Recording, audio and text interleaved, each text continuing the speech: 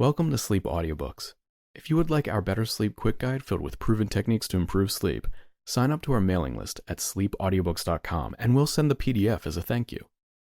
Subscribing and leaving a comment helps this channel more than you know, so please feel free to offer suggestions for future audiobooks or to just say hi.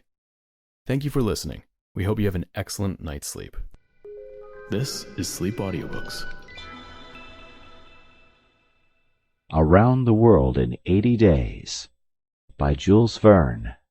Chapter 1, in which Phileas Fogg and Passepartout accept each other, the one as master, the other as man. Mr. Phileas Fogg lived, in 1872, at No. 7 Savile Row, Burlington Gardens, the house in which Sheridan died in 1814. He was one of the most noticeable members of the Reform Club, though he seemed always to avoid attracting attention, an enigmatical personage about whom little was known except that he was a polished man of the world. People said that he resembled Byron, at least that his head was Byronic, but he was a bearded, tranquil Byron, who might live on 1,000 years without growing old. Certainly an Englishman, it was more doubtful whether Phileas Fogg was a Londoner. He was never seen on 'Change nor at the bank, nor in the counting-rooms of the city. No ships ever came into London docks of which he was the owner. He had no public employment.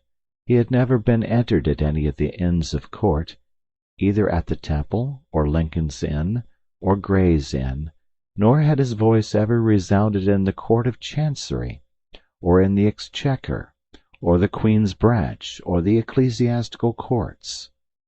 He certainly was not a manufacturer, nor was he a merchant or a gentleman farmer. His name was strange to the scientific and learned societies, and he never was known to take part in the sage deliberations of the Royal Institution, or the London Institution, the Artisans' Association, or the Institution of Arts and Sciences. He belonged, in fact, to none of the numerous societies which swarm in the English capital, from the Harmonic to that of the Entomologists, founded mainly for the purpose of abolishing pernicious insects. Phileas Fogg was a member of the Reform, and that was all. The way in which he got admission to this exclusive club was simple enough. He was recommended by the Barings, with whom he had an open credit. His checks were regularly paid at sight from his account current, which was always flush. Was Phileas Fogg rich? Undoubtedly, but those who knew him best could not imagine how he had made his fortune, and Mr. Fogg was the last person to whom to apply for the information. He was not lavish, nor, on the contrary, avaricious, for whenever he knew that money was needed for a noble, useful, or benevolent purpose, he supplied it quietly and sometimes anonymously. He was, in short, the least communicative of men. He talked very little, and seemed all the more mysterious for his taciturn manner. His daily habits were quite open to observation, but whatever he did was so exactly the same thing that he'd always done before, that the wits of the curious were fairly puzzled. Had he travelled? It was likely, for no one seemed to know the world more familiarly. There was no spot so secluded that he did not appear to have an intimate acquaintance with it. He often corrected, with a few clear words, the thousand conjectures advanced by members of the club as to lost and unheard-of travellers, pointing out the true probabilities, and seeming as if gifted with a sort of second sight, so often did events justify his predictions. He must have travelled everywhere, at least in the spirit. It was at least certain that Phileas Fogg had not absented himself from London for many years. Those who were honoured by a better acquaintance with him than the rest declared that nobody could pretend to have ever seen him anywhere else. His sole pastimes were reading the papers and playing whist. He often won at this game, which, as a silent one, harmonized with his nature, but his winnings never went into his purse, being reserved as a fund for his charities. Mr. Fogg played, not to win, but for the sake of playing. The game was, in his eyes, a contest, a struggle with a difficulty, yet a motionless, unwearying struggle, congenial to his tastes. Phileas Fogg was not known to have either wife or children, which may happen to the most honest people, either relatives or near friends, which is certainly more unusual. He lived alone in his house in Saville Row, whither none penetrated. A single domestic sufficed to serve him. He breakfasted and dined at the club, at hours mathematically fixed, in the same room, at the same table, never taking his meals with other members, much less bringing a guest with him, and went home at exactly midnight, only retire at once to bed. He never used the cosy chambers which the Reform provides for its favoured members. He passed 10 hours out of the 24 in Saville Row, either in sleeping or making his toilet. When he chose to take a walk, it was with a regular step in the entrance hall with its mosaic flooring, or in the circular gallery with its domes supported by 20 red porphyry Ionic columns, and illumined by blue-painted windows. When he breakfasted or dined, all the resources of the club, its kitchens and pantries, its buttery and dairy, added to crowd his table with their most succulent stores. He was served by the gravest waiters, in dress coats, and shoes with swan-skin soles, who proffered the viands in special porcelain, and on the finest linen.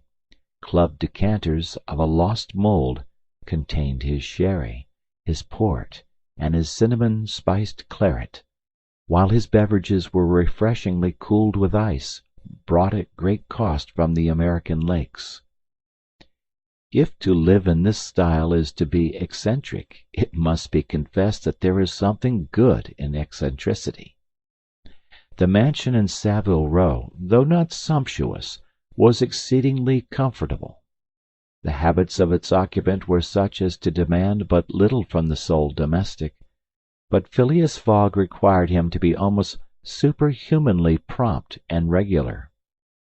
On this very 2nd of October he had dismissed James Forster, because that luckless youth had brought him shaving water at 84 degrees Fahrenheit instead of 86, and he was awaiting his successor, who was due at the house between 11 and half-past.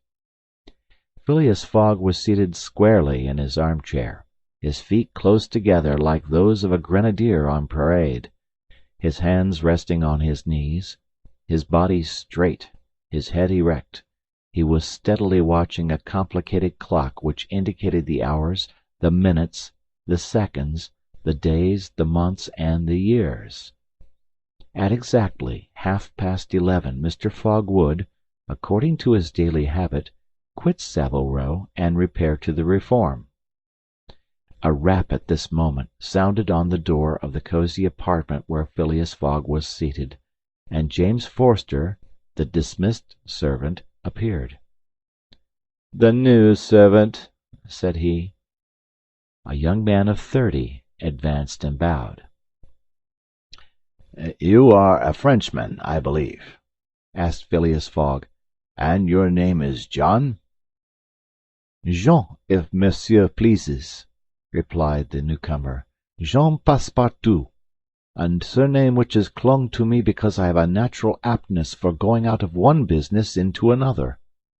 I believe I'm honest, monsieur, but, to be outspoken, I've had several trades. I've been an itinerant singer, a circus rider when I used to vault like Leotard, and dance on a rope like Blondin. Then I got to be a professor of gymnastics, so as to make better use of my talents, and then I was a sergeant fireman at Paris, and assisted at many a big fire. But I quitted France 5 years ago, and, wishing to taste the sweets of domestic life, took service as a valet here in England. finding myself out of place, and hearing that Monsieur Phileas Fogg was the most exact and settled gentleman in the United Kingdom, I have come to Monsieur in the hope of living with him a tranquil life, and forgetting even the name of Passepartout." "Passepartout suits me," responded Mr. Fogg. "You are well recommended to me. I hear a good report of you. You know my conditions?" "Yes, monsieur." "Good. What time is it?" 22 minutes after 11, returned Passepartout, drawing an enormous silver watch from the depths of his pocket. "You are too slow," said Mr. Fogg. "Pardon me, monsieur, it is impossible." "You are 4 minutes too slow." "No matter. It's enough to mention the error. Now, from this moment, 29 minutes after 11 a.m., this Wednesday, 2nd October, you are in my service." Phileas Fogg got up, took his hat in his left hand, put it on his head with an automatic motion, and went off without a word. Passepartout heard the street door shut once. It was his new master going out. He heard it shut again. It was his predecessor, James Forster, departing in his turn. Passepartout remained alone in the house in Savile Row. Chapter 2, in which Passepartout is convinced that he has at last found his ideal. "Faith," muttered Passepartout, somewhat flurried, "I've seen people at Madame Tussaud's as lively as my new master." Madame Tussaud's people, let it be said, are of wax, and are much visited in London. Speech is all that is wanting to make them human. During his brief interview with Mr. Fogg, Passepartout had been carefully observing him. He appeared to be a man about 40 years of age, with fine, handsome features, and a tall, well-shaped figure. His hair and whiskers were light, his forehead compact and unwrinkled, his face rather pale, his teeth magnificent. His countenance possessed in the highest degree what physiognomists call repose in action, a quality of those who act rather than talk.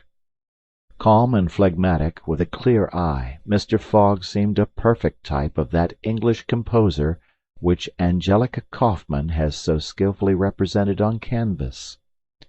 Seen in the various phases of his daily life, he gave the idea of being perfectly well balanced, as exactly regulated as a Leroy chronometer.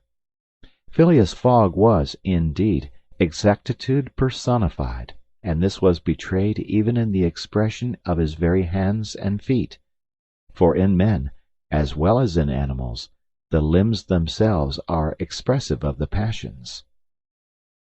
He was so exact that he was never in a hurry, was always ready, and was economical alike of his steps and his motions.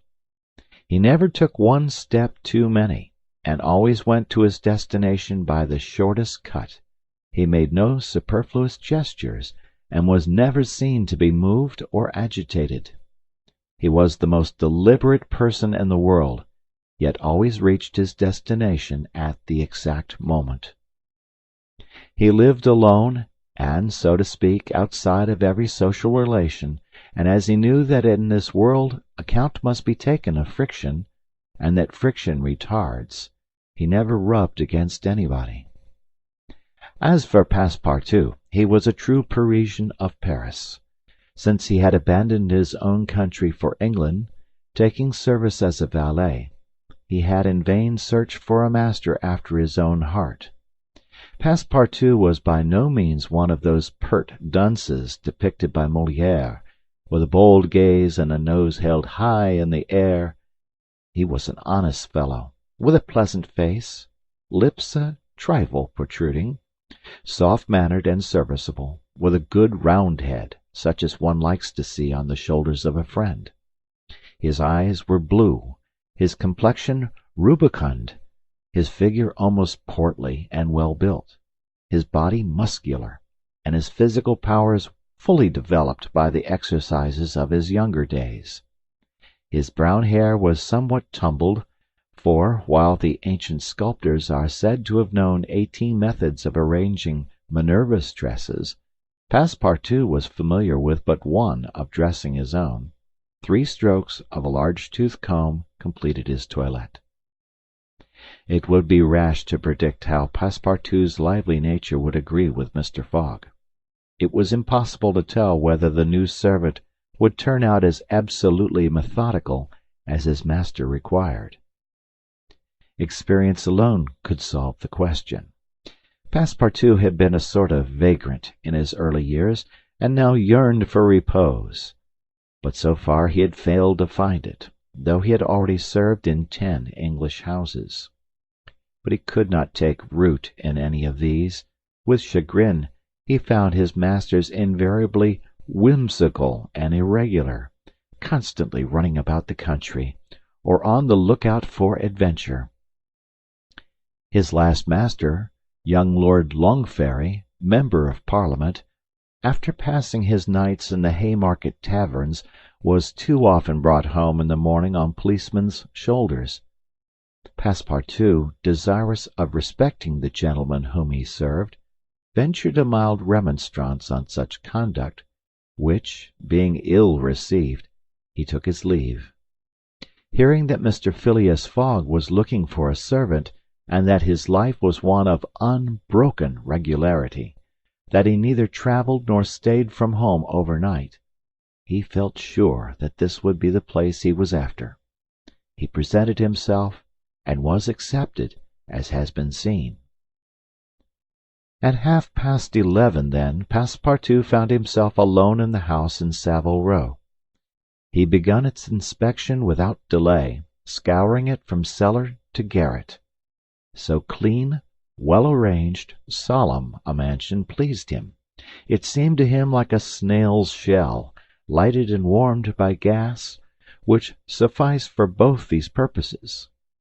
When Passepartout reached the 2nd story, he recognized at once the room which he was to inhabit, and he was well satisfied with it.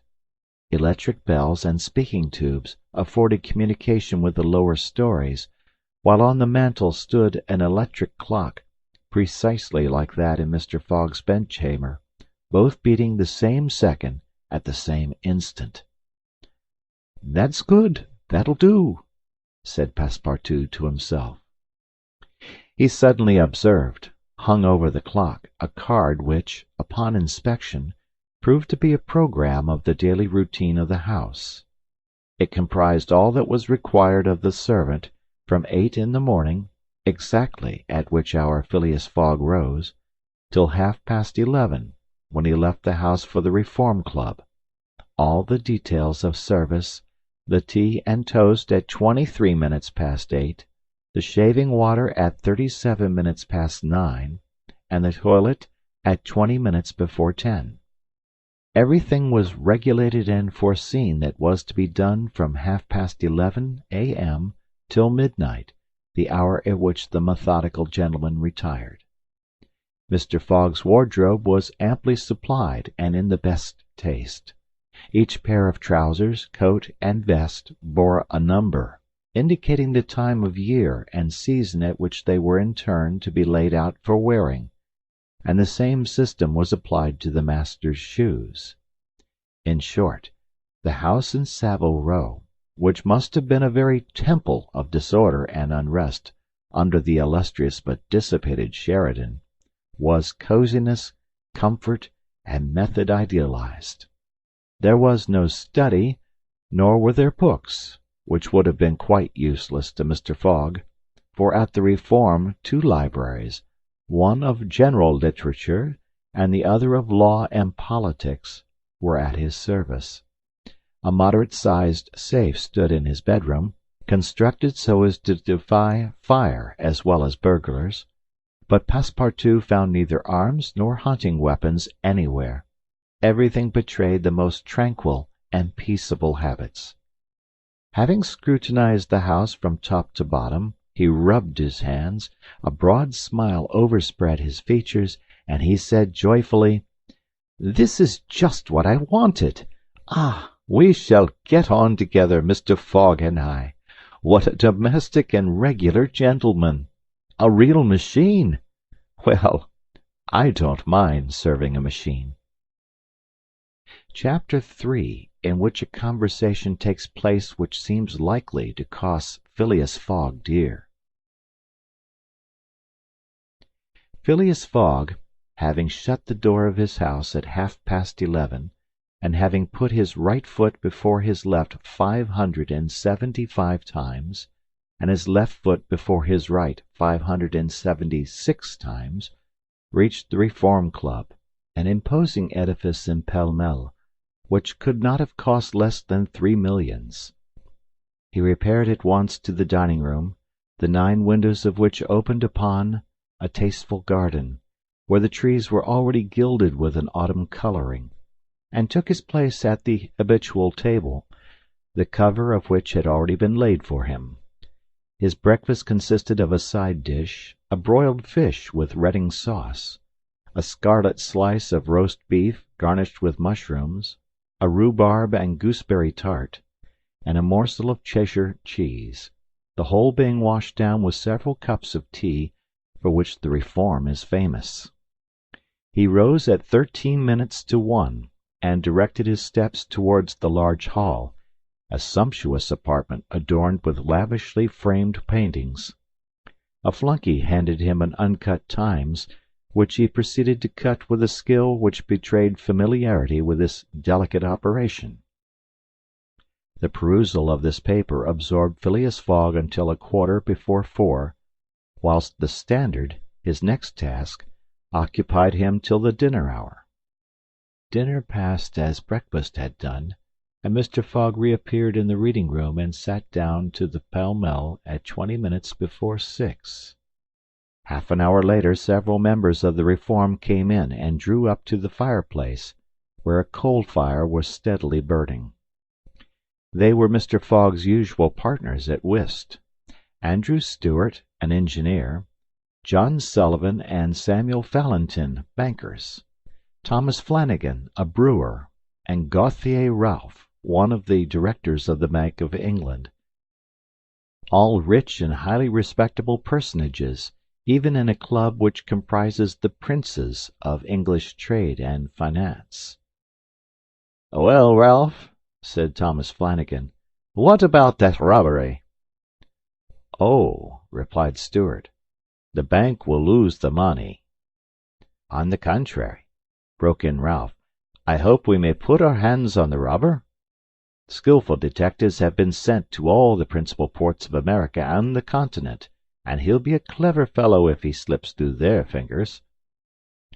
"But have you got the robber's description?" asked Stuart. "In the first place, he is no robber at all," returned Ralph positively. "What? A fellow who makes off with £55,000 no robber?" "No." "Perhaps he's a manufacturer, then." "The Daily Telegraph says that he is a gentleman." It was Phileas Fogg, whose head now emerged from behind its newspapers, who made this remark. He bowed to his friends and entered into the conversation. The affair which formed its subject, and which was town talk, had occurred 3 days before at the Bank of England. A package of banknotes, to the value of £55,000, had been taken from the principal cashier's table, that functionary being at the moment engaged in registering the receipt of 3 shillings and sixpence. Of course, he could not have his eyes everywhere. Let it be observed that the Bank of England reposes a touching confidence in the honesty of the public. There are neither guards nor gratings to protect its treasures. Gold, silver, banknotes are freely exposed, at the mercy of the first comer. A keen observer of English customs relates that, being in one of the rooms of the bank one day, he had the curiosity to examine a gold ingot weighing some 7 or 8 pounds. He took it up, scrutinized it, passed it to his neighbor, he to the next man, and so on until the ingot, going from hand to hand, was transferred to the end of a dark entry, nor did it return to its place for half an hour. Meanwhile the cashier had not so much as raised his head. But in the present instance things had not gone so smoothly. The package of notes not being found when 5 o'clock sounded from the ponderous clock in the drawing office, the amount was passed to the account of profit and loss. As soon as the robbery was discovered, picked detectives hastened off to Liverpool, Glasgow, Havre, Suez, Brindisi, New York, and other ports, inspired by the proffered reward of £2,000 and 5% on the sum that might be recovered. Detectives were also charged with narrowly watching those who arrived at or left London by rail, and a judicial examination was at once entered upon. There were real grounds for supposing, as the Daily Telegraph said, that the thief did not belong to a professional band. On the day of the robbery a well-dressed gentleman of polished manners, and with a well-to-do air, had been observed going to and fro in the paying-room where the crime was committed. A description of him was easily procured and sent to the detectives, and some hopeful spirits, of whom Ralph was one, did not despair of his apprehension. The papers and clubs were full of the affair, and everywhere people were discussing the probabilities of a successful pursuit, and the Reform Club was especially agitated, several of its members being bank officials. Ralph would not concede that the work of the detectives was likely to be in vain, for he thought that the prize offered would greatly stimulate their zeal and activity. But Stewart was far from sharing this confidence, and as they placed themselves at the whist table, they continued to argue the matter. Stewart and Flanagan played together, while Phileas Fogg had Fallentin for his partner. As the game proceeded, the conversation ceased, excepting between the rubbers when it revived again. "I maintain," said Stewart, "that the chances are in favor of the thief, who must be a shrewd fellow." "Well, where can he fly to?" asked Ralph. "No country is safe for him." "Pshaw!" "Where could he go, then?" "Oh, I don't know that. The world is big enough." "It was once," said Phileas Fogg in a low tone. "Cut, sir," he added, handing the cards to Thomas Flanagan. The discussion fell during the rubber, after which Stewart took up its thread. "What do you mean by once? Has the world grown smaller?" "Certainly," returned Ralph. "I agree with Mr. Fogg. The world has grown smaller, since a man can now go round it 10 times more quickly than 100 years ago, and that is why the search for this thief will be more likely to succeed."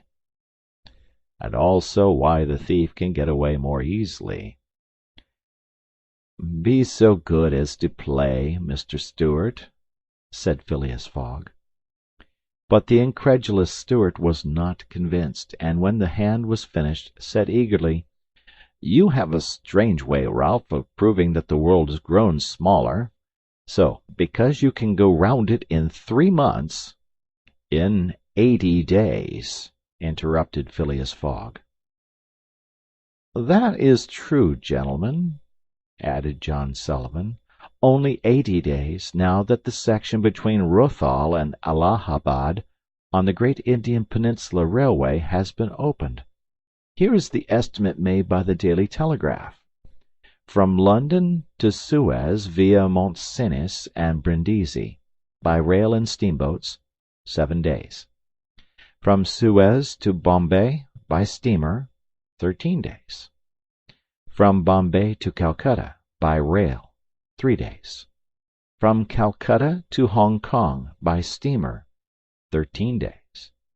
From Hong Kong to Yokohama, Japan, by steamer, 6 days. From Yokohama to San Francisco by steamer, 22 days. From San Francisco to New York by rail, 7 days. From New York to London by steamer and rail, 9 days. Total, 80 days. Yes, in 80 days, exclaimed Stuart, who in his excitement made a false deal. But that doesn't take into account bad weather, contrary winds, shipwrecks, railway accidents, and so on. All included, returned Phileas Fogg, continuing to play despite the discussion. But suppose the Hindus or Indians pull up the rails, replied Stuart. Suppose they stop the trains, pillage the luggage vans, and scalp the passengers. All included, calmly retorted Fogg, adding, as he threw down the cards, 2 trumps. Stuart, whose turn it was to deal, gathered them up and went on. You are right, theoretically, Mr. Fogg, but practically. Practically also, Mr. Stuart? I'd like to see you do it in 80 days. It depends on you. Shall we go? Heaven preserve me, but I would wager £4,000 that such a journey made under these conditions is impossible. Quite possible, on the contrary, returned Mr. Fogg. Well, make it then. The journey round the world in 80 days? Yes. I should like nothing better. When? At once. Only I warn you that I shall do it at your expense.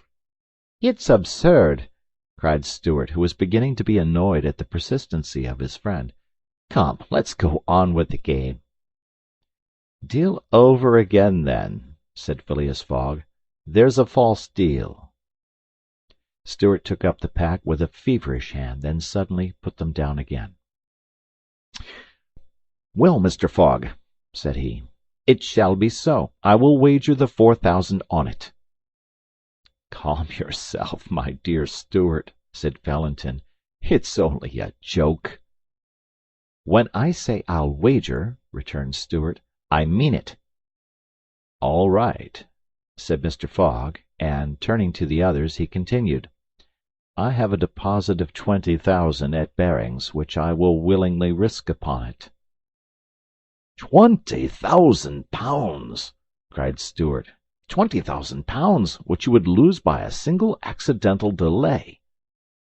The unforeseen does not exist, quietly replied Phileas Fogg. But, Mr. Fogg, 80 days are only the estimate of the least possible time in which the journey can be made. A well-used minimum suffices for everything.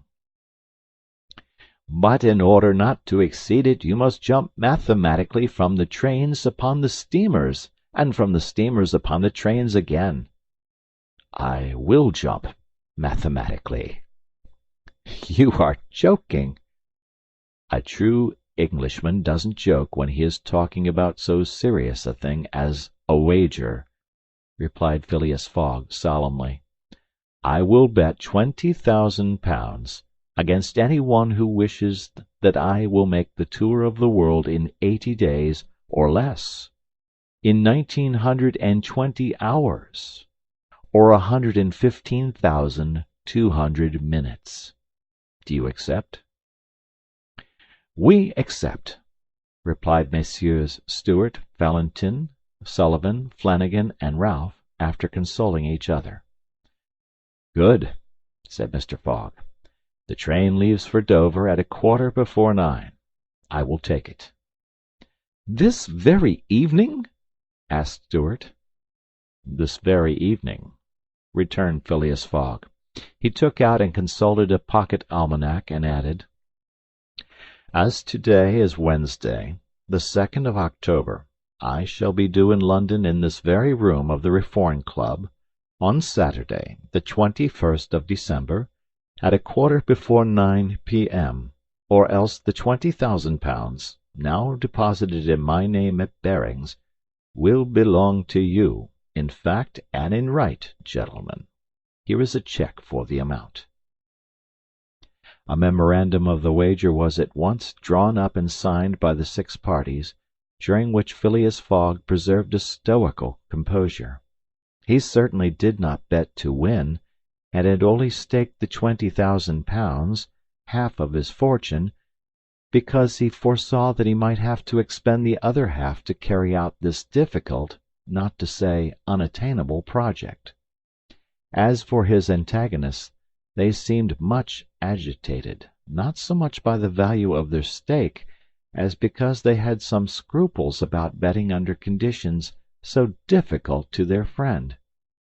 The clock struck 7, and the party offered to suspend the game so that Mr. Fogg might make his preparations for departure. "I am quite ready now," was his tranquil response. "Diamonds or trumps? Be so good as to play, gentlemen." Chapter IV. In which Phileas Fogg astounds Passepartout, his servant. Having won 20 guineas at whist, and taken leave of his friends, Phileas Fogg, at 25 minutes past 7, left the Reform Club. Passepartout, who had conscientiously studied the programme of his duties, was more than surprised to see his master guilty of the inexactness of appearing at this unaccustomed hour, for, according to rule, he was not due in Savile Row until precisely midnight. Mr. Fogg repaired to his bedroom, and called out, "Passepartout!" Passepartout did not reply. It could not be he who was called. It was not the right hour. "Passepartout!" repeated Mr. Fogg, without raising his voice. Passepartout made his appearance. "I've called you twice," observed his master. "But it is not midnight," responded the other, showing his watch. "I know it. I don't blame you. We start for Dover and Calais in 10 minutes." A puzzled grin overspread Passepartout's round face. Clearly he had not comprehended his master. "Monsieur is going to leave home?" "Yes," returned Phileas Fogg. "We are going round the world." Passepartout opened wide his eyes, raised his eyebrows, held up his hands, and seemed about to collapse, so overcome was he with stupefied astonishment. "Round the world!" he murmured. "In 80 days," responded Mr. Fogg, "so we haven't a moment to lose." "But the trunks!" gasped Passepartout, unconsciously swaying his head from right to left. "We'll have no trunks, only a carpet-bag, with 2 shirts and 3 pairs of stockings for me, and the same for you. We'll buy our clothes on the way. Bring down my mackintosh and travelling cloak, and some stout shoes, though we shall do little walking. Make haste." Passepartout tried to reply, but could not. He went out, mounted to his own room, fell into a chair, and muttered, "That's good, that is, and I, who wanted to remain quiet." He mechanically set about making the preparations for departure. Around the world in 80 days! Was his master a fool? No. Was this a joke, then? They were going to Dover. Good. To Calais. Good again. After all, Passepartout, who had been away from France 5 years, would not be sorry to set foot on his native soil again. Perhaps they would go as far as Paris, and it would do his eyes good to see Paris once more. But surely a gentleman so chary of his steps would stop there, no doubt. But then it was none the less true that he was going away, this so domestic person hitherto. By 8 o'clock Passepartout had packed the modest carpet-bag, containing the wardrobes of his master and himself. Then, still troubled in mind, he carefully shut the door of his room, and descended to Mr. Fogg. Mr. Fogg was quite ready. Under his arm might have been observed a red-bound copy of Bradshaw's Continental Railway Steam Transit and General Guide, with its timetables showing the arrival and departure of steamers and railways. He took the carpet-bag, opened it, and slipped into it a goodly roll of Bank of England notes, which would pass wherever he might go. "You have forgotten nothing?" asked he. "Nothing, monsieur." "My mackintosh and cloak." "Here they are." "Good. Take this carpet-bag," handing it to Passepartout. "Take good care of it, for there are 20,000 pounds in it." Passepartout nearly dropped the bag, as if the 20,000 pounds were in gold, and weighed him down. Master and man then descended. The street door was double locked, and at the end of Savile Row they took a cab and drove rapidly to Charing Cross. The cab stopped before the railway station in 20 minutes past 8. Passepartout jumped off the box and followed his master, who, after paying the cabman, was about to enter the station, when a poor beggar woman, with a child in her arms, her naked feet smeared with mud, her head covered with a wretched bonnet, from which hung a tattered feather, and her shoulders shrouded in a ragged shawl, approached, and mournfully asked for alms. Mr. Fogg took out the 20 guineas he had just won at whist, and handed them to the beggar, saying, "Here, my good woman, I'm glad that I met you," and passed on. Passepartout had a moist sensation about the eyes. His master's action touched his susceptible heart. 2 first-class tickets for Paris having been speedily purchased, Mr. Fogg was crossing the station to the train when he perceived his 5 friends of the Reform. "Well, gentlemen," said he, "I'm off, you see, and if you will examine my passport when I get back, you will be able to judge whether I have accomplished the journey agreed upon." "Oh, that would be quite unnecessary, Mr. Fogg," said Ralph, politely. "We will trust your word, as a gentleman of honor." "You do not forget when you are due in London again?" asked Stuart. "In 80 days, on Saturday, the 21st of December, 1872, at 9:15 p.m. Good-bye, gentlemen." Phileas Fogg and his servant seated themselves in a first-class carriage at 20 minutes before 9. 5 minutes later the whistles screamed, and the train slowly glided out of the station. The night was dark, and a fine steady rain was falling. Phileas Fogg, snugly ensconced in his corner, did not open his lips. Passepartout, not yet recovered from his stupefaction, clung mechanically to the carpet-bag with its enormous treasure. Just as the train was whirling through Sydenham, Passepartout suddenly uttered a cry of despair. "What's the matter?" asked Mr. Fogg. "Alas! in my hurry I forgot." "What?" "To turn off the gas in my room." "Very well, young man," returned Mr. Fogg, coolly. "It will burn, at your expense." Chapter V. In which a new species of funds, unknown to the moneyed men, appears on 'Change. Phileas Fogg rightly suspected that his departure from London would create a lively sensation at the West End. The news of the bet spread through the Reform Club, and afforded an exciting topic of conversation to its members. From the club it soon got into the papers throughout England. The boasted tour of the world was talked about, disputed, argued with as much warmth as if the subject was another Alabama claim. Some took sides with Phileas Fogg, but the large majority shook their heads and declared against him. It was absurd, impossible, they declared, that the tour of the world could be made, except theoretically and on paper, in this minimum of time, and with the existing means of travelling. The Times, Standard, Morning Post, and Daily News, and 20 other highly respectable newspapers scouted Mr. Fogg's project as madness. The Daily Telegraph alone hesitatingly supported him. People in general thought him a lunatic, and blamed his Reform Club friends for having accepted a wager which betrayed the mental aberration of its proposer. Articles no less passionate than logical appeared on this question, for geography is one of the pet subjects of the English, and the columns devoted to Phileas Fogg's venture were eagerly devoured by all classes of readers.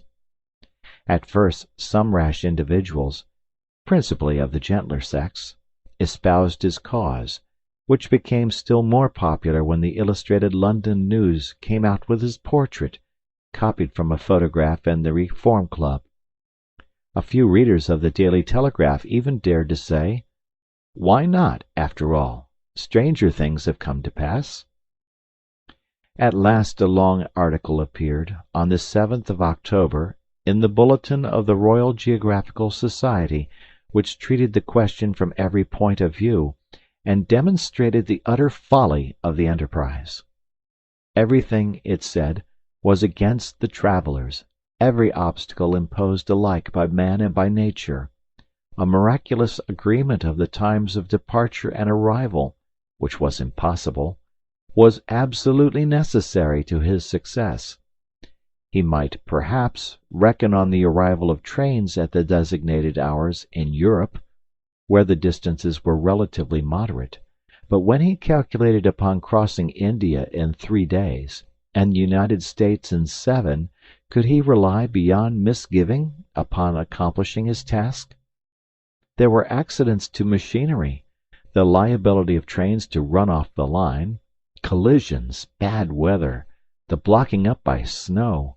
Were not all these against Phileas Fogg? Would he not find himself, when travelling by steamer in winter, at the mercy of the winds and fogs? Is it uncommon for the best ocean steamers to be 2 or 3 days behind time? But a single delay would suffice to fatally break the chain of communication, should Phileas Fogg once miss, even by an hour, a steamer, he would have had to wait for the next, and that would irrevocably render his attempt vain. This article made a great deal of noise, and being copied into all the papers, seriously depressed the advocates of the rash tourist. Everybody knows that England is the world of betting men, who are of a higher class than mere gamblers. To bet is in the English temperament. Not only the members of the Reform, but the general public made heavy wagers for or against Phileas Fogg, who was set down in the betting books as if he were a racehorse. Bonds were issued, and made their appearance on 'Change.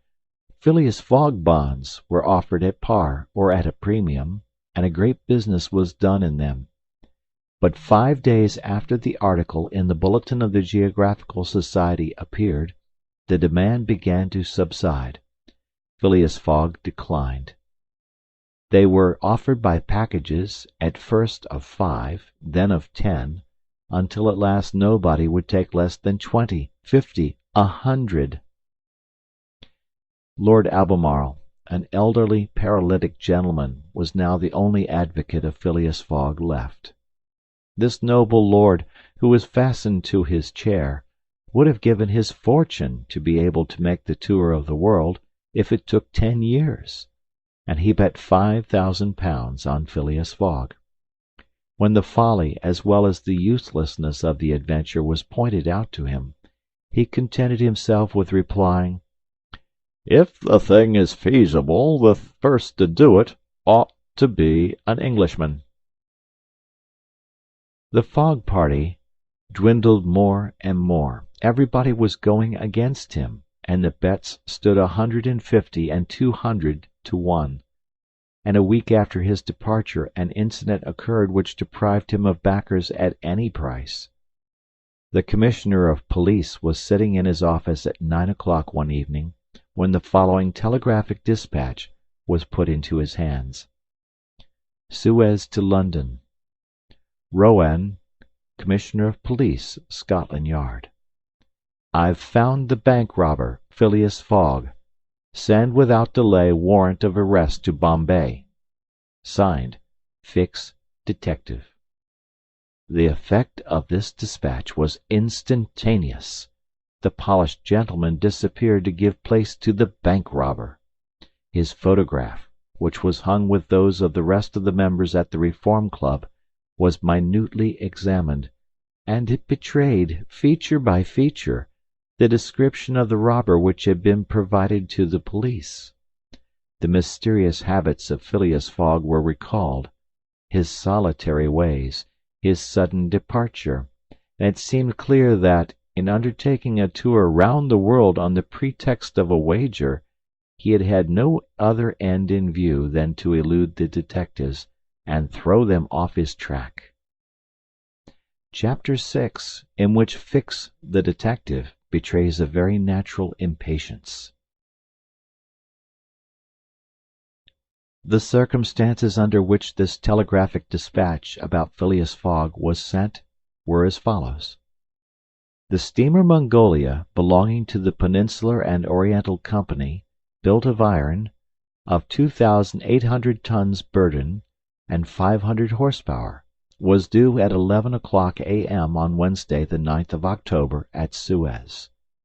The Mongolia plied regularly between Brindisi and Bombay via the Suez Canal, and was one of the fastest steamers belonging to the company, always making more than 10 knots an hour between Brindisi and Suez, and 9½ between Suez and Bombay.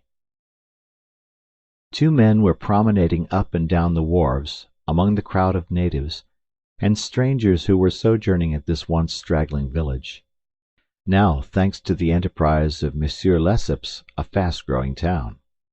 One was the British consul at Suez, who, despite the prophecies of the English government and the unfavourable predictions of Stevenson, was in the habit of seeing, from his office window, English ships daily passing to and fro on the great canal, by which the old roundabout route from England to India by the Cape of Good Hope was abridged by at least a half. The other was a small, slight-built personage, with a nervous, intelligent face, and bright eyes peering out from under eyebrows which he was incessantly twitching. He was just now manifesting unmistakable signs of impatience, nervously pacing up and down, and unable to stand still for a moment. This was Fix, one of the detectives who had been dispatched from England in search of the bank robber. It was his task to narrowly watch every passenger who arrived at Suez, and to follow up all who seemed to be suspicious characters, or bore a resemblance to the description of the criminal which he had received 2 days before from the police headquarters at London. The detective was evidently inspired by the hope of obtaining the splendid reward which would be the prize of success, and awaited with a feverish impatience, easy to understand, the arrival of the steamer Mongolia.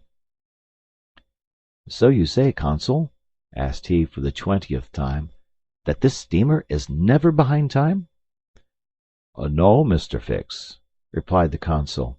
"She was bespoken yesterday at Port Said, and the rest of the way is of no account to such a craft. I repeat that the Mongolia has been in advance of the time required by the company's regulations, and gained the prize awarded for excess of speed." "Does she come directly from Brindisi?" "Directly from Brindisi. She takes on the Indian mails there, and she left there Saturday at 5 p.m. Have patience, Mr. Fix. She will not be late. But really, I don't see how, from the description you have, you will be able to recognize your man, even if he is on board the Mongolia." "A man rather feels the presence of these fellows, Consul, than recognizes them.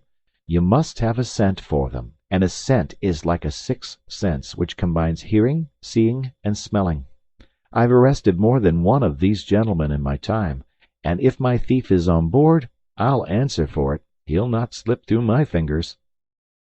"I hope so, Mr. Fix, for it was a heavy robbery." "A magnificent robbery, Consul. 55,000 pounds. We don't often have such windfalls. Burglars are getting to be so contemptible nowadays. A fellow gets hung for a handful of shillings." "Mr. Fix," said the Consul, "I like your way of talking, and hope you'll succeed, but I fear you will find it far from easy. Don't you see? The description which you have there has a singular resemblance to an honest man." "Consul," remarked the detective dogmatically, great robbers always resemble honest folks. Fellows who have rascally faces have only one course to take, and that is to remain honest. Otherwise they would be arrested off-hand. The artistic thing is, to unmask honest countenances. It's no light task, I admit, but a real art." Mr. Fix evidently was not wanting in a tinge of self-conceit. Little by little the scene on the quay became more animated.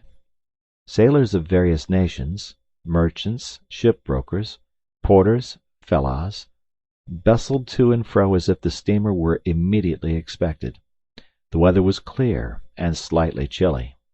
The minarets of the town loomed above the houses in the pale rays of the sun.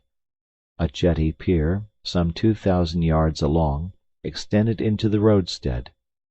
A number of fishing smacks and coasting boats, some retaining the fantastic fashion of ancient galleries, were discernible on the Red Sea. As he passed among the busy crowd, Fix, according to habit, scrutinized the passers-by with a keen, rapid glance.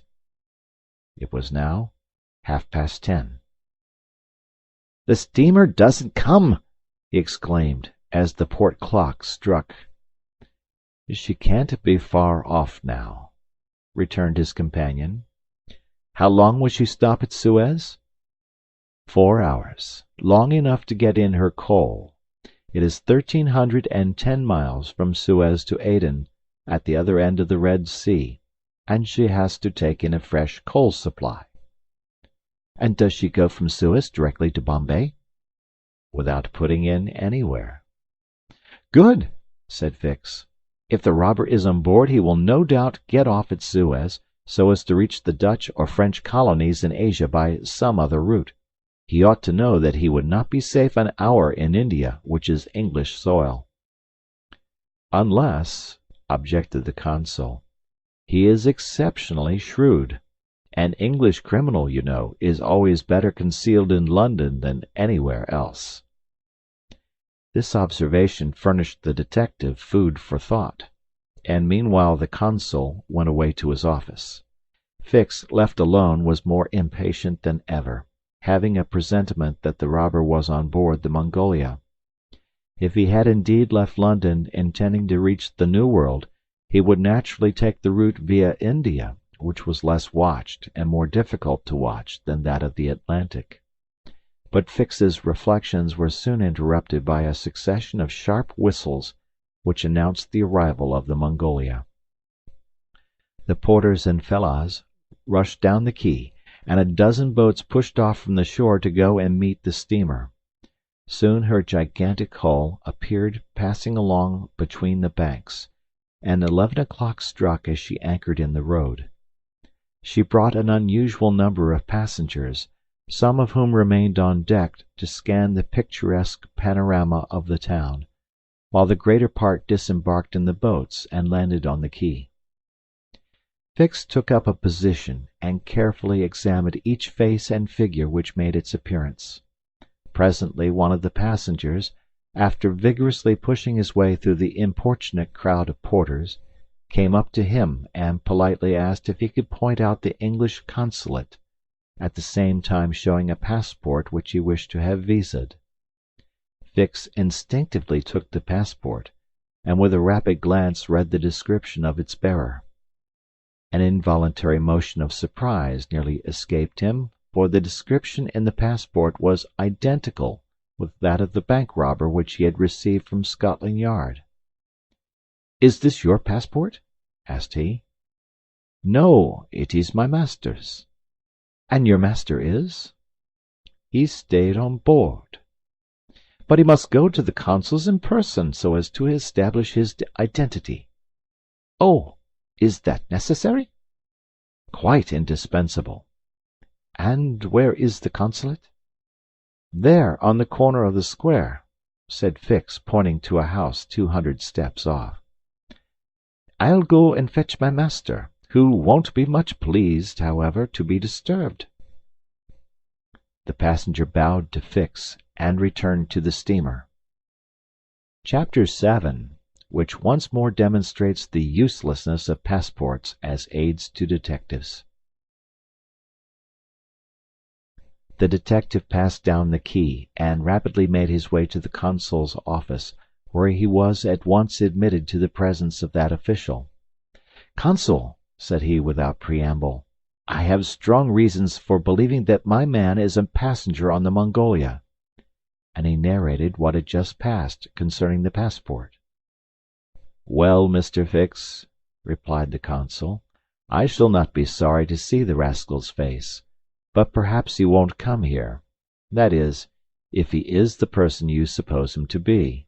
A robber doesn't quite like to leave traces of his flight behind him, and besides, he is not obliged to have his passport countersigned.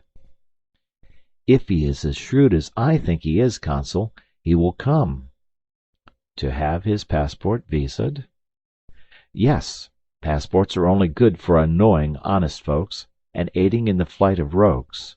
I assure you it will be quite the thing for him to do, but I hope you will not visa the passport."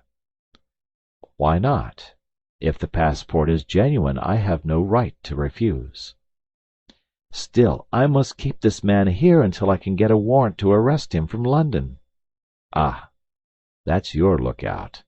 But I cannot—" The consul did not finish his sentence, for as he spoke a knock was heard at the door, and two strangers entered, one of whom was the servant whom Fix had met on the quay. The other, who was his master, held out his passport with the request that the consul would do him the favor to visa it.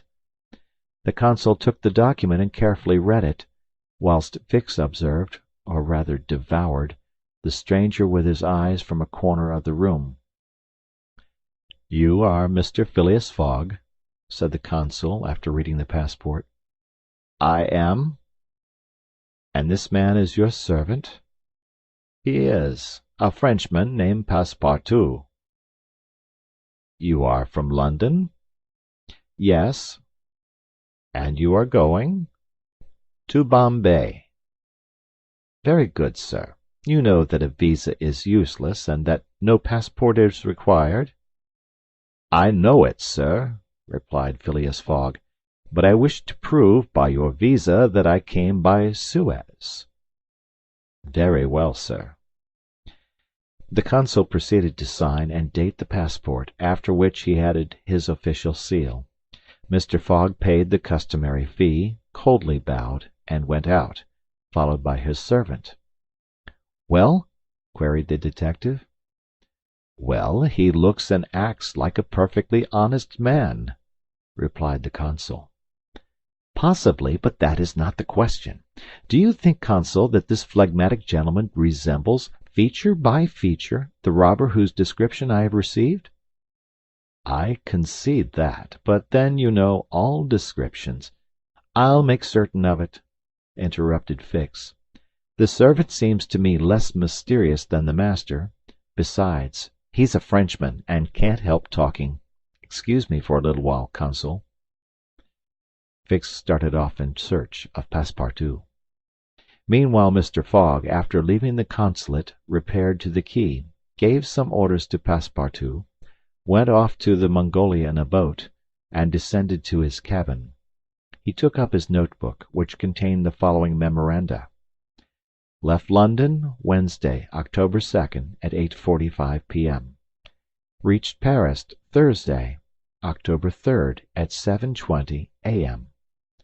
Left Paris, Thursday, at 8:40 a.m. Reached Turin by Mount Cenis, Friday, October 4th, at 6:35 a.m. Left Turin Friday at 7:20 a.m. Arrived at Brindisi, Saturday, October 5th, at 4 p.m. Sailed on the Mongolia, Saturday, at 5 p.m. Reached Suez, Wednesday, October 9th, at 11 a.m. Total of hours spent, 158 plus, or, in days, 6 days and a half.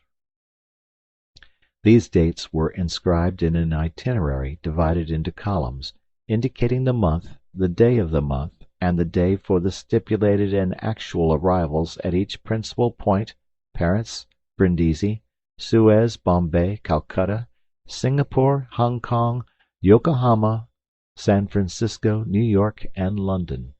from the 2nd of October to the 21st of December, and giving a space for setting down the gain made or the loss suffered on arrival at each locality.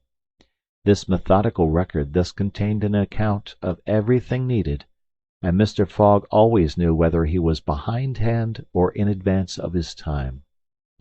On this Friday, October 9th, he noted his arrival at Suez, and observed that he had as yet neither gained nor lost. He sat down quietly to breakfast in his cabin, never once thinking of inspecting the town, being one of those Englishmen who are wont to see foreign countries through the eyes of their domestics.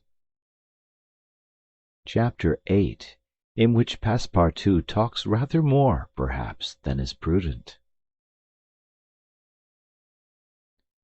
Fix soon rejoined Passepartout, who was lounging and looking about on the quay, as if he did not feel that he at least was obliged not to see anything. "Well, my friend," said the detective, coming up with him, "is your passport viséd?" "Ah, it's you, is it, monsieur?"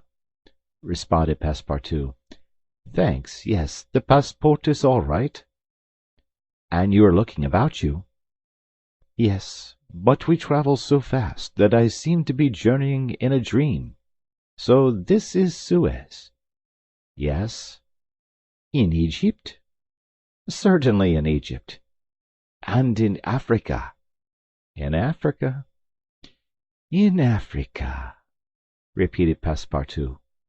"Just think, monsieur, I had no idea that we should go farther than Paris, and all that I saw of Paris was between 20 minutes past 7 and 20 minutes before 9 in the morning, between the Northern and the Lyons stations, through the window of a car, and in a driving rain. How I regret not having seen once more Père Lachaise and the circus in the Champs-Élysées." "You are in a great hurry, then?" "I am not, but my master is. By the way, I must buy some shoes and shirts. We came away without trunks, only with a carpet bag." "I will show you an excellent shop for getting what you want." "Really, monsieur, you are very kind." And they walked off together, Passepartout chatting volubly as they went along. "Above all," said he, "don't let me lose the steamer." "You have plenty of time, it's only 12 o'clock." Passepartout pulled out his big watch. "12!" he exclaimed. "Why, it's only 8 minutes before 10." "Your watch is slow." "My watch?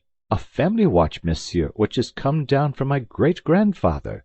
It doesn't vary 5 minutes in the year. It is a perfect chronometer, look you." "I see how it is," said Fix. "You have kept London time, which is 2 hours behind that of Suez. You ought to regulate your watch at noon in each country." "I regulate my watch? Never!" "Well, then, it will not agree with the sun." "So much the worse for the sun, monsieur. The sun will be wrong, then." And the worthy fellow returned the watch to its fob with a defiant gesture. After a few minutes' silence, Fix resumed. "You left London hastily, then?" "I rather think so. Last Friday at 8 o'clock in the evening, Monsieur Fogg came home from his club, and 3/4 of an hour afterwards we were off." "But where is your master going?" "Always straight ahead. He is going round the world." "Round the world!" cried Fix. "Yes, and in 80 days. He says it is on a wager, but, between us, I don't believe a word of it. That wouldn't be common sense. There's something else in the wind." "Ah, Mr. Fogg is a character, is he?" "I should say he was." "Is he rich?" "No doubt, for he is carrying an enormous sum in brand-new banknotes with him. And he doesn't spare the money on the way, either. He has offered a large reward to the engineer of the Mongolia if he gets us to Bombay well in advance of time." "And you have known your master a long time?" "Why, no. I entered his service the very day we left London."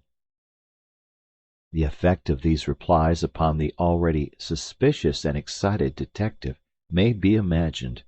The hasty departure from London soon after the robbery, the large sum carried by Mr. Fogg, his eagerness to reach distant countries, the pretext of an eccentric and foolhardy bet, all confirmed Fix in his theory. He continued to pump poor Passepartout, and learned that he really knew little or nothing of his master, who lived a solitary existence in London, was said to be rich, though no one knew whence came his riches, and was mysterious and impenetrable in his affairs and habits. Fix felt sure that Phileas Fogg would not land at Suez, but was really going on to Bombay. "Is Bombay far from here?" asked Passepartout. "Pretty far. It is a 10 days' voyage by sea." "And in what country is Bombay?" "India." "In Asia?" "Certainly." "The deuce! I was going to tell you that there's one thing that worries me. My burner." "What burner?" "My gas burner, which I forgot to turn off, and which is at this moment burning at my expense. I have calculated, monsieur, that I lose 2 shillings every 24 hours, exactly 6 pence more than I earn, and you will understand that the longer our journey—" Did Fix pay any attention to Passepartout's trouble about the gas? It is not probable. He was not listening, but was cogitating a project. Passepartout and he had now reached the shop where Fix left his companion to make his purchases, after recommending him not to miss the steamer, and hurried back to the consulate. Now that he was fully convinced, Fix had quite recovered his equanimity. "Consul," said he, "I have no longer any doubt. I have spotted my man. He passes himself off as an odd stick who is going round the world in 80 days." "Then he's a sharp fellow," returned the consul, "and counts on returning to London after putting the police of the 2 countries off his track." "We'll see about that," replied Fix. "But are you not mistaken?" "I am not mistaken." "Why was this robber so anxious to prove by the visa that he had passed through Suez?" "Why? I have no idea. But listen to me." He reported in a few words the most important parts of his conversation with Passepartout. "In short," said the consul, "appearances are wholly against this man. And what are you going to do?" "Send a dispatch to London for a warrant of arrest, to be dispatched instantly to Bombay. Take passage on board the Mongolia, follow my rogue to India, and there, on English ground, arrest him politely, with my warrant in my hand and my hand on his shoulder."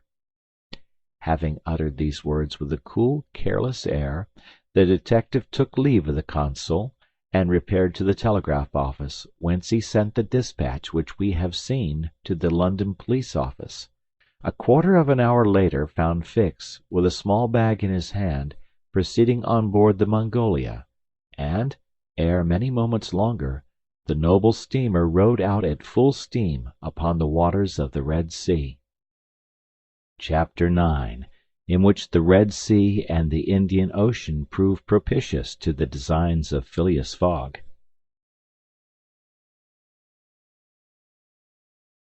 The distance between Suez and Aden is precisely 1,310 miles, and the regulations of the company allow the steamers 138 hours in which to traverse it. The Mongolia, thanks to the vigorous exertions of the engineer, seemed likely, so rapid was her speed, to reach her destination considerably within that time. The greater part of the passengers from Brindisi were bound for India, some for Bombay, others for Calcutta by way of Bombay, the nearest route thither, now that a railway crosses the Indian peninsula. Among the passengers was a number of officials and military officers of various grades, the latter being either attached to the regular British forces or commanding the sepoy troops, and receiving high salaries ever since the central government had assumed the powers of the East India Company. For the sub-lieutenants get £280, brigadiers £2,400, and generals of divisions £4,000. What with the military men, a number of rich young Englishmen on their travels, and the hospitable efforts of the purser, the time passed quickly on the Mongolia. The best of fare was spread upon the cabin tables at breakfast, lunch, dinner, and the 8 o'clock supper, and the ladies scrupulously changed their toilets twice a day, and the hours were whirled away, when the sea was tranquil, with music, dancing, and games. But the Red Sea is full of caprice and often boisterous, like most long and narrow gulfs. When the wind came from the African or Asian coast, the Mongolia, with her long hull, rolled fearfully. Then the ladies speedily disappeared below. The pianos were silent. Singing and dancing suddenly ceased. Yet the good ship ploughed straight on, unretarded by wind or wave, towards the straits of Bab el Mandeb. What was Phileas Fogg doing all this time? It might be thought that, in his anxiety, he would be constantly watching the changes of the wind, the disorderly raging of the billows, every chance, in short, which might force the Mongolia to slacken her speed, and thus interrupt his journey. But, if he thought of these possibilities, he did not betray the fact by any outward sign. Always the same impassible member of the Reform Club, whom no incident could surprise, as unvarying as the ship's chronometers, and seldom having the curiosity even to go upon the deck, he passed through the memorable scenes of the Red Sea with cold indifference, did not care to recognize the historic towns and villages which, along its borders, raised their picturesque outlines against the sky, and betrayed no fear of the dangers of the Arabic Gulf, which the old historians always spoke of with horror, and upon which the ancient navigators never ventured without propitiating the gods by ample sacrifices. How did this eccentric personage pass his time on the Mongolia? He made his 4 hearty meals every day, regardless of the most persistent rolling and pitching on the part of the steamer, and he played whist indefatigably, for he had found partners as enthusiastic in the game as himself. A tax collector, on the way to his post at Goa, the Reverend Decimus Smith, returning to his parish at Bombay, and a brigadier general of the English army who was about to rejoin his brigade at Benares, made up the party, and with Mr. Fogg played whist by the hour together in absorbing silence. As for Passepartout, he too had escaped sea-sickness and took his meals conscientiously in the forward cabin. He rather enjoyed the voyage, for he was well fed and well lodged, took a great interest in the scenes through which they were passing, and consoled himself with the delusion that his master's whim would end at Bombay. He was pleased on the day after leaving Suez to find on deck the obliging person with whom he had walked and chatted on the quays. "If I am not mistaken," said he, approaching this person, with his most amiable smile, "you are the gentleman who so kindly volunteered to guide me at Suez? Ah, I quite recognize you. You are the servant of the strange Englishman." "Just so, monsieur." "Fix." "Monsieur Fix," resumed Passepartout, "I'm charmed to find you on board. Where are you bound?" "Like you, to Bombay." "That's capital. Have you made this trip before?" "Several times. I am one of the agents of the Peninsular Company." "Then you know India?" "Why, yes," replied Fix, who spoke cautiously. "A curious place, this India." "Oh, very curious. Mosques, minarets, temples, fakirs, pagodas, tigers, snakes, elephants. I hope you will have ample time to see the sights." "I hope so, Monsieur Fix. You see, a man of sound sense ought not to spend his life jumping from a steamer upon a railway train, and from a railway train upon a steamer again, pretending to make the tour of the world in 80 days. No, all these gymnastics, you may be sure, will cease at Bombay." "And Mr. Fogg is getting on well?" asked Fix in the most natural tone in the world. "Quite well, and I too. I eat like a famished ogre. It is the sea air." "But I never see your master on deck." "Never. He hasn't the least curiosity." "Do you know, Mr. Passepartout, that this pretended tour in 80 days may conceal some secret errand? Perhaps a diplomatic mission?" "Faith, Monsieur Fix, I assure you I know nothing about it, nor would I give half a crown to find out." After this meeting, Passepartout and Fix got into the habit of chatting together, the latter making it a point to gain the worthy man's confidence.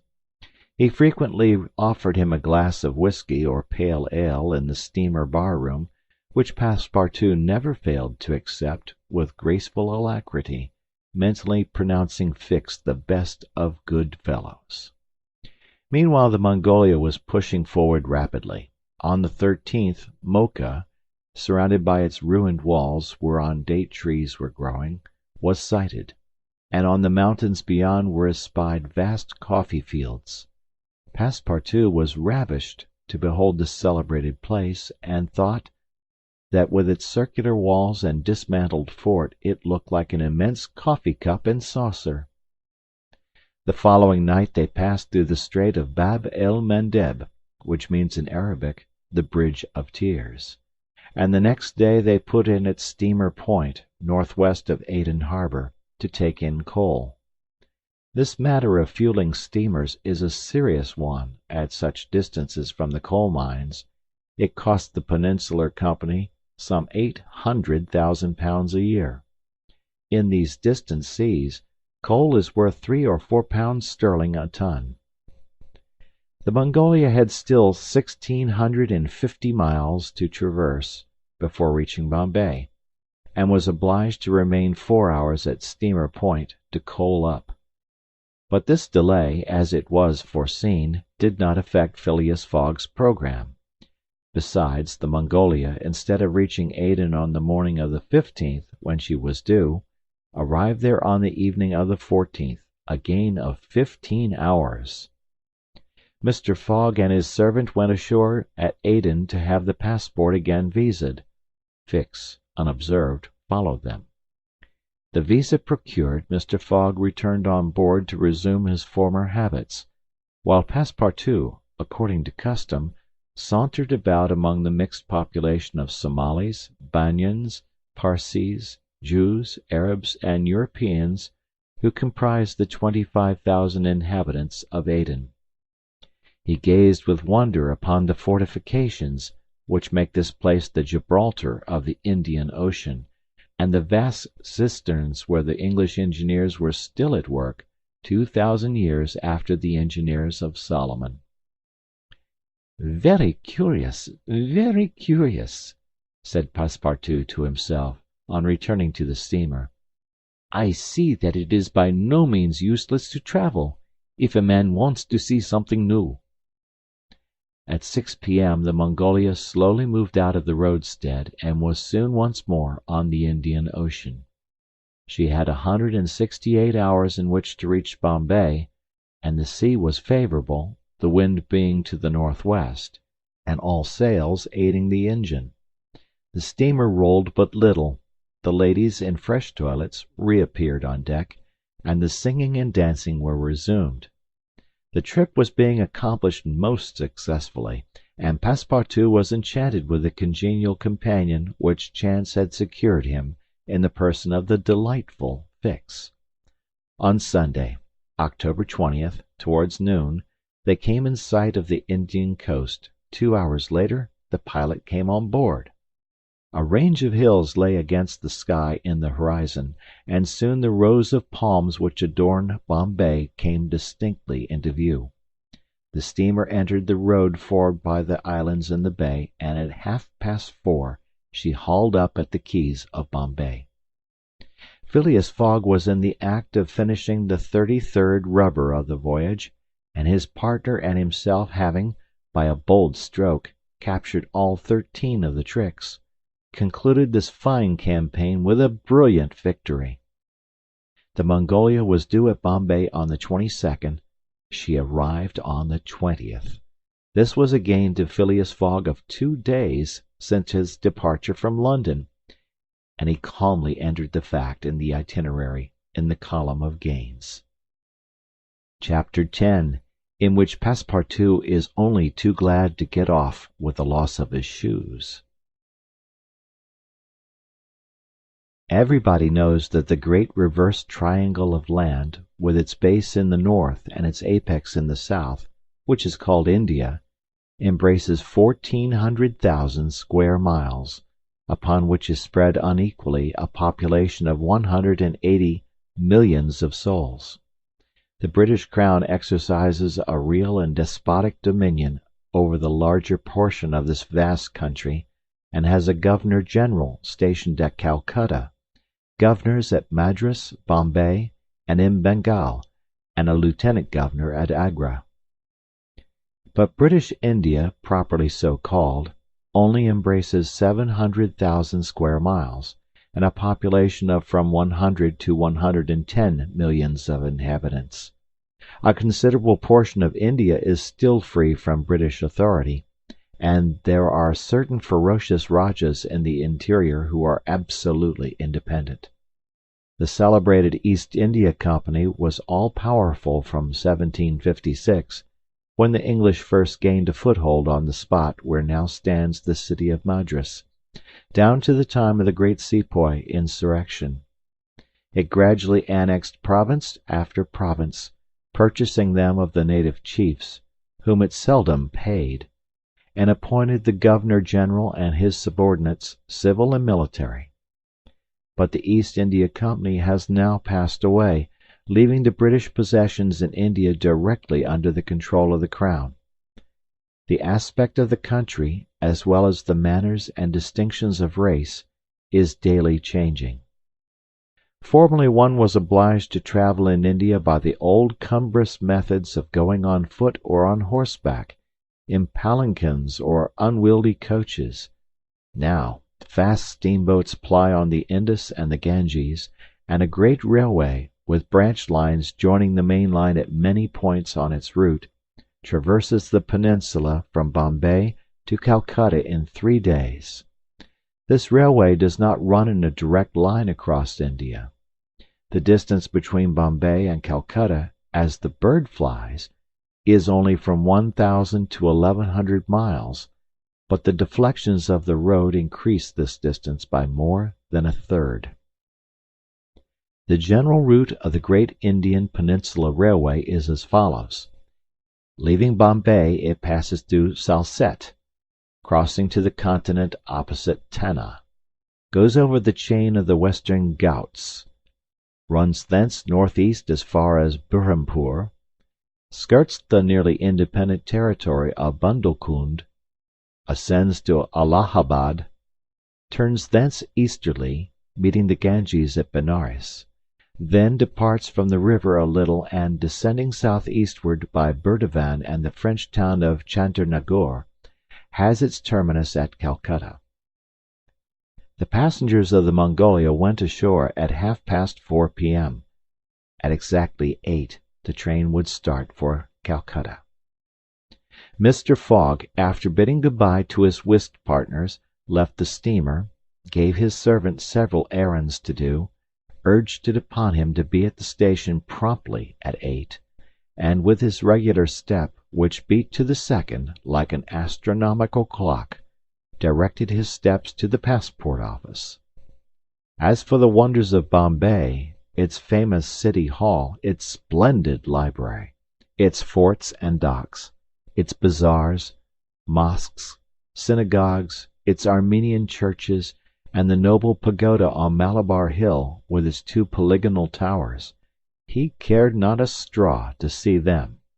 He would not deign to examine even the masterpieces of Elephanta, or the mysterious hypogea, concealed southeast from the docks, or those fine remains of Buddhist architecture, the Canarian grottos of the island of Salsette. Having transacted his business at the passport office, Phileas Fogg repaired quietly to the railway station, where he ordered dinner. Among the dishes served up to him, the landlord especially recommended a certain giblet of native rabbit, on which he prided himself. Mr. Fogg accordingly tasted the dish, but, despite its spiced sauce, found it far from palatable. He rang for the landlord, and on his appearance, said, fixing his clear eyes upon him, "Is this rabbit, sir?" "Yes, my lord," the rogue boldly replied. "Rabbit from the jungles." "And this rabbit did not mew when he was killed?" "Mew, my lord! What, a rabbit mew? I swear to you—" "Be so good, landlord, as not to swear. But remember this: cats were formerly considered, in India, as sacred animals. That was a good time." "For the cats, my lord." "Perhaps for the travellers as well." After which Mr. Fogg quietly continued his dinner. Fix had gone on shore shortly after Mr. Fogg, and his first destination was the headquarters of the Bombay police. He made himself known as a London detective, told his business at Bombay, and the position of affairs relative to the supposed robber, and nervously asked if a warrant had arrived from London. It had not reached the office. Indeed, there had not yet been time for it to arrive. Fix was sorely disappointed, and tried to obtain an order of arrest from the director of the Bombay police. This the director refused, as the matter concerned the London office, which alone could legally deliver the warrant. Fix did not insist, and was fain to resign himself to await the arrival of the important document, but he was determined not to lose sight of the mysterious rogue as long as he stayed in Bombay. He did not doubt for a moment, any more than Passepartout, that Phileas Fogg would remain there, at least until it was time for the warrant to arrive. Passepartout, however, had no sooner heard his master's orders on leaving the Mongolia than he saw at once that they were to leave Bombay as they had done Suez and Paris, and that the journey would be extended at least as far as Calcutta, and perhaps beyond that place. He began to ask himself if this bet that Mr. Fogg talked about was not really in good earnest, and whether his fate was not in truth forcing him, despite his love of repose, around the world in 80 days. Having purchased the usual quota of shirts and shoes, he took a leisurely promenade about the streets, where crowds of people of many nationalities, Europeans, Persians with pointed caps, Banyas with round turbans, Sindhis with square bonnets, Parsees with black mitres, and long-robed Armenians were collected. It happened to be a day of a Parsee festival. These descendants of the sect of Zoroaster, the most thrifty, civilized, intelligent, and austere of the East Indians, among whom are counted the richest native merchants of Bombay, were celebrating a sort of religious carnival, with processions and shows, in the midst of which Indian dancing girls, clothed in rose-colored gauze, looped up with gold and silver, danced airily, but with perfect modesty, to the sound of viols and the clanging of tambourines. It is needless to say that Passepartout watched these curious ceremonies with staring eyes and gaping mouth, and that his countenance was that of the greenest booby imaginable. Unhappily for his master, as well as himself, his curiosity drew him unconsciously farther off than he intended to go. At last, having seen the Parsee carnival wind away in the distance, he was turning his steps towards the station, when he happened to espy the splendid pagoda on Malabar Hill, and was seized with an irresistible desire to see its interior. He was quite ignorant that it was forbidden to Christians to enter certain Indian temples, and that even the faithful must not go in without first leaving their shoes outside the door. It may be said here that the wise policy of the British government severely punishes a disregard of the practices of the native religions. Passepartout, however, thinking no harm, went in like a simple tourist, and was soon lost in admiration of the splendid Brahmin ornamentation which everywhere met his eyes, when all of a sudden he found himself sprawling on the sacred flagging.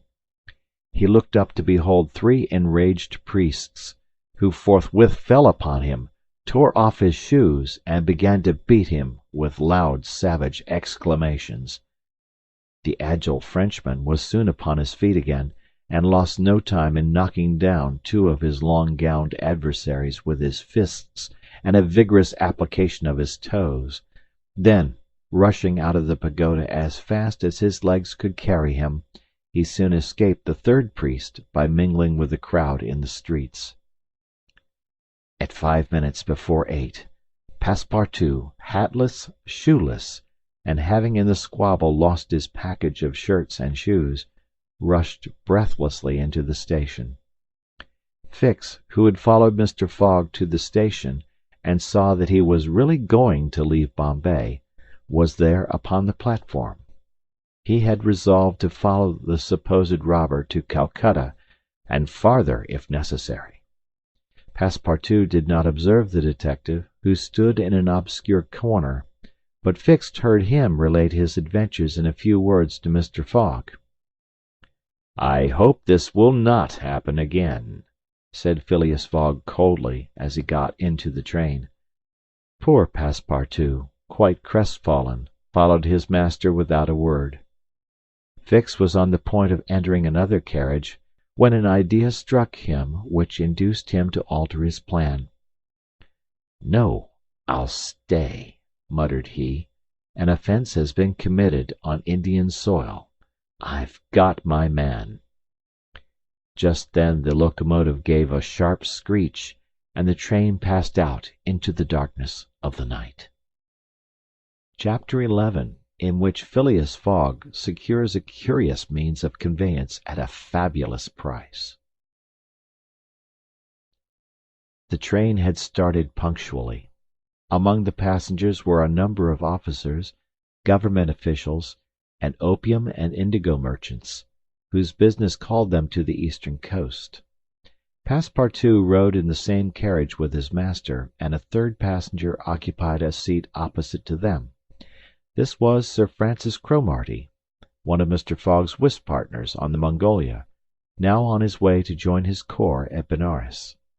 Sir Francis was a tall, fair man of 50, who had greatly distinguished himself in the last Sepoy revolt. He made India his home, only paying brief visits to England at rare intervals, and was almost as familiar as a native with the customs, history, and character of India and its people. But Phileas Fogg, who was not travelling, but only describing a circumference, took no pains to inquire into these subjects.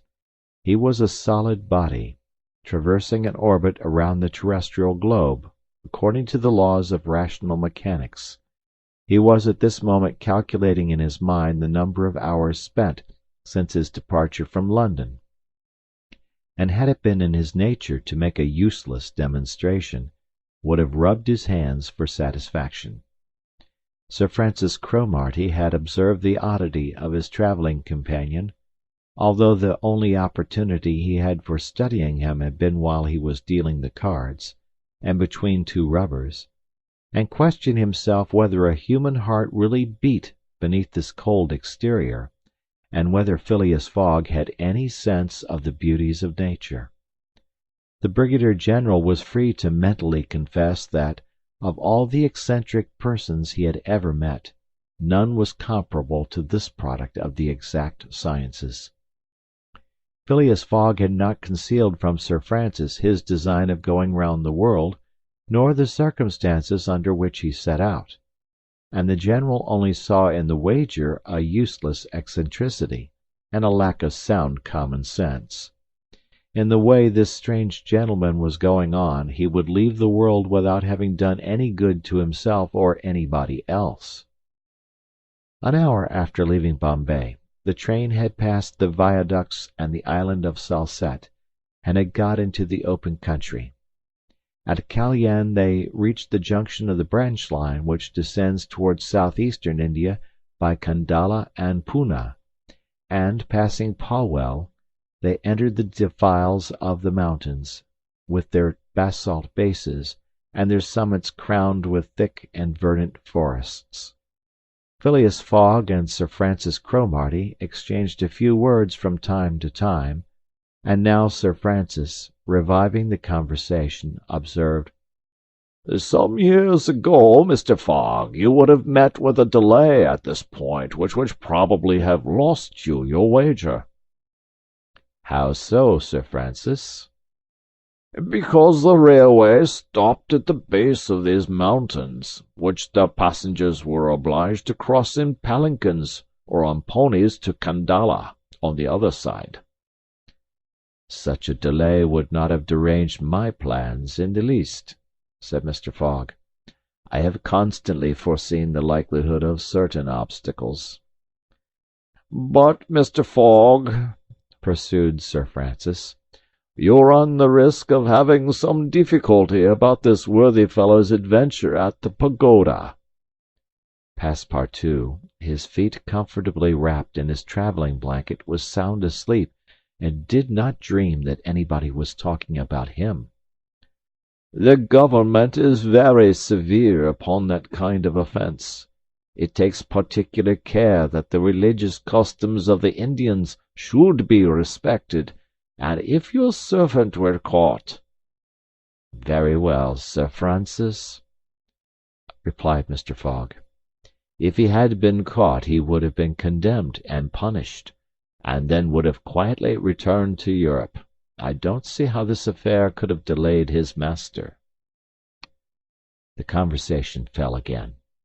During the night the train left the mountains behind, and passed Nessic, and the next day proceeded over the flat, well-cultivated country of the Khandish, with its straggling villages, above which rose the minarets of the pagodas.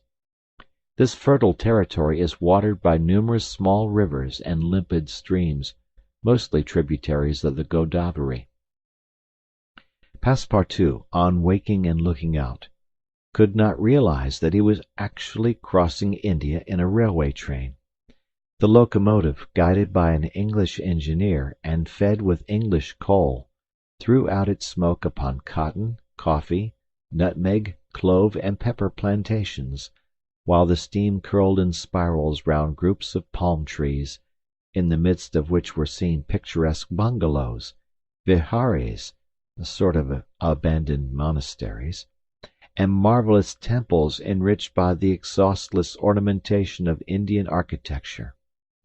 Then they came upon vast tracts extending to the horizon, with jungles inhabited by snakes and tigers, which fled at the noise of the train, succeeded by forests penetrated by the railway, and still haunted by elephants which, with pensive eyes, gazed at the train as it passed.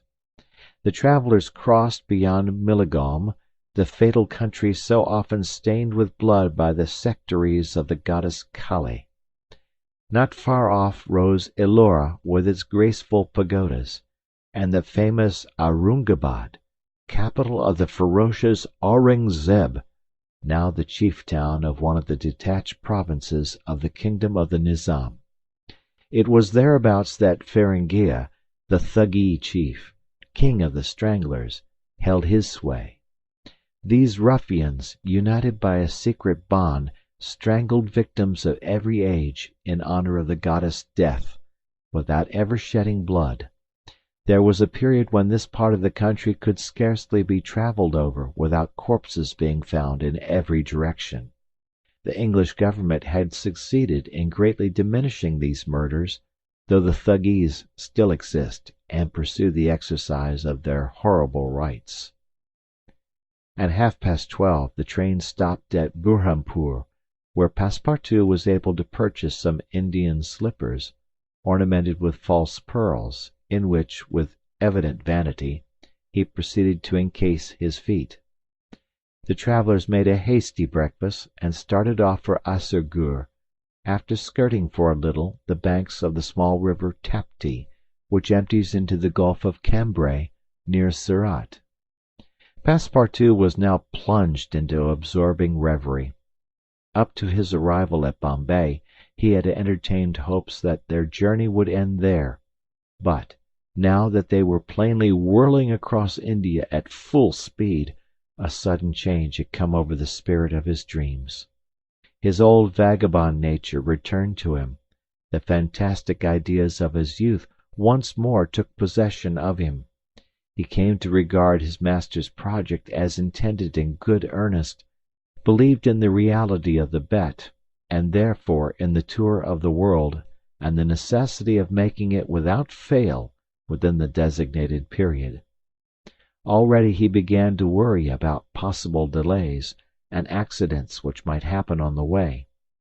He recognized himself as being personally interested in the wager, and trembled at the thought that he might have been the means of losing it by his unpardonable folly of the night before. Being much less cool-headed than Mr. Fogg, he was much more restless, counting and recounting the days passed over, uttering maledictions when the train stopped, and accusing it of sluggishness, and mentally blaming Mr. Fogg for not having bribed the engineer. The worthy fellow was ignorant that, while it was possible by such means to hasten the rate of a steamer, it could not be done on the railway. The train entered the defiles of the Sutpur Mountains, which separate the Khandish from Bundelkund, towards evening. The next day Sir Francis Cromarty asked Passepartout what time it was, to which, on consulting his watch, he replied that it was 3 in the morning. This famous timepiece, always regulated on the Greenwich meridian, which was now some 77 degrees westward, was at least 4 hours slow. Sir Francis corrected Passepartout's time, whereupon the latter made the same remark that he had done to Fix, and upon the general insisting that the watch should be regulated in each new meridian, since he was constantly going eastward, that is, in the face of the sun, and therefore the days were shorter by 4 minutes for each degree gone over, Passepartout obstinately refused to alter his watch, which he kept at London time. It was an innocent delusion which could harm no one. The train stopped at 8 o'clock in the midst of a glade some 15 miles beyond Rothal, where there were several bungalows and workmen's cabins. The conductor, passing along the carriages, shouted, "Passengers will get out here." Phileas Fogg looked at Sir Francis Cromarty for an explanation, but the general could not tell what meant a halt in the midst of this forest of dates and acacias. Passepartout, not less surprised, rushed out and speedily returned, crying, "Monsieur, no more railway!" "What do you mean?" asked Sir Francis. "I mean to say that the train isn't going on." The general at once stepped out, while Phileas Fogg calmly followed him, and they proceeded together to the conductor. "Where are we?" asked Sir Francis. "At the hamlet of Colby." "Do we stop here?" "Certainly. The railway isn't finished." "What? Not finished?" "No. There's still a matter of 50 miles to be laid from here to Allahabad, where the line begins again." "But the papers announced the opening of the railway throughout." "What would you have, officer? The papers were mistaken." "Yet you sell tickets from Bombay to Calcutta," retorted Sir Francis, who was growing warm. "No doubt," replied the conductor, "but the passengers know that they must provide means of transportation for themselves from Colby to Allahabad." Sir Francis was furious. Passepartout would willingly have knocked the conductor down, and did not dare to look at his master. "Sir Francis," said Mr. Fogg quietly, "we will, if you please, look about for some means of conveyance to Allahabad."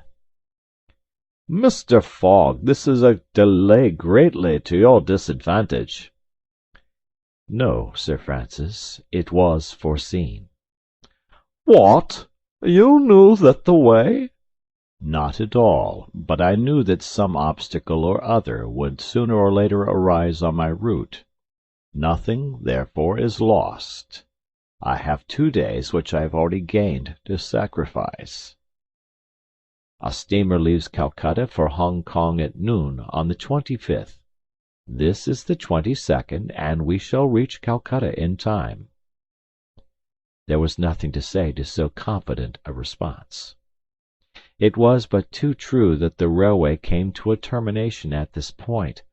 The papers were like some watches, which have a way of getting too fast, and had been premature in their announcement of the completion of the line.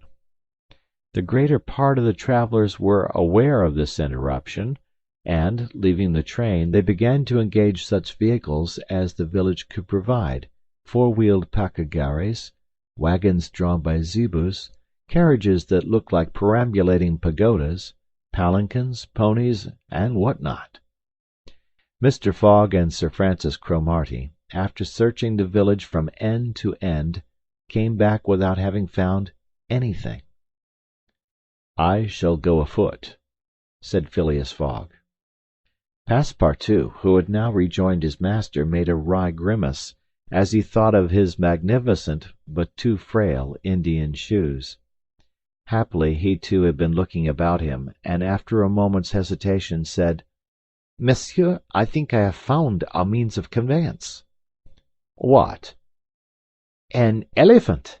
An elephant that belongs to an Indian who lives but 100 steps from here." "Let's go and see the elephant," replied Mr. Fogg.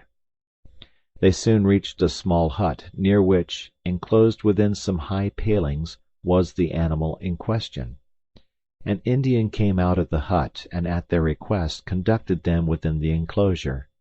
The elephant, which its owner had reared, not for a beast of burden, but for warlike purposes, was half domesticated.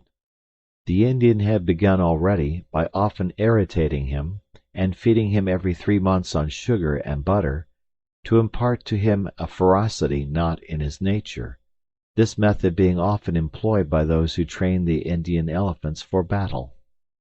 Happily, however, for Mr. Fogg, the animal's instruction in this direction had not gone far, and the elephant still preserved his natural gentleness. Kiuni, this was the name of the beast, could doubtless travel rapidly for a long time, and in default of any other means of conveyance, Mr. Fogg resolved to hire him. But elephants are far from cheap in India, where they are becoming scarce.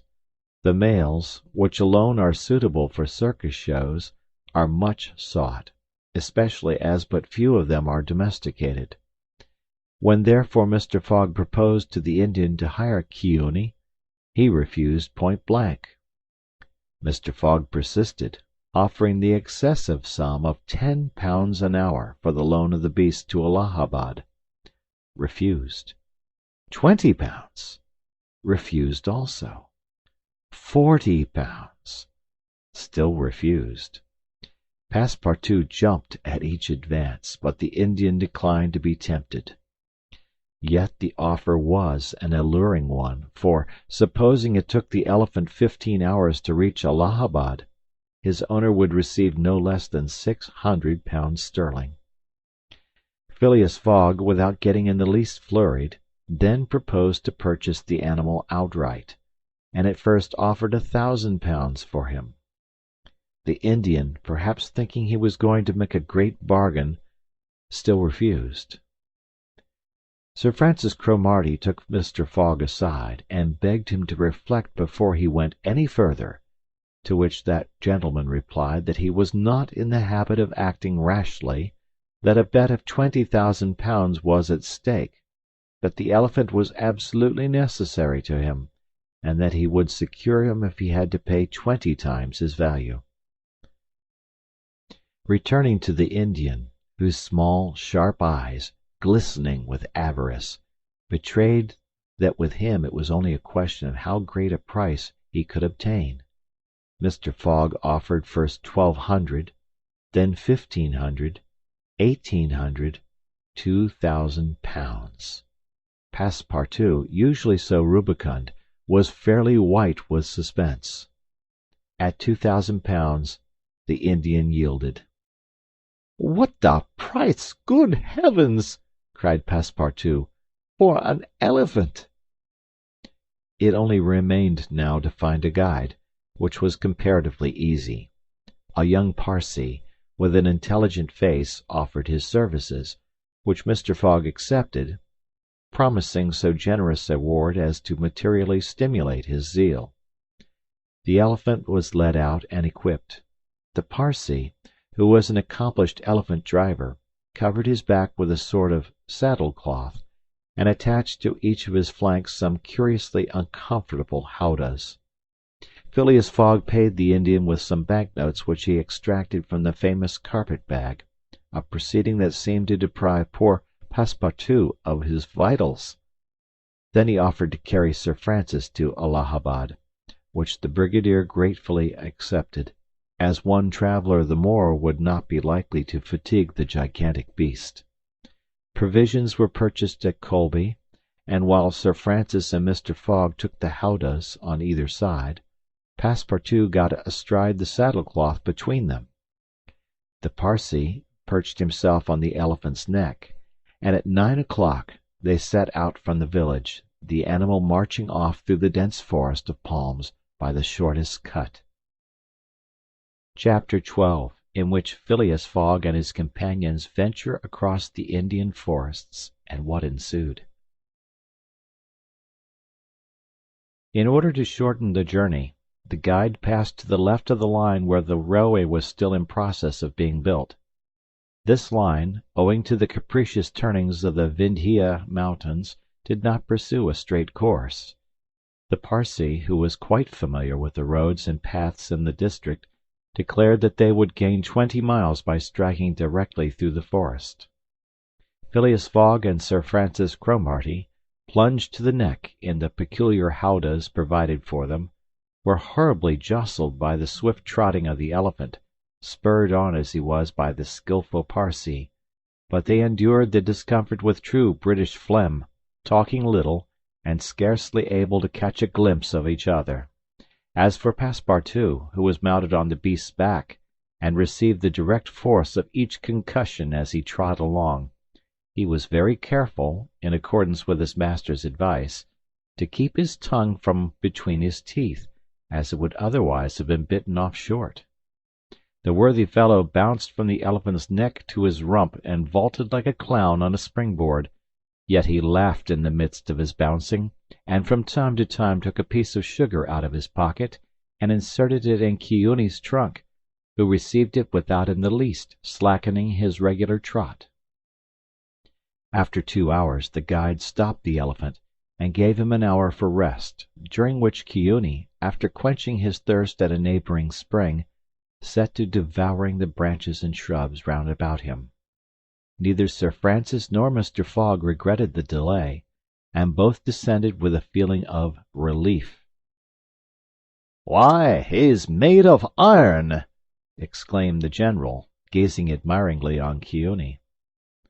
"Of forged iron," replied Passepartout, as he set about preparing a hasty breakfast. At noon the Parsee gave the signal of departure. The country soon presented a very savage aspect. Copses of dates and dwarf palms succeeded the dense forests, then vast dry plains dotted with scanty shrubs, and sown with great blocks of sienite. All this portion of Bundelkund, which is little frequented by travellers, is inhabited by a fanatical population, hardened in the most horrible practices of the Hindoo faith. The English have not been able to secure complete dominion over this territory, which is subjected to the influence of rajahs, whom it is almost impossible to reach in their inaccessible mountain fastnesses. The travelers several times saw bands of ferocious Indians, who, when they perceived the elephant striding across country, made angry and threatening motions. The Parsee avoided them as much as possible. Few animals were observed on the route. Even the monkeys hurried from their path with contortions and grimaces which convulsed Passepartout with laughter. In the midst of his gaiety, however, one thought troubled the worthy servant. What would Mr. Fogg do with the elephant when he got to Allahabad? Would he carry him on with him? Impossible! The cost of transporting him would make him ruinously expensive. Would he sell him, or set him free? The estimable beast certainly deserves some consideration. Should Mr. Fogg choose to make him, Passepartout, a present of Keeonee, he would be very much embarrassed, and these thoughts did not cease worrying him for a long time. The principal chain of the Vindhyas was crossed by 8 in the evening, and another halt was made on the northern slope in a ruined bungalow. They had gone nearly 25 miles that day, and an equal distance still separated them from the station of Allahabad. The night was cold. The Parsee lit a fire in the bungalow with a few dry branches, and the warmth was very grateful. Provisions purchased at Colby's sufficed for supper, and the travelers ate ravenously. The conversation, beginning with a few disconnected phrases, soon gave place to loud and steady snores. The guide watched Keeonee, who slept standing, bolstering himself against the trunk of a large tree. Nothing occurred during the night to disturb the slumberers, although occasional growls from panthers and chatterings of monkeys broke the silence. The more formidable beasts made no cries or hostile demonstration against the occupants of the bungalow. Sir Francis slept heavily, like an honest soldier, overcome with fatigue. Passepartout was wrapped in uneasy dreams of the bouncing of the day before. As for Mr. Fogg, he slumbered as peacefully as if he had been in his serene mansion in Savile Row. The journey was resumed at 6 in the morning. The guide hoped to reach Allahabad by evening. In that case, Mr. Fogg would only lose a part of the 48 hours saved since the beginning of the tour.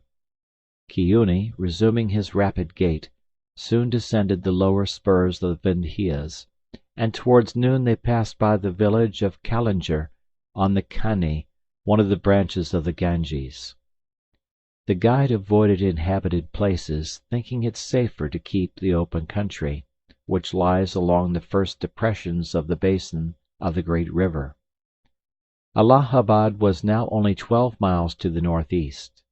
They stopped under a clump of bananas, the fruit of which, as healthy as bread and as succulent as cream, was amply partaken of and appreciated. At 2 o'clock the guide entered a thick forest which extended several miles. He preferred to travel under cover of the woods. They had not as yet had any unpleasant encounters, and the journey seemed on the point of being successfully accomplished, when the elephant, becoming restless, suddenly stopped. It was then 4 o'clock. "What's the matter?" asked Sir Francis, putting out his head. "I don't know, officer," replied the Parsee, listening attentively to a confused murmur which came through the thick branches. The murmur soon became more distinct. It now seemed like a distant concert of human voices, accompanied by brass instruments. Passepartout was all eyes and ears. Mr. Fogg patiently waited without a word. The Parsee jumped to the ground, fastened the elephant to a tree, and plunged into the thicket.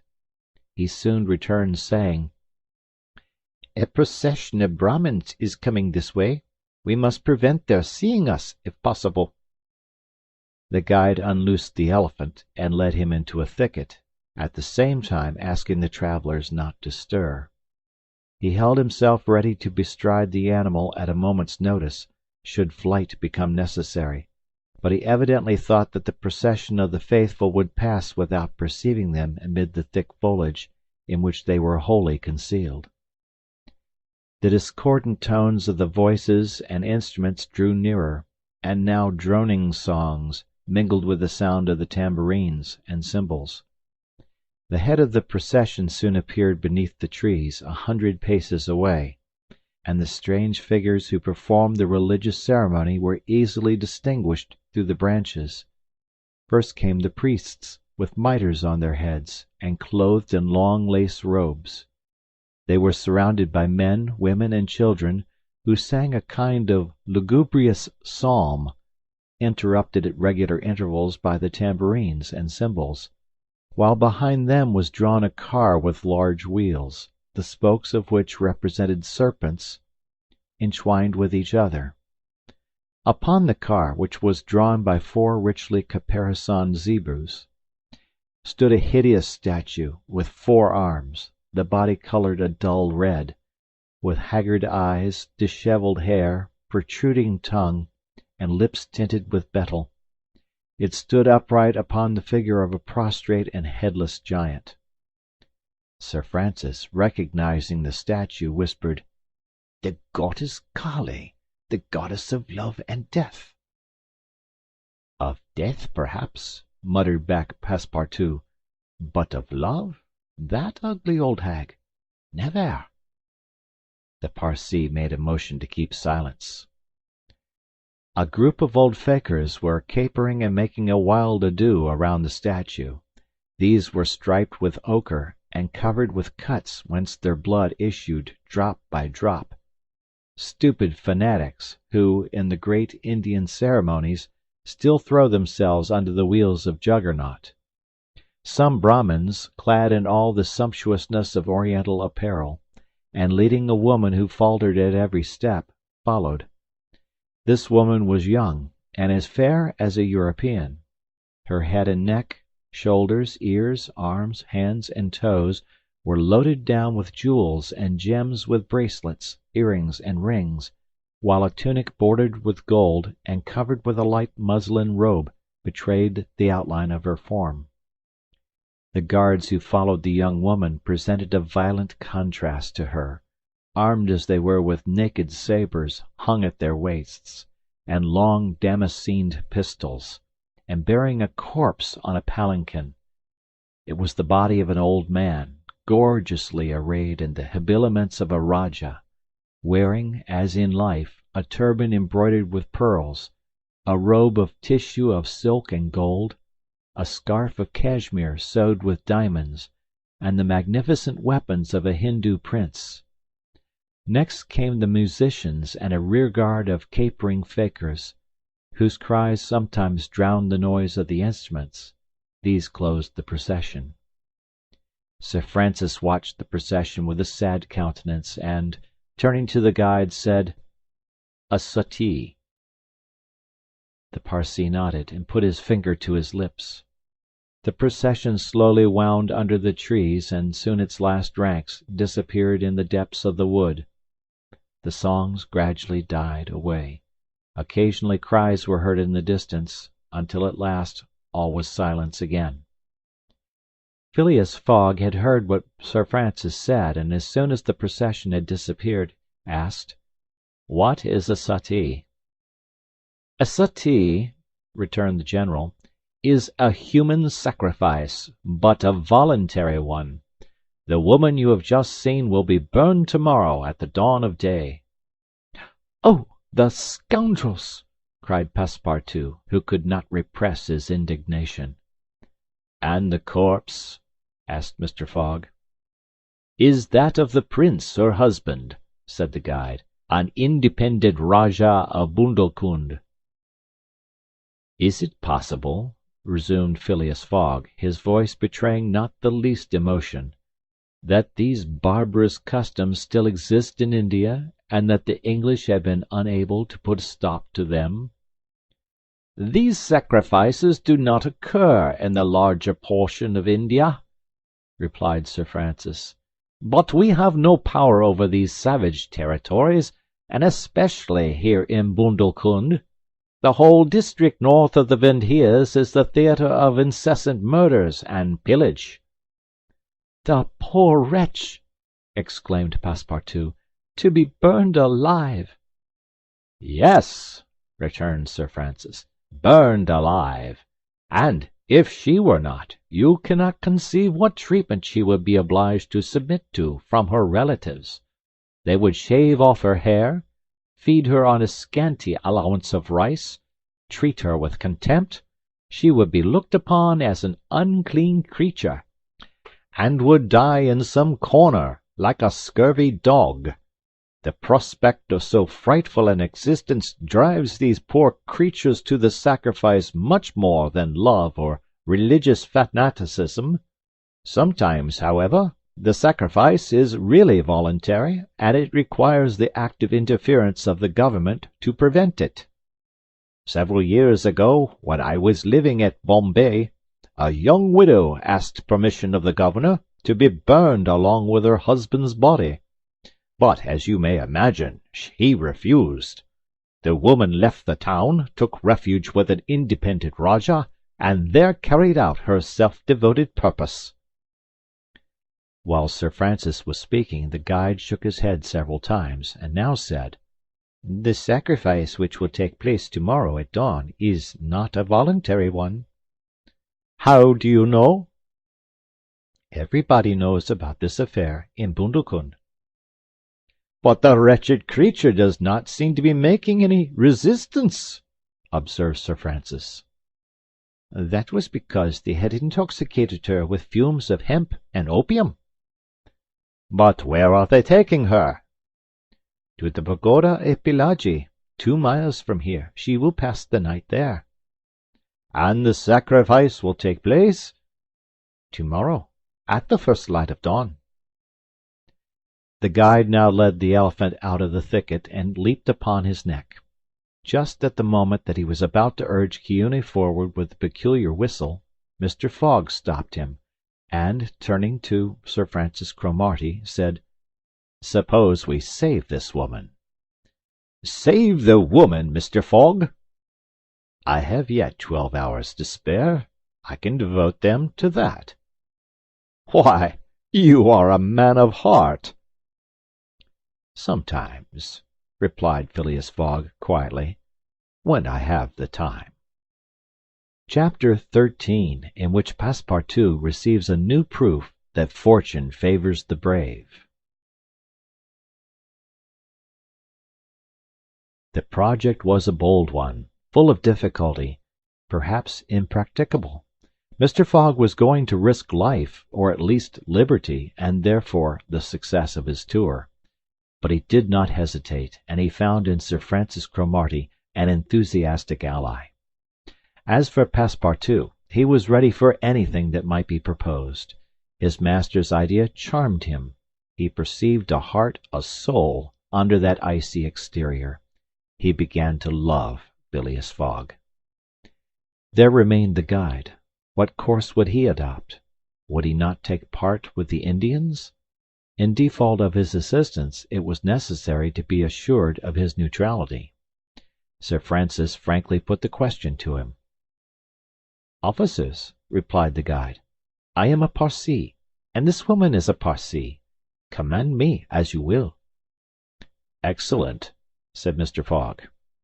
"However," resumed the guide, "it is certain, not only that we shall risk our lives, but horrible tortures if we are taken."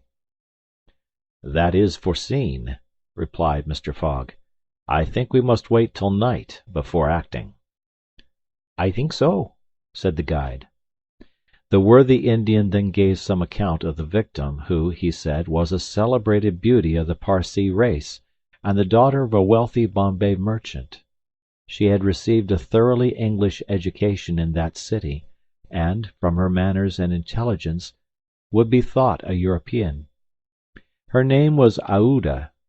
Left an orphan, she was married against her will to the old Rajah of Bundukund, and, knowing the fate that awaited her, she escaped, was retaken, and devoted by the Rajah's relatives, who had an interest in her death, to the sacrifice from which it seems she could not escape. The Parsee's narrative only confirmed Mr. Fogg and his companions in their generous design. it was decided that the guide should direct the elephant towards the pagoda of Pillaji, which he accordingly approached as quickly as possible. They halted, half an hour afterwards, in a copse, some 500 feet from the pagoda, where they were well concealed, but they could hear the groans and cries of the fakirs distinctly. They then discussed the means of getting at the victim. The guide was familiar with the pagoda of Pillaji, in which, as he declared, the young woman was imprisoned. Could they enter any of its doors while the whole party of Indians was plunged in a drunken sleep, or was it safer to attempt to make a hole in the walls? This could only be determined at the moment and the place themselves, but it was certain that the abduction must be made that night, and not when, at break of day, the victim was led to her funeral pyre. Then no human intervention could save her.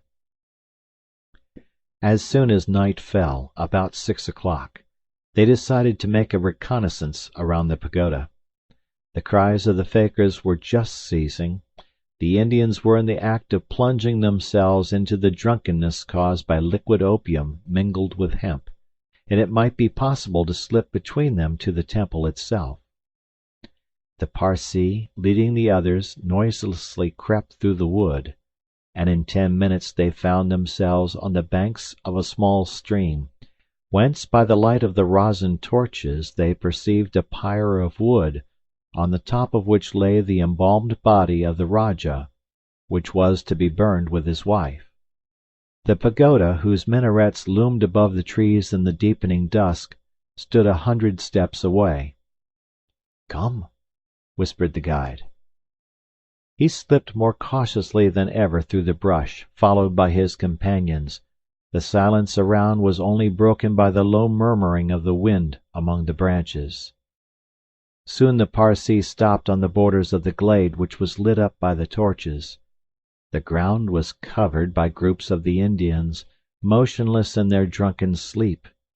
It seemed a battlefield strewn with the dead. Men, women, and children lay together. In the background, among the trees, the pagoda of Pillaji loomed distinctly. Much to the guide's disappointment, the guards of the Rajah, lighted by torches, were watching at the doors and marching to and fro with naked sabers. Probably the priests, too, were watching within. The Parsee, now convinced that it was impossible to force an entrance to the temple, advanced no farther, but led his companions back again. Phileas Fogg and Sir Francis Cromarty also saw that nothing could be attempted in that direction. They stopped and engaged in a whispered colloquy. "It is only 8 now," said the brigadier, "and these guards may also go to sleep." "It is not impossible," returned the Parsee. They lay down at the foot of a tree and waited. The time seemed long. The guide ever and anon left them to take an observation on the edge of the wood, but the guards watched steadily by the glare of the torches, and a dim light crept through the windows of the pagoda. They waited till midnight, but no change took place among the guards, and it became apparent that their yielding to sleep could not be counted on. The other plan must be carried out. An opening in the walls of the pagoda must be made. It remained to ascertain whether the priests were watching by the side of their victim as assiduously as were the soldiers at the door. After a last consultation, the guide announced that he was ready for the attempt, and advanced, followed by the others. They took a roundabout way, so as to get at the pagoda on the rear. They reached the walls about 12:30 without having met anyone. Here there was no guard, nor were there either windows or doors. The night was dark.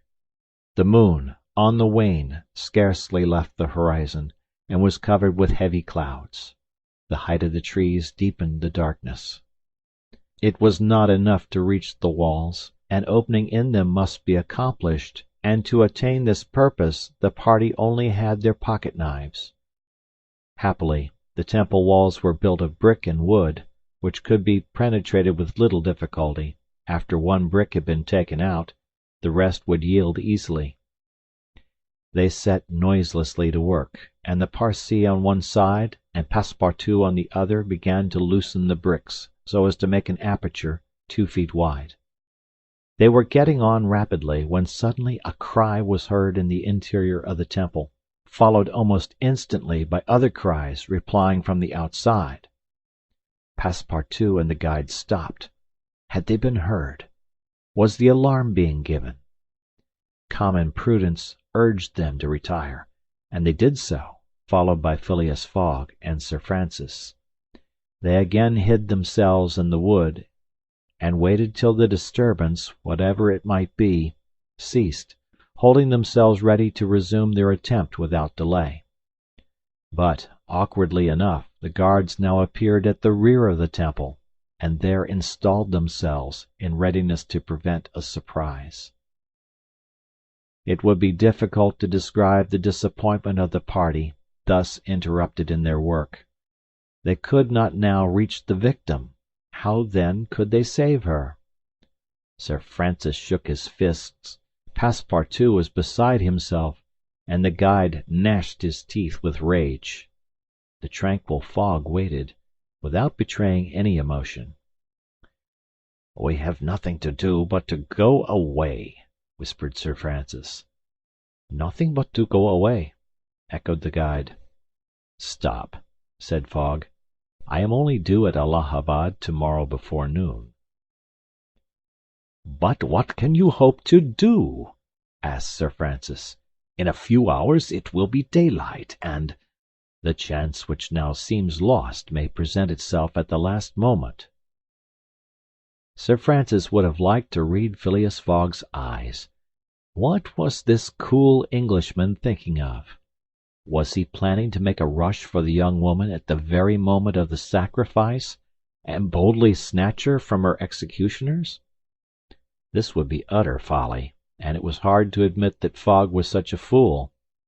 Sir Francis consented, however, to remain to the end of this terrible drama. The guide led them to the rear of the glade, where they were able to observe the sleeping groups. Meanwhile Passepartout, who had perched himself on the lower branches of a tree, was resolving an idea which had first struck him like a flash, and which was now firmly lodged in his brain. He had commenced by saying to himself, "What folly!" and then he repeated, "Oh, why not, after all? It's a chance, perhaps the only one, and with such sots." Thinking thus, he slipped, with the suppleness of a serpent, to the lowest branches, the ends of which bent almost to the ground. The hours passed, and the lighter shades now announced the approach of day, though it was not yet light. This was the moment. The slumbering multitude became animated, the tambourines sounded, songs and cries arose, the hour of the sacrifice had come. The doors of the pagoda swung open and a bright light escaped from its interior, in the midst of which Mr. Fogg and Sir Francis espied the victim. She seemed, having shaken off the stupor of intoxication, to be striving to escape from her executioner. Sir Francis's heart throbbed, and, convulsively seizing Mr. Fogg's hand, found in it an open knife. Just at this moment the crowd began to move. The young woman had again fallen into a stupor caused by the fumes of hemp, and passed among the fakirs, who escorted her with their wild religious cries. Phileas Fogg and his companions, mingling in the rear ranks of the crowd, followed, and in 2 minutes they reached the banks of the stream, and stopped 50 paces from the pyre, upon which still lay the Rajah's corpse. In the semi-obscurity they saw the victim, quite senseless, stretched out beside her husband's body. Then a torch was brought, and the wood, heavily soaked with oil, instantly took fire. At this moment Sir Francis and the guide seized Phileas Fogg, who, in an instant of mad generosity, was about to rush upon the pyre. But he had quickly pushed them aside, when the whole scene suddenly changed. A cry of terror arose. The whole multitude prostrated themselves, terror-stricken, on the ground. The old Rajah was not dead, then, since he rose of a sudden, like a spectre, took up his wife in his arms, and descended from the pyre in the midst of the clouds of smoke which only heightened his ghostly appearance. Fakirs and soldiers and priests, seized with instant terror, lay there with their faces on the ground, not daring to lift their eyes and behold such a prodigy. The inanimate victim was borne along by the vigorous arms which supported her, and which she did not seem in the least to burden. Mr. Fogg and Sir Francis stood erect, the Parsee bowed his head, and Passepartout was, no doubt, scarcely less stupefied. The resuscitated Rajah approached Sir Francis and Mr. Fogg, and, in an abrupt tone, said, "Let us be off." It was Passepartout himself, who had slipped upon the pyre in the midst of the smoke, and, profiting by the still overhanging darkness, had delivered the young woman from death. It was Passepartout who, playing his part with a happy audacity, had passed through the crowd amid the general terror. A moment after, all four of the party had disappeared in the woods, and the elephant was bearing them away at a rapid pace. But the cries and noise, and a ball which whizzed through Phileas Fogg's hat, apprised them that the trick had been discovered. The old Rajah's body, indeed, now appeared upon the burning pyre, and the priests, recovering from their terror, perceived that an abduction had taken place. They hastened into the forest, followed by the soldiers, who fired a volley after the fugitives, but the latter rapidly increased the distance between them, and ere long found themselves beyond the reach of the bullets and arrows. Chapter 14, in which Phileas Fogg descends the whole length of the beautiful valley of the Ganges without ever thinking of seeing it. The rash exploit had been accomplished, and for an hour Passepartout laughed gaily at his success. Sir Francis pressed the worthy fellow's hand, and his master said, "Well done," which from him was high commendation, to which Passepartout replied that all the credit of the affair belonged to Mr. Fogg. As for him, he had only been struck with a queer idea, and he laughed to think that for a few moments he, Passepartout, the ex-gymnast, ex-sergeant fireman, had been the spouse of a charming woman, a venerable, embalmed Rajah. As for the young Indian woman, she had been unconscious throughout what was passing, and now, wrapped up in a travelling blanket, was reposing in one of the howdahs. The elephant, thanks to the skilful guidance of the Parsee, was advancing rapidly through the still darksome forest, and, an hour after leaving the pagoda, had crossed a vast plain. They made a halt at 7 o'clock, the young woman being still in a state of complete prostration. The guide made her drink a little brandy and water, but the drowsiness which stupefied her could not yet be shaken off. Sir Francis, who was familiar with the effects of the intoxication produced by the fumes of hemp, reassured his companions on her account. But he was more disturbed at the prospect of her future fate. He told Phileas Fogg that, should Aouda remain in India, she would inevitably fall again into the hands of her executioners. These fanatics were scattered throughout the country, and would, despite the English police, recover their victim at Madras, Bombay, or Calcutta. She would only be safe by quitting India for ever. Phileas Fogg replied that he would reflect upon the matter. The station at Allahabad was reached about 10 o'clock, and the interrupted line of railway being resumed, would enable them to reach Calcutta in less than 24 hours. Phileas Fogg would thus be able to arrive in time to take the steamer which left Calcutta the next day, October 25th, at noon, for Hong Kong. The young woman was placed in one of the waiting rooms of the station, whilst Passepartout was charged with purchasing for her various articles of toilet, a dress, shawl, and some furs, for which his master gave him unlimited credit. Passepartout started off forthwith, and found himself in the streets of Allahabad, that is, the City of God. one of the most venerated in India, being built at the junction of the two sacred rivers, Ganges and Jumna, the waters of which attract pilgrims from every part of the peninsula.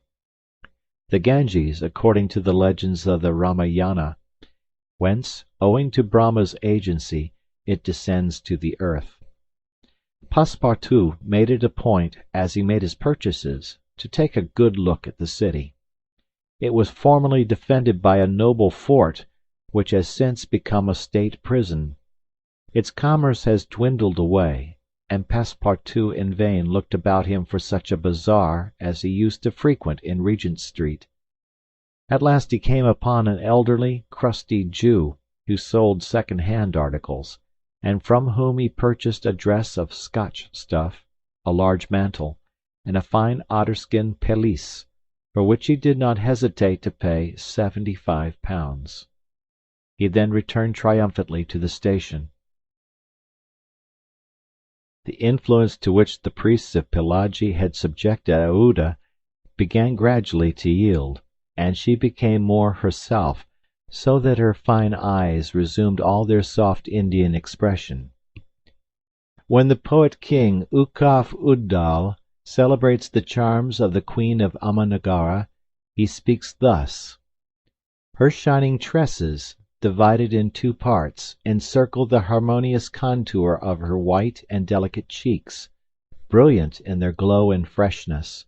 Her ebony brows have the form and charm of the bow of Karna, the god of love, and beneath her long silken lashes the purest reflections and a celestial light swim, as in the sacred lakes of Himalaya, in the black pupils of her great clear eyes. Her teeth, fine, equal, and white, glitter between her smiling lips like dewdrops in a passion flower's half-enveloped breast. Her delicately formed ears, her vermilion hands, her little feet curved and slender as the lotus bud, glitter with the brilliancy of the loveliest pearls of Ceylon, the most dazzling diamonds of Golconda. Her narrow and supple waist, which a hand may clasp around, sets forth the outline of her rounded figure and the beauty of her bosom, where youth in its flower displays the wealth of its treasures, and beneath the silken folds of her tunic she seems to have been modelled in pure silver by the godlike hand of Vikvarkarma, the immortal sculptor." It is enough to say, without applying this poetical rhapsody to Aouda, that she was a charming woman, in all the European acceptation of the phrase.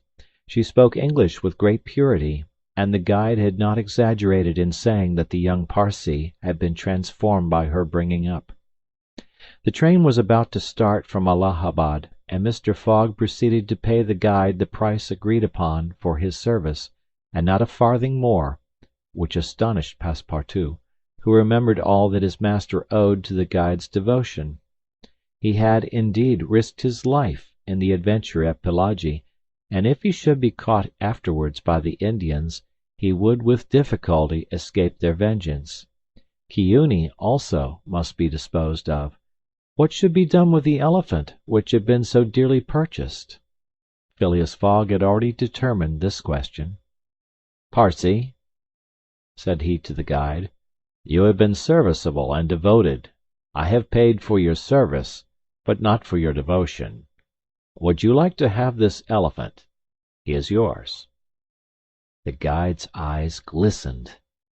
"Your honor is giving me a fortune," cried he. "Take him, guide," returned Mr. Fogg, "and I shall still be your debtor." "Good!"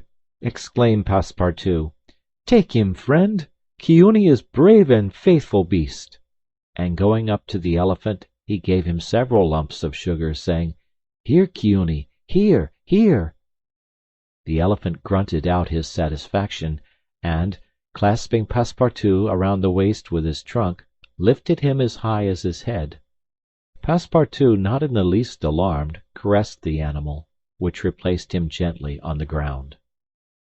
Soon after, Phileas Fogg, Sir Francis Cromarty, and Passepartout, installed in a carriage with Aouda, who had the best seat, were whirling at full speed toward Benares. It was a run of 80 miles, and was accomplished in 2 hours. During the journey the young woman fully recovered her senses.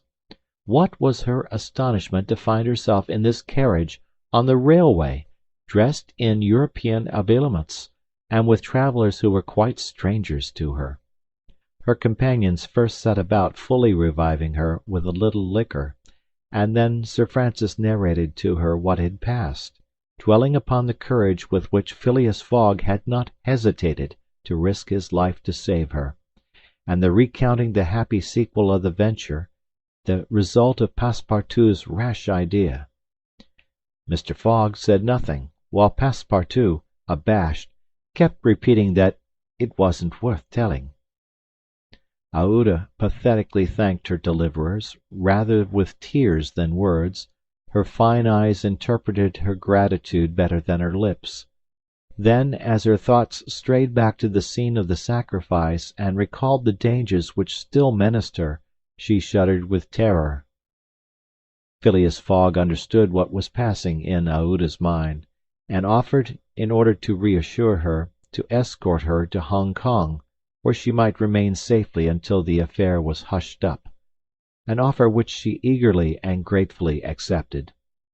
She had, it seems, a Parsee relation, who was one of the principal merchants of Hong Kong, which is wholly an English city, though on an island on the Chinese coast. At 12:30 the train stopped at Benares. The Brahmin legends assert that this city is built on the site of the ancient Cassi, which, like Mahomet's tomb, was once suspended between heaven and earth, though the Benares of today, which the Orientalists call the Athens of India, stands quite unpoetically on the solid earth. Passepartout caught glimpses of its brick houses and clay huts, giving an aspect of desolation to the place, as the train entered it. Benares was Sir Francis Cromarty's destination, the troops he was rejoining being encamped some miles northward of the city. He bade adieu to Phileas Fogg, wishing him all success, and expressing the hope that he would come that way again in a less original but more profitable fashion. Mr. Fogg lightly pressed him by the hand. The parting of Aouda, who did not forget what she owed to Sir Francis, betrayed more warmth, and as for Passepartout, he received a hearty shake of the hand from the gallant general. The railway, on leaving Benares, passed for a while along the valley of the Ganges. Through the windows of their carriage the travellers had glimpses of the diversified landscape of Bihar, with its mountains clothed in verdure, its fields of barley, wheat, and corn, its jungles peopled with green alligators, its neat villages, and its still thickly leaved forests. Elephants were bathing in the waters of the sacred river, and groups of Indians, despite the advanced season and chilly air, were performing solemnly their pious ablutions. These were fervent Brahmins, the bitterest foes of Buddhism, their deities being Vishnu, the solar god, Shiva, the divine impersonation of natural forces, and Brahma, the supreme ruler of priests and legislators. What would these divinities think of India, anglicized as it is today, with steamers whistling and scudding along the Ganges, frightening the gulls which float upon its surface, the turtles swarming along its banks, and the faithful dwelling upon its borders?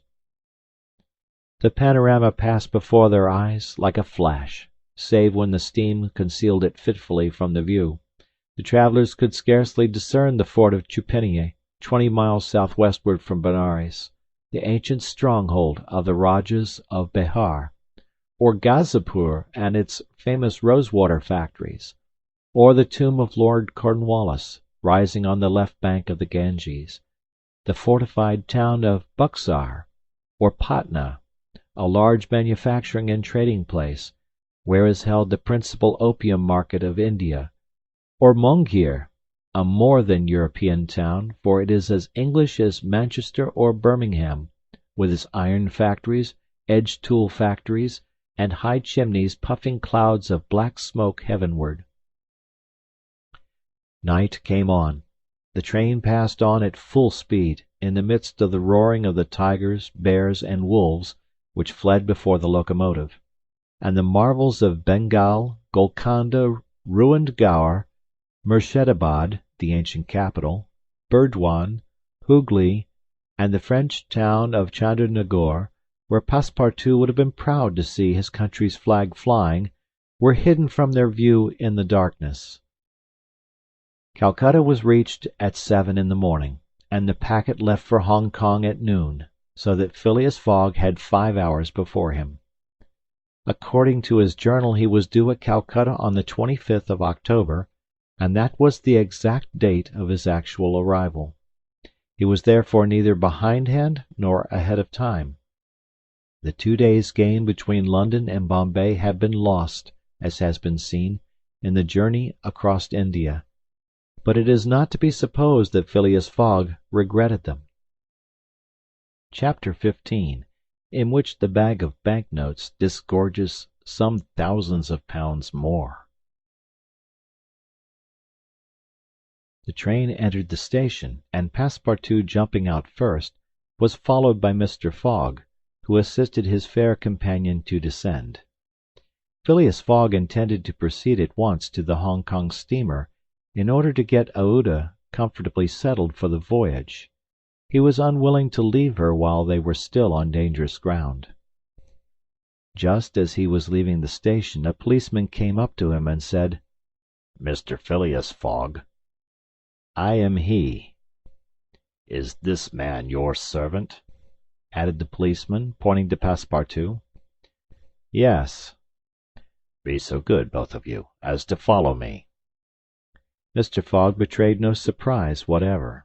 The policeman was a representative of the law, and law is sacred to an Englishman. Passepartout tried to reason about the matter, but the policeman tapped him with his stick, and Mr. Fogg made him a signal to obey. "May this young lady go with us?" asked he. "She may," replied the policeman. Mr. Fogg, Aouda, and Passepartout were conducted in a palki gharri, a sort of four-wheeled carriage drawn by 2 horses, in which they took their places and were driven away. No one spoke during the 20 minutes which elapsed before they reached their destination.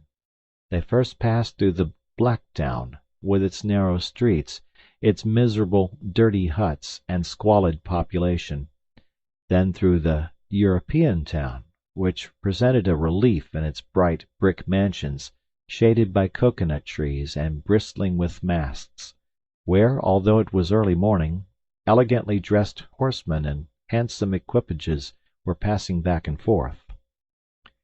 The carriage stopped before a modest-looking house, which, however, did not have the appearance of a private mansion.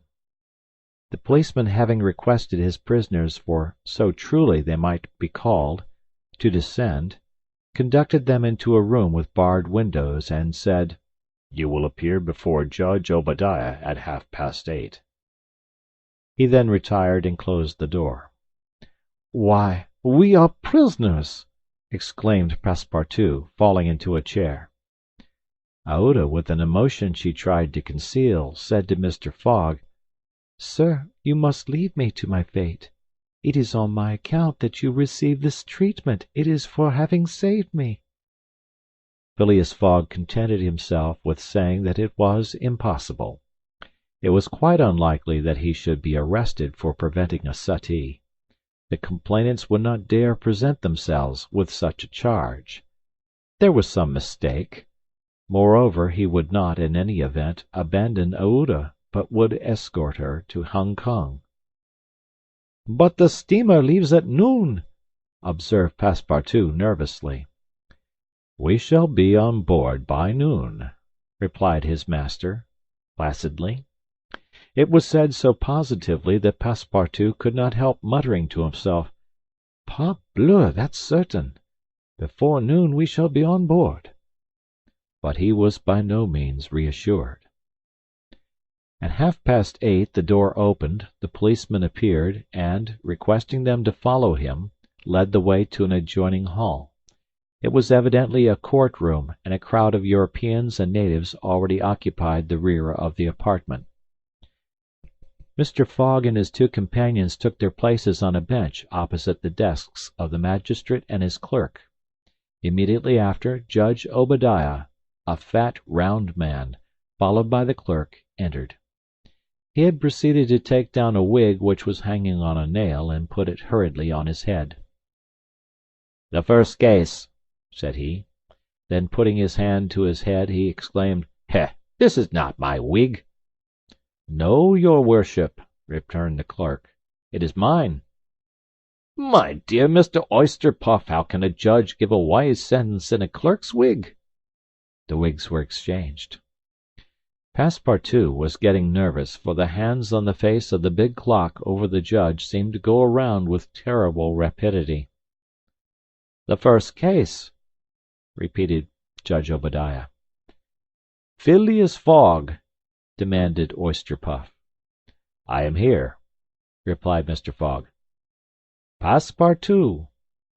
"Présent," responded Passepartout. "Good," said the judge. "You have been looked for, prisoners, for 2 days on the trains from Bombay." "But of what are we accused?" asked Passepartout impatiently. "You are about to be informed." "I am an English subject, sir," said Mr. Fogg, "and I have the right—" "Have you been ill-treated?" "Not at all." "Very well, let the complainants come in." A door was swung open by order of the judge, and 3 Indian priests entered. "That's it," muttered Passepartout. "These are the rogues who are going to burn our young lady." The priests took their places in front of the judge, and the clerk proceeded to read in a loud voice a complaint of sacrilege against Phileas Fogg and his servant, who were accused of having violated a place held consecrated by the Brahmin religion. "You hear the charge?" asked the judge. "Yes, sir," replied Mr. Fogg, consulting his watch, "and I admit it." "You admit it?" "I admit it, and I wish to hear these priests admit in their turn what they were going to do at the pagoda of Pillaji." The priests looked at each other. They did not seem to understand what was said. "Yes," cried Passepartout warmly, "at the pagoda of Pillaji, where they were on the point of burning their victim."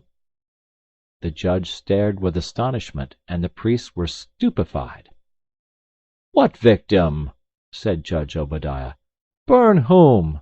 In Bombay itself?" "Bombay!" cried Passepartout. "Certainly. We are not talking of the pagoda of Pillaji, but of the pagoda of Malabar Hill at Bombay." "And as a proof," added the clerk, "here are the desecrator's very shoes which he left behind him." Whereupon he placed a pair of shoes on his desk. "My shoes!" cried Passepartout, in his surprise permitting this imprudent exclamation to escape him. The confusion of master and man, who had quite forgotten the affair at Bombay, for which they were now detained at Calcutta, may be imagined. Fix, the detective, had foreseen the advantage which Passepartout's escapade gave him, and, delaying his departure for 12 hours, had consulted the priests of Malabar Hill. Knowing that the English authorities dealt very severely with this kind of misdemeanor, he promised them a goodly sum in damages, and sent them forward to Calcutta by the next train. Owing to the delay caused by the rescue of the young widow, Fix and the priests reached the Indian capital before Mr. Fogg and his servant, the magistrates having been already warned by a dispatch to arrest them should they arrive. Fix's disappointment when he learned that Phileas Fogg had not made his appearance in Calcutta may be imagined. He made up his mind that the robber had stopped somewhere on the route, and taken refuge in the southern provinces. For 24 hours Fix watched the station with feverish anxiety. At last he was rewarded by seeing Mr. Fogg and Passepartout arrive, accompanied by a young woman, whose presence he was wholly at a loss to explain. He hastened for a policeman, and this was how the party came to be arrested and brought before Judge Obadiah. Had Passepartout been a little less preoccupied, he would have espied the detective ensconced in a corner of the court-room, watching the proceedings with an interest easily understood, for the warrant had failed to reach him at Calcutta, as it had done at Bombay and Suez. Judge Obadiah had unfortunately caught Passepartout's rash exclamation, which the poor fellow would have given the world to recall. "The facts are admitted?" asked the judge. "Admitted," replied Mr. Fogg coldly. "Inasmuch," resumed the judge, "as the English law protects equally and sternly the religions of the Indian people, and as the man Passepartout has admitted that he violated the sacred pagoda of Malabar Hill, at Bombay, on the 20th of October, I condemn the said Passepartout to imprisonment for 15 days and a fine of £300. £300! cried Passepartout, startled at the largeness of the sum. "Silence!" shouted the constable.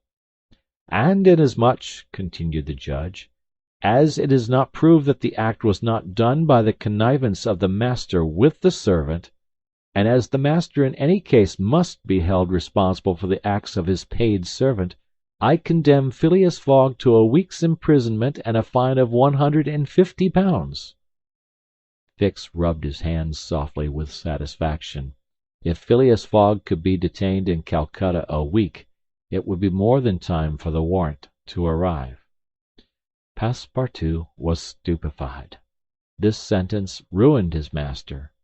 A wager of £20,000 lost, because he, like a precious fool, had gone into that abominable pagoda.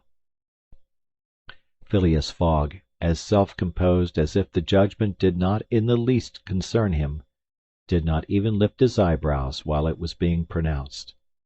Just as the clerk was calling the next case, he rose and said, "I offer bail." "You have that right," returned the judge. Fix's blood ran cold, but he resumed his composure when he heard the judge announce that the bail required for each prisoner would be £1,000. "I will pay it at once," said Mr. Fogg, taking a roll of bank bills from the carpet-bag, which Passepartout had by him, and placing them on the clerk's desk. "The sum will be restored to you upon your release from prison," said the judge. "Meanwhile you are liberated on bail." "Come," said Phileas Fogg to his servant. "But let them at least give me back my shoes," cried Passepartout angrily. "Ah, these are pretty dear shoes," he muttered as they were handed to him. "More than £1,000 apiece. Besides, they pinch my feet." Mr. Fogg, offering his arm to Aouda, then departed, followed by the crestfallen Passepartout. Fix still nourished hopes that the robber would not, after all, leave the £2,000 behind him, but would decide to serve out his week in jail, and issued forth on Mr. Fogg's traces. That gentleman took a carriage, and the party were soon landed on one of the quays. The Rangoon was moored half a mile off in the harbor, its signal of departure hoisted at the masthead. 11 o'clock was striking. Mr. Fogg was an hour in advance of time. Fix saw them leave the carriage and push off in a boat for the steamer, and stamped his feet with disappointment. "The rascal is off after all!" he exclaimed. £2,000 sacrificed! He's as prodigal as a thief. I'll follow him to the end of the world, if necessary, but at the rate he is going on, the stolen money will soon be exhausted. The detective was not far wrong in making this conjecture. Since leaving London, what with travelling expenses, bribes, the purchase of the elephant, bails, and fines, Mr. Fogg had already spent more than £5,000 on the way, and the percentage of the sum recovered from the bank robber promised to the detectives was rapidly diminishing. Chapter 16, in which Fix does not seem to understand in the least what is said to him. The Rangoon, one of the Peninsular and Oriental Company's boats plying in the Chinese and Japanese seas, was a screw steamer built of iron, weighing about 1,770 tons, and with engines of 400 horsepower. She was as fast but not as well fitted up as the Mongolia, and Aouda was not as comfortably provided for on board of her as Phileas Fogg could have wished. However, the trip from Calcutta to Hong Kong only comprised some 3,500 miles, occupying from 10 to 12 days, and the young woman was not difficult to please. During the first days of the journey Aouda became better acquainted with her protector, and constantly gave evidence of her deep gratitude for what he had done. The phlegmatic gentleman listened to her, apparently at least, with coldness, neither his voice nor his manner betraying the slightest emotion. But he seemed to be always on the watch that nothing should be wanting to Aouda's comfort. He visited her regularly each day at certain hours, not so much to talk himself as to sit and hear her talk. He treated her with the strictest politeness, but with the precision of an automaton, the movements of which had been arranged for this purpose. Aouda did not know quite what to make of him, though Passepartout had given her some hints of his master's eccentricity, and made her smile by telling her of the wager which was sending him around the world. After all, she owed Phileas Fogg her life, and she always regarded him through the exalting medium of her gratitude. Aouda confirmed the Parsee guide's narrative of her touching history. She did, indeed, belong to the highest of the native races of India. Many of the Parsee merchants have made great fortunes there by dealing in cotton, and one of them, Sir Jammet C. Jejeebhoy, was made a baronet by the English government. Aouda was a relative of this great man, and it was her cousin, Jiji, whom she hoped to join at Hong Kong.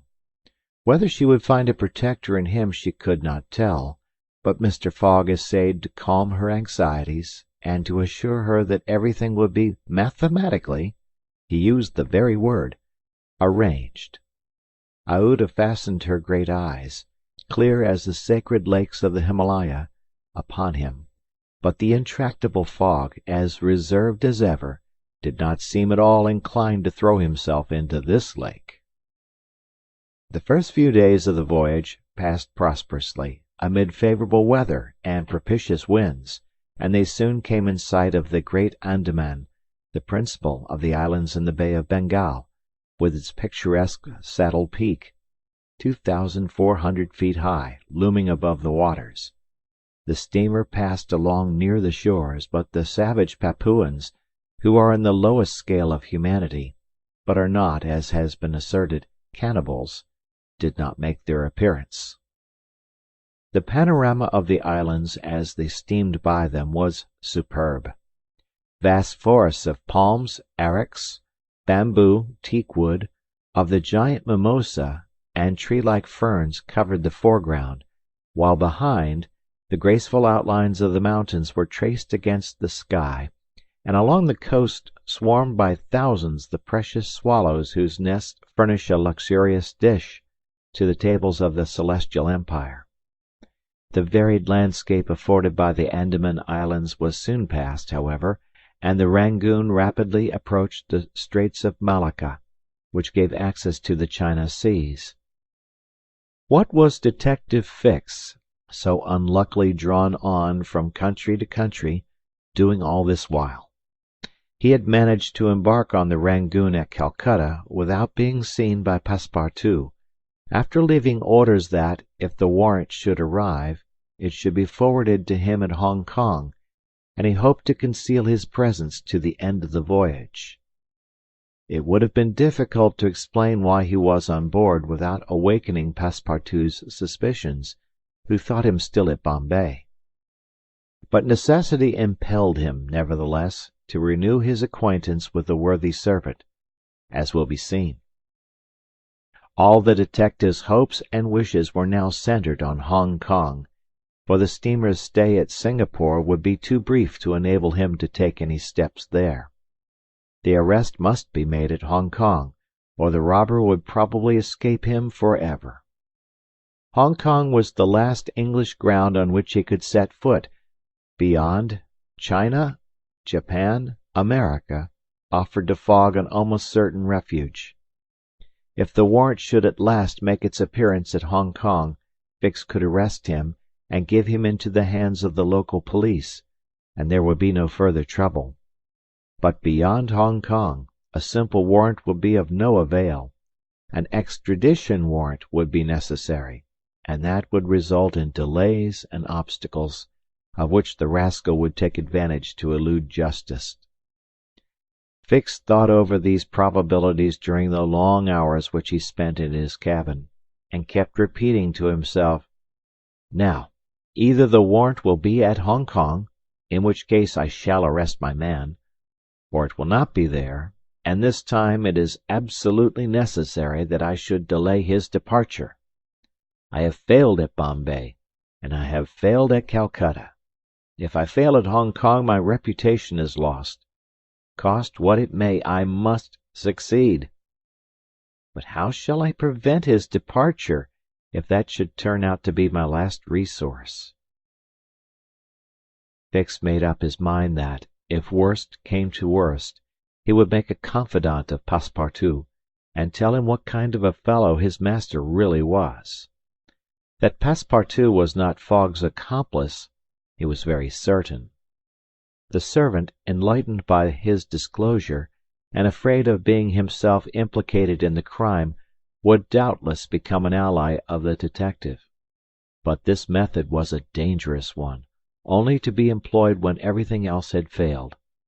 A word from Passepartout to his master would ruin all. The detective was therefore in a sore strait. But suddenly a new idea struck him. The presence of Aouda on the Rangoon, in company with Phileas Fogg, gave him new material for reflection. Who was this woman? What combination of events had made her Fogg's travelling companion?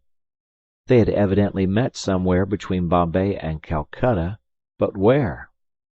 Had they met accidentally, or had Fogg gone into the interior purposely in quest of the charming damsel? Fix was fairly puzzled. He asked himself whether there had not been a wicked elopement, and this idea so impressed itself upon his mind that he determined to make use of the supposed intrigue. Whether the young woman was married or not, he would be able to create such difficulties for Mr. Fogg at Hong Kong that he could not escape by paying any amount of money. But could he even wait till they reached Hong Kong? Fogg had an abominable way of jumping from one boat to another, and, before anything could be effected, might get full under way again for Yokohama. Fix decided that he must warn the English authorities and signal the Rangoon before her arrival. This was easy to do, since the steamer stopped at Singapore, whence there is a telegraphic wire to Hong Kong. He finally resolved, moreover, before acting more positively, to question Passepartout. It would not be difficult to make him talk, and as there was no time to lose, Fix prepared to make himself known. It was now the 30th of October, and on the following day the Rangoon was due at Singapore. Fix emerged from his cabin and went on deck. Passepartout was promenading up and down in the forward part of the steamer. The detective rushed forward with every appearance of extreme surprise, and exclaimed, "You here, on the Rangoon? What, Monsieur Fix, are you on board?" returned the really astonished Passepartout, recognizing his crony of the Mongolia. "Why, I left you at Bombay, and here you are, on the way to Hong Kong. Are you going round the world too?" "No, no," replied Fix. "I shall stop at Hong Kong, at least for some days." Said Passepartout, who seemed for an instant perplexed. "But how is it that I have not seen you on board since we left Calcutta?" "Oh, a trifle of seasickness. I've been staying in my berth. The Gulf of Bengal does not agree with me as well as the Indian Ocean. And how is Mr. Fogg?" "As well and as punctual as ever. Not a day behind time. But, Monsieur Fix, you don't know that we have a young lady with us." "A young lady?" replied the detective, not seeming to comprehend what was said. Passepartout thereupon recounted Aouda's history, the affair of the Bombay Pagoda, the purchase of the elephant for £2,000, the rescue, the arrest, and sentence of the Calcutta court, and the restoration of Mr. Fogg and himself to liberty on bail. Fix, who was familiar with the last events, seemed to be equally ignorant of all that Passepartout related, and the latter was charmed to find so interested a listener. "But does your master propose to carry this young woman to Europe?" "Not at all. We are simply going to place her under the protection of one of her relatives, a rich merchant at Hong Kong." "Nothing to be done there," said Fix to himself, concealing his disappointment. "A glass of gin, Mr. Passepartout?" "Willingly, Monsieur Fix. We must at least have a friendly glass on board the Rangoon." Chapter 17, showing what happened on the voyage from Singapore to Hong Kong. The detective and Passepartout met often on deck after this interview, though Fix was reserved, and did not attempt to induce his companion to divulge any more facts concerning Mr. Fogg. He caught a glimpse of that mysterious gentleman once or twice, but Mr. Fogg usually confined himself to the cabin, where he kept Aouda company, or, according to his inveterate habit, took a hand at whist. Passepartout began very seriously to conjecture what strange chance kept Fix still on the route that his master was pursuing. It was really worth considering why this certainly very amiable and complacent person, whom he had first met at Suez, had then encountered on board the Mongolia, who disembarked at Bombay, which he announced as his destination, and now turned up so unexpectedly on the Rangoon, was following Mr. Fogg's tracks step by step. What was Fix's object?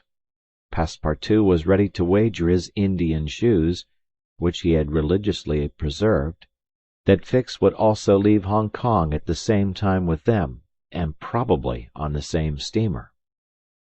Passepartout might have cudgelled his brain for a century without hitting upon the real object which the detective had in view. He never could have imagined that Phileas Fogg was being tracked as a robber around the globe.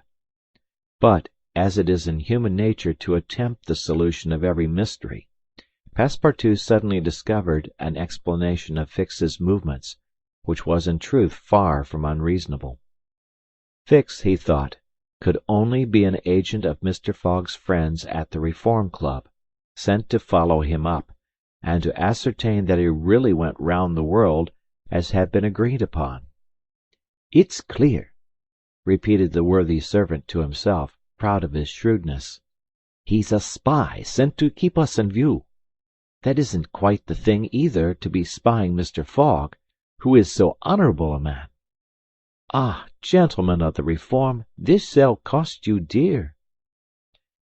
Passepartout, enchanted with his discovery, resolved to say nothing to his master, lest he should be justly offended at this mistrust on the part of his adversaries.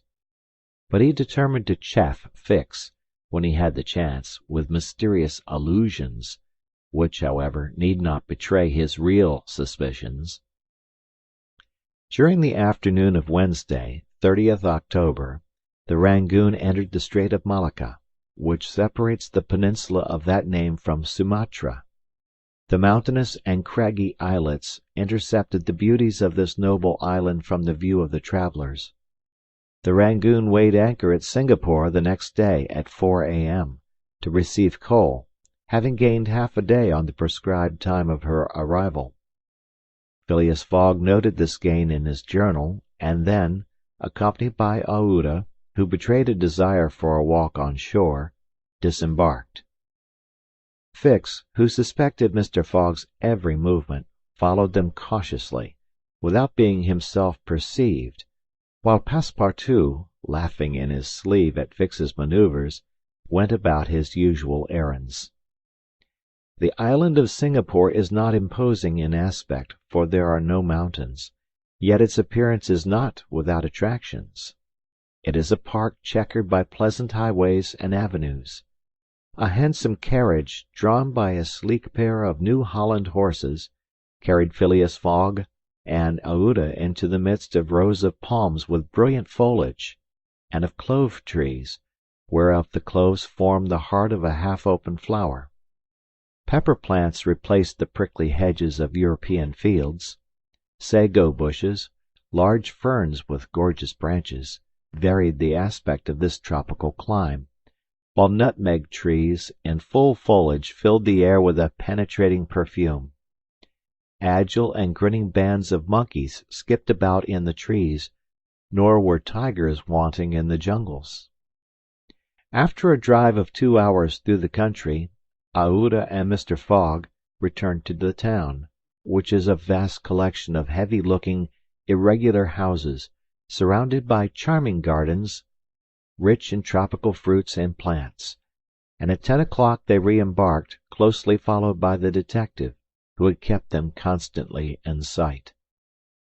Passepartout, who had been purchasing several dozen mangoes, a fruit as large as good-sized apples, of a dark brown color outside and a bright red within, and whose white pulp melting in the mouth affords gourmands a delicious sensation, was waiting for them on deck. He was only too glad to offer some mangoes to Aouda, who thanked him very gracefully for them. At 11 o'clock the Rangoon rode out of Singapore harbour, and in a few hours the high mountains of Malacca, with their forests, inhabited by the most beautifully furred tigers in the world, were lost to view.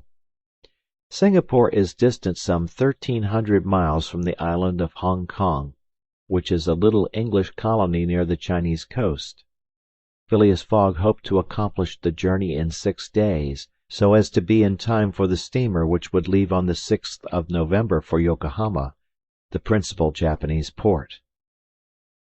The Rangoon had a large quota of passengers, many of whom disembarked at Singapore, among them a number of Indians, Ceylonese, Chinamen, Malays, and Portuguese, mostly second-class travellers. The weather, which had hitherto been fine, changed with the last quarter of the moon. The seas rolled heavily, and the wind at intervals rose almost to a storm, but happily blew from the southwest, and thus aided the steamer's progress. The captain as often as possible put up his sails, and under the double action of steam and sail the vessel made rapid progress along the coasts of Annam and Cochin China.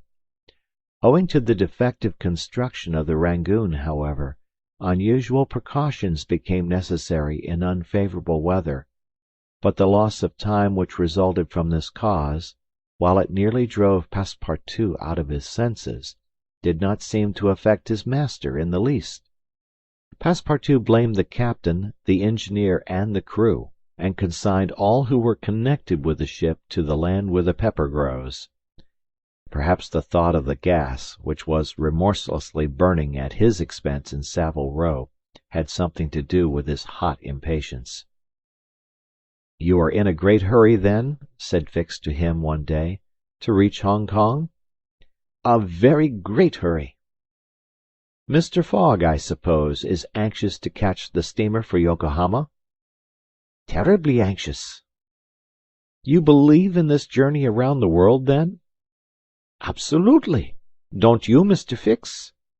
"I don't believe a word of it." "You're a sly dog," said Passepartout, winking at him. This expression rather disturbed Fix, without his knowing why. Had the Frenchman guessed his real purpose? He knew not what to think. But how could Passepartout have discovered that he was a detective? Yet in speaking as he did, the man evidently meant more than he expressed. Passepartout went still further the next day. He could not hold his tongue. "Mr. Fix," said he, in a bantering tone, "shall we be so unfortunate as to lose you when we get to Hong Kong?" "Why," responded Fix, a little embarrassed, I don't know. Perhaps. Ah, if you could only go on with us! An agent of the Peninsular Company, you know, can't stop on the way. You were only going to Bombay, and here you are in China. America is not far off, and from America to Europe is only a step." Fix looked intently at his companion, whose countenance was as serene as possible, and laughed with him. But Passepartout persisted in chaffing him by asking him if he made much by his present occupation. "Yes and no," returned Fix. "There is good and bad luck in such things. But you must understand that I don't travel at my own expense." "Oh, I am quite sure of that," cried Passepartout, laughing heartily. Fix, fairly puzzled, descended to his cabin and gave himself up to his reflections. He was evidently suspected. Somehow or other the Frenchman had found out that he was a detective. But had he told his master? What part was he playing in all this? Was he an accomplice or not? Was the game, then, up? Fix spent several hours turning these things over in his mind, sometimes thinking that all was lost, then persuading himself that Fogg was ignorant of his presence, and then undecided what course it was best to take. Nevertheless, he preserved his coolness of mind, and at last resolved to deal plainly with Passepartout. If he did not find it practicable to arrest Fogg at Hong Kong, and if Fogg made preparations to leave that last foothold of English territory, he, Fix, would tell Passepartout all. Either the servant was the accomplice of his master, and in this case the master knew of his operations, and he should fail, or else the servant knew nothing about the robbery, and then his interest would be to abandon the robber. Such was the situation between Fix and Passepartout. Meanwhile, Phileas Fogg moved about above them in the most majestic and unconscious indifference. He was passing methodically in his orbit around the world, regardless of the lesser stars which gravitated around him.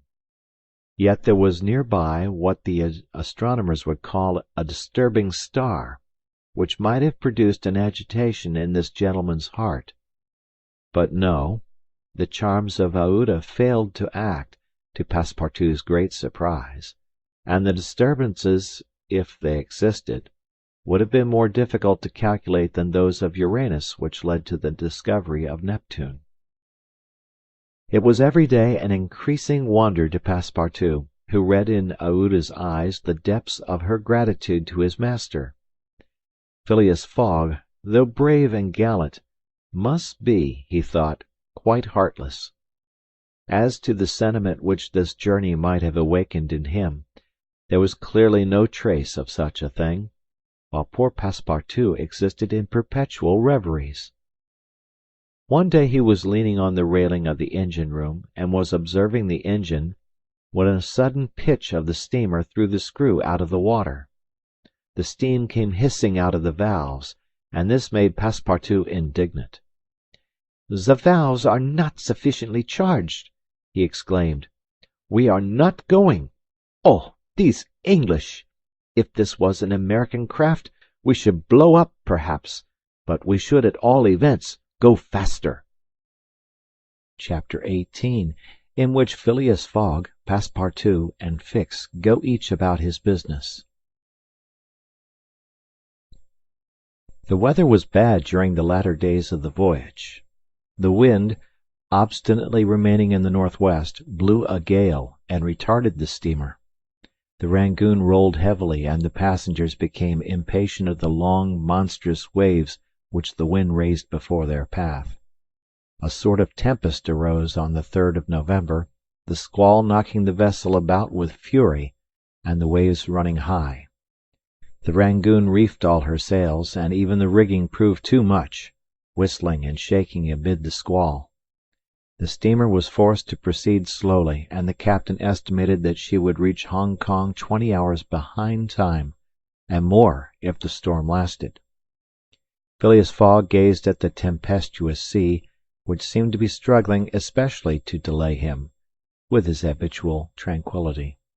He never changed countenance for an instant, though a delay of 20 hours, by making him too late for the Yokohama boat, would almost inevitably cause the loss of the wager. But this man of nerve manifested neither impatience nor annoyance. It seemed as if the storm were a part of his programme and had been foreseen. Aouda was amazed to find him as calm as he had been from the first time she saw him. Fix did not look at the state of things in the same light. The storm greatly pleased him. His satisfaction would have been complete had the Rangoon been forced to retreat before the violence of wind and waves. Each delay filled him with hope, for it became more and more probable that Fogg would be obliged to remain some days at Hong Kong, and now the heavens themselves became his allies with the gusts and squalls. It mattered not that they made him seasick. He made no account of this inconvenience, and whilst his body was writhing under their effects, his spirit bounded with hopeful exultation. Passepartout was enraged beyond expression by the unpropitious weather. Everything had gone so well till now. Earth and sea had seemed to be at his master's service. Steamers and railways obeyed him. Wind and steam united to speed his journey. Had the hour of adversity come? Passepartout was as much excited as if the £20,000 were to come from his own pocket. The storm exasperated him. The gale made him furious, and he longed to lash the obstinate sea into obedience. Poor fellow! Fix carefully concealed from him his own satisfaction, for, had he betrayed it, Passepartout could scarcely have restrained himself from personal violence. Passepartout remained on deck as long as the tempest lasted, being unable to remain quiet below, and taking it into his head to aid the progress of the ship by lending a hand with the crew. He overwhelmed the captain, officers, and sailors, who could not help laughing at his impatience, with all sorts of questions. He wanted to know exactly how long the storm was going to last, whereupon he was referred to the barometer, which seemed to have no intention of rising. Passepartout shook it, but with no perceptible effect, for neither shaking nor maledictions could prevail upon it to change its mind. On the 4th, however, the sea became more calm, and the storm lessened its violence. The wind veered southward, and was once more favourable. Passepartout cleared up with the weather. Some of the sails were unfurled, and the Rangoon resumed its most rapid speed. The time lost could not, however, be regained. Land was not signalled until 5 o'clock in the morning of the 6th. The steamer was due on the 5th. Phileas Fogg was 24 hours behindhand, and the Yokohama steamer would, of course, be missed. The pilot went on board at 6 and took his place on the bridge, to guide the Rangoon through the channels to the port of Hong Kong. Passepartout longed to ask him if the steamer had left for Yokohama, but he dared not, for he wished to preserve the spark of hope, which still remained till the last moment. He had confided his anxiety to Fix, who, the sly rascal, tried to console him by saying that Mr. Fogg would be in time if he took the next boat, but this only put Passepartout in a passion. Mr. Fogg, bolder than his servant, did not hesitate to approach the pilot, and tranquilly ask him if he knew when a steamer would leave Hong Kong for Yokohama. "At high tide tomorrow morning," answered the pilot. "Ah!" said Mr. Fogg, without betraying any astonishment. Passepartout, who heard what passed, would willingly have embraced the pilot, while Fix would have been glad to twist his neck. "What is the steamer's name?" asked Mr. Fogg. "The Carnatic." "Ought she not have gone yesterday?" "Yes, sir, but they had to repair one of her boilers, and so her departure was postponed till tomorrow." "Thank you," returned Mr. Fogg, descending mathematically to the saloon. Passepartout clasped the pilot's hand, and shook it heartily in his delight, exclaiming, "Pilot, you are the best of good fellows!" The pilot probably does not know to this day why his responses won him this enthusiastic greeting. He remounted the bridge and guided the steamer through the flotilla of junks, tankas, and fishing boats which crowd the harbor of Hong Kong. At 1 o'clock the Rangoon was at the quay, and the passengers were going ashore. Chance had strangely favored Phileas Fogg, for had not the Carnatic been forced to lie over for repairing her boilers, she would have left on the 6th of November, and the passengers for Japan would have been obliged to await for a week the sailing of the next steamer. Mr. Fogg was, it is true, 24 hours behind his time, but this could not seriously imperil the remainder of his tour. The steamer which crossed the Pacific from Yokohama to San Francisco made a direct connection with that from Hong Kong, and it could not sail until the latter reached Yokohama, and if Mr. Fogg was 24 hours late on reaching Yokohama, this time would no doubt be easily regained in the voyage of 22 days across the Pacific. He found himself then about 24 hours behindhand, 35 days after leaving London. The Carnatic was announced to leave Hong Kong at 5 the next morning. Mr. Fogg had 16 hours in which to attend to his business there, which was to deposit Aouda safely with her wealthy relative. On landing, he conducted her to a palanquin, in which they repaired to the club hotel. A room was engaged for the young woman, and Mr. Fogg, after seeing that she wanted for nothing, set out in search of her cousin Gigi. He instructed Passepartout to remain at the hotel until his return, that Aouda might not be left entirely alone. Mr. Fogg repaired to the Exchange, where, he did not doubt, every one would know so wealthy and considerable a personage as the Parsee merchant. Meeting a broker, he made the inquiry, to learn that Gigi had left China 2 years before, and, retiring from business with an immense fortune, had taken up his residence in Europe, in Holland, the broker thought, with the merchants of which country he had principally traded. Phileas Fogg returned to the hotel, begged a moment's conversation with Aouda, and without more ado apprised her that Gigi was no longer at Hong Kong, but probably in Holland. Aouda at first said nothing. She passed her hand across her forehead and reflected a few moments. Then in her sweet, soft voice she said, "What ought I to do, Mr. Fogg?"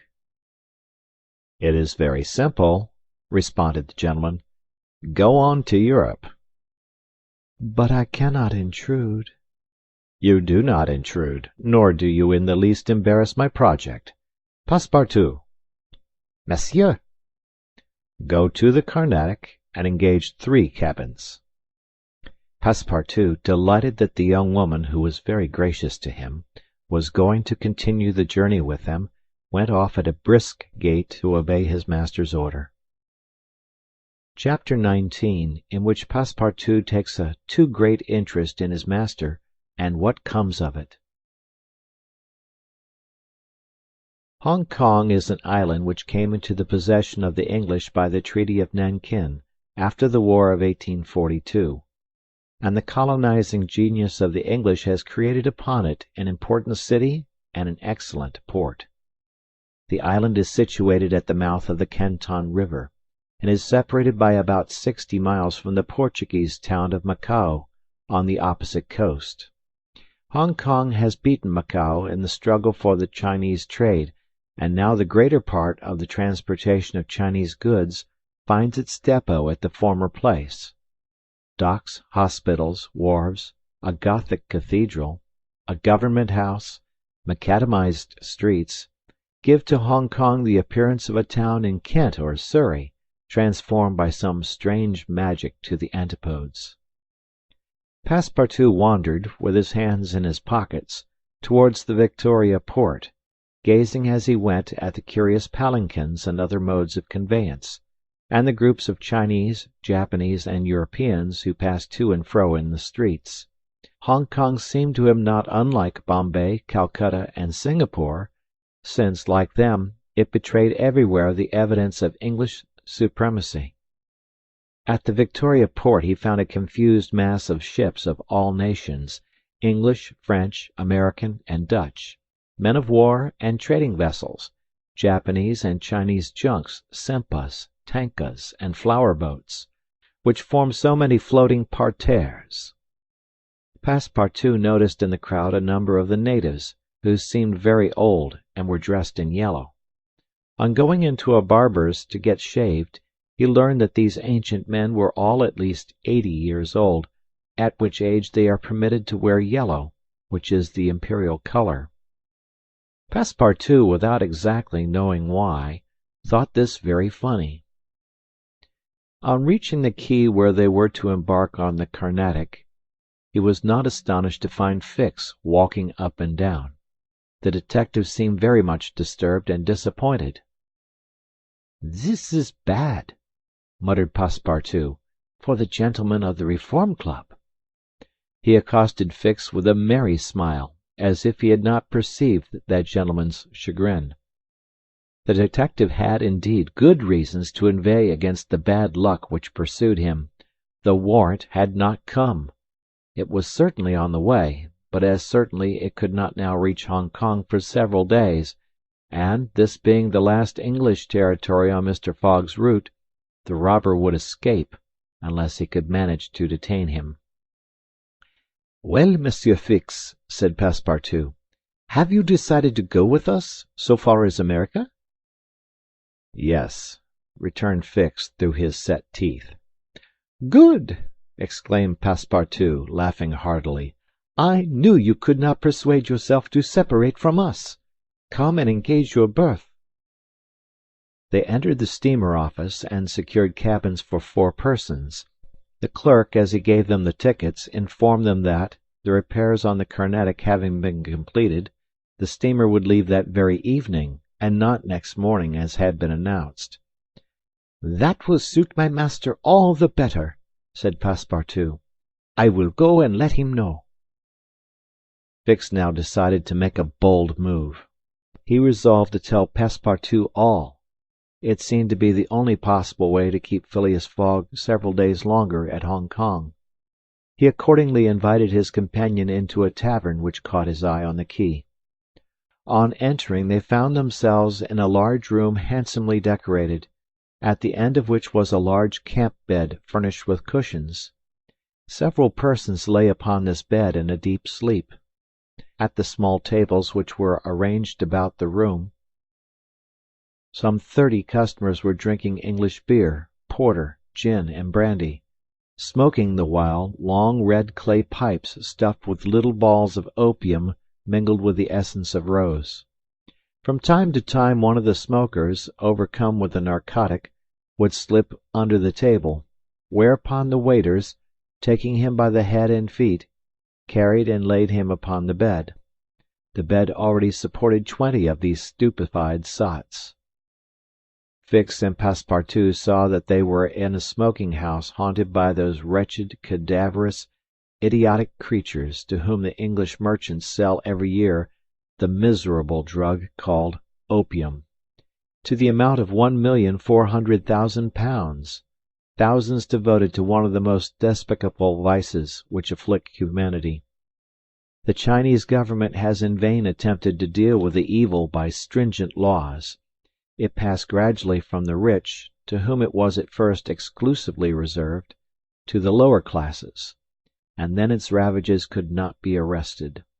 Opium is smoked everywhere, at all times, by men and women in the Celestial Empire, and, once accustomed to it, the victims cannot dispense with it, except by suffering horrible bodily contortions and agonies. A great smoker can smoke as many as 8 pipes a day, but he dies in 5 years. It was in one of these dens that Fix and Passepartout, in search of a friendly glass, found themselves. Passepartout had no money, but willingly accepted Fix's invitation in the hope of returning the obligation at some future time. They ordered 2 bottles of port, to which the Frenchman did ample justice, whilst Fix observed him with close attention. They chatted about the journey, and Passepartout was especially merry at the idea that Fix was going to continue it with them.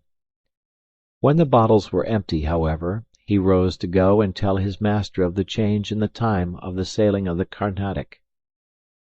Fix caught him by the arm and said, "Wait a moment." "What for, Mr. Fix?" "I want to have a serious talk with you." "A serious talk?" cried Passepartout, drinking up the little wine that was left in the bottom of his glass.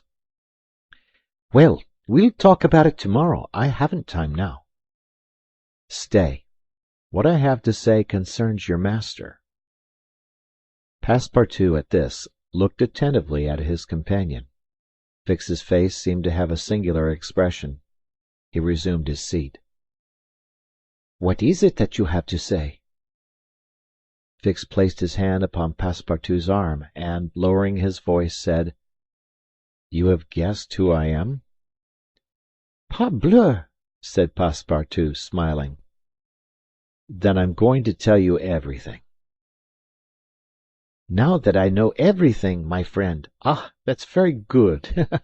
But go on, go on. First, though, let me tell you that those gentlemen have put themselves to a useless expense." "Useless?" said Fix. "You speak confidently. It's clear that you don't know how large the sum is." "Of course I do," returned Passepartout. £20,000. "55,000," answered Fix, pressing his companion's hand. "What?" cried the Frenchman. "Has Monsieur Fogg dared? £55,000! Well, there's all the more reason for not losing an instant," he continued, getting up hastily. Fix pushed Passepartout back in his chair and resumed. £55,000, and if I succeed I get £2,000. If you'll help me, I'll let you have 500 of them." "Help you?" cried Passepartout, whose eyes were standing wide open. "Yes. Help me keep Mr. Fogg here for 2 or 3 days." "Why, what are you saying? Those gentlemen are not satisfied with following my master and suspecting his honour, but they must try to put obstacles in his way. I blush for them." "What do you mean?" "I mean that it is a piece of shameful trickery. They might as well waylay Mr. Fogg and put his money in their pockets." "That's just what we count on doing." "It's a conspiracy, then!" cried Passepartout, who became more and more excited as the liquor mounted in his head, for he drank without perceiving it. "A real conspiracy! And gentlemen, too! Bah!" Fix began to be puzzled. "Members of the Reform Club," continued Passepartout, "you must know, Monsieur Fix, that my master is an honest man, and that, when he makes a wager, he tries to win it fairly." "But who do you think I am?" asked Fix, looking at him intently. "Parbleu! An agent of the members of the Reform Club, sent out here to interrupt my master's journey. But though I found you out some time ago, I've taken good care to say nothing about it to Mr. Fogg." "He knows nothing, then?" "Nothing," replied Passepartout, again emptying his glass. The detective passed his hand across his forehead, hesitating before he spoke again. What should he do? Passepartout's mistake seemed sincere, but it made his design more difficult. It was evident that the servant was not the master's accomplice, as Fix had been inclined to suspect. "Well," said the detective to himself, "as he is not an accomplice, he will help me." He had no time to lose. Fogg must be detained at Hong Kong, and he resolved to make a clean breast of it. "Listen to me," said Fix abruptly. "I am not, as you think, an agent of the members of the Reform Club." "Bah!" retorted Passepartout, with an air of raillery. "I am a police detective sent out here by the London office." "You a detective?" "I will prove it. Here is my commission." Passepartout was speechless with astonishment when Fix displayed this document, the genuineness of which could not be doubted. "Mr. Fogg's wager," resumed Fix, "is only a pretext, of which you and the gentlemen of the Reform are dupes. He had a motive for securing your innocent complicity." "But why?" "Listen. On the 28th of last September a robbery of £55,000 was committed at the Bank of England by a person whose description was fortunately secured. Here is his description. It answers exactly to that of Mr. Phileas Fogg." "What nonsense!" cried Passepartout, striking the table with his fist. "My master is the most honourable of men." "How can you tell? You know scarcely anything about him. You went into his service the day he came away, and he came away on a foolish pretext, without trunks, and carrying a large amount in bank notes. And yet you are bold enough to assert that he is an honest man." "Yes, yes," repeated the poor fellow mechanically. "Would you like to be arrested as his accomplice?" Passepartout, overcome by what he had heard, held his head between his hands, and did not dare to look at the detective. Phileas Fogg, the saviour of Aouda, that brave and generous man, a robber! And yet how many presumptions there were against him! Passepartout essayed to reject the suspicions which forced themselves upon his mind. He did not wish to believe that his master was guilty. "Well, what do you want of me?" said he, at last, with an effort. "See here," replied Fix. "I have tracked Mr. Fogg to this place, but as yet I have failed to receive the warrant of arrest for which I sent to London. You must help me to keep him here in Hong Kong." "But I—" "I will share with you the £2,000 reward offered by the Bank of England." "Never!" replied Passepartout, who tried to rise, but fell back, exhausted in mind and body. "Mr. Fix," he stammered, "even should what you say be true, if my master is really the robber you are seeking for, which I deny, I have been, am, in his service. I have seen his generosity and goodness, and I will never betray him, not for all the gold in the world. I come from a village where they don't eat that kind of bread." "You refuse?" "I refuse." "Consider that I've said nothing," said Fix, "and let us drink." "Yes, let us drink." Passepartout felt himself yielding more and more to the effects of the liquor. Fix, seeing that he must at all hazards be separated from his master, wished to entirely overcome him. Some pipes full of opium lay upon the table. Fix slipped one into Passepartout's hand. He took it, put it between his lips, lit it, drew several puffs, and his head, becoming heavy under the influence of the narcotic, fell upon the table. "At last," said Fix, seeing Passepartout unconscious. "Mr. Fogg will not be involved of the Carnatic's departure, and if he is, he will have to go without this cursed Frenchman." And, after paying his bill, Fix left the tavern. Chapter 20, in which Fix comes face to face with Phileas Fogg. While these events were passing at the opium house, Mr. Fogg, unconscious of the danger he was in of losing the steamer, was quietly escorting Aouda about the streets of the English quarter, making the necessary purchases for the long voyage before them. It was all very well for an Englishman like Mr. Fogg to make the tour of the world with a carpet-bag. A lady could not be expected to travel comfortably under such conditions.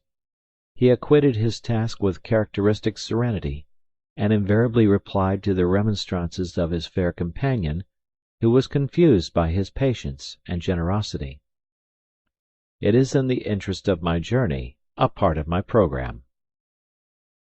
The purchases made, they returned to the hotel, where they dined at a sumptuously served table d'hôte, after which Aouda, shaking hands with her protector after the English fashion, retired to her room for rest.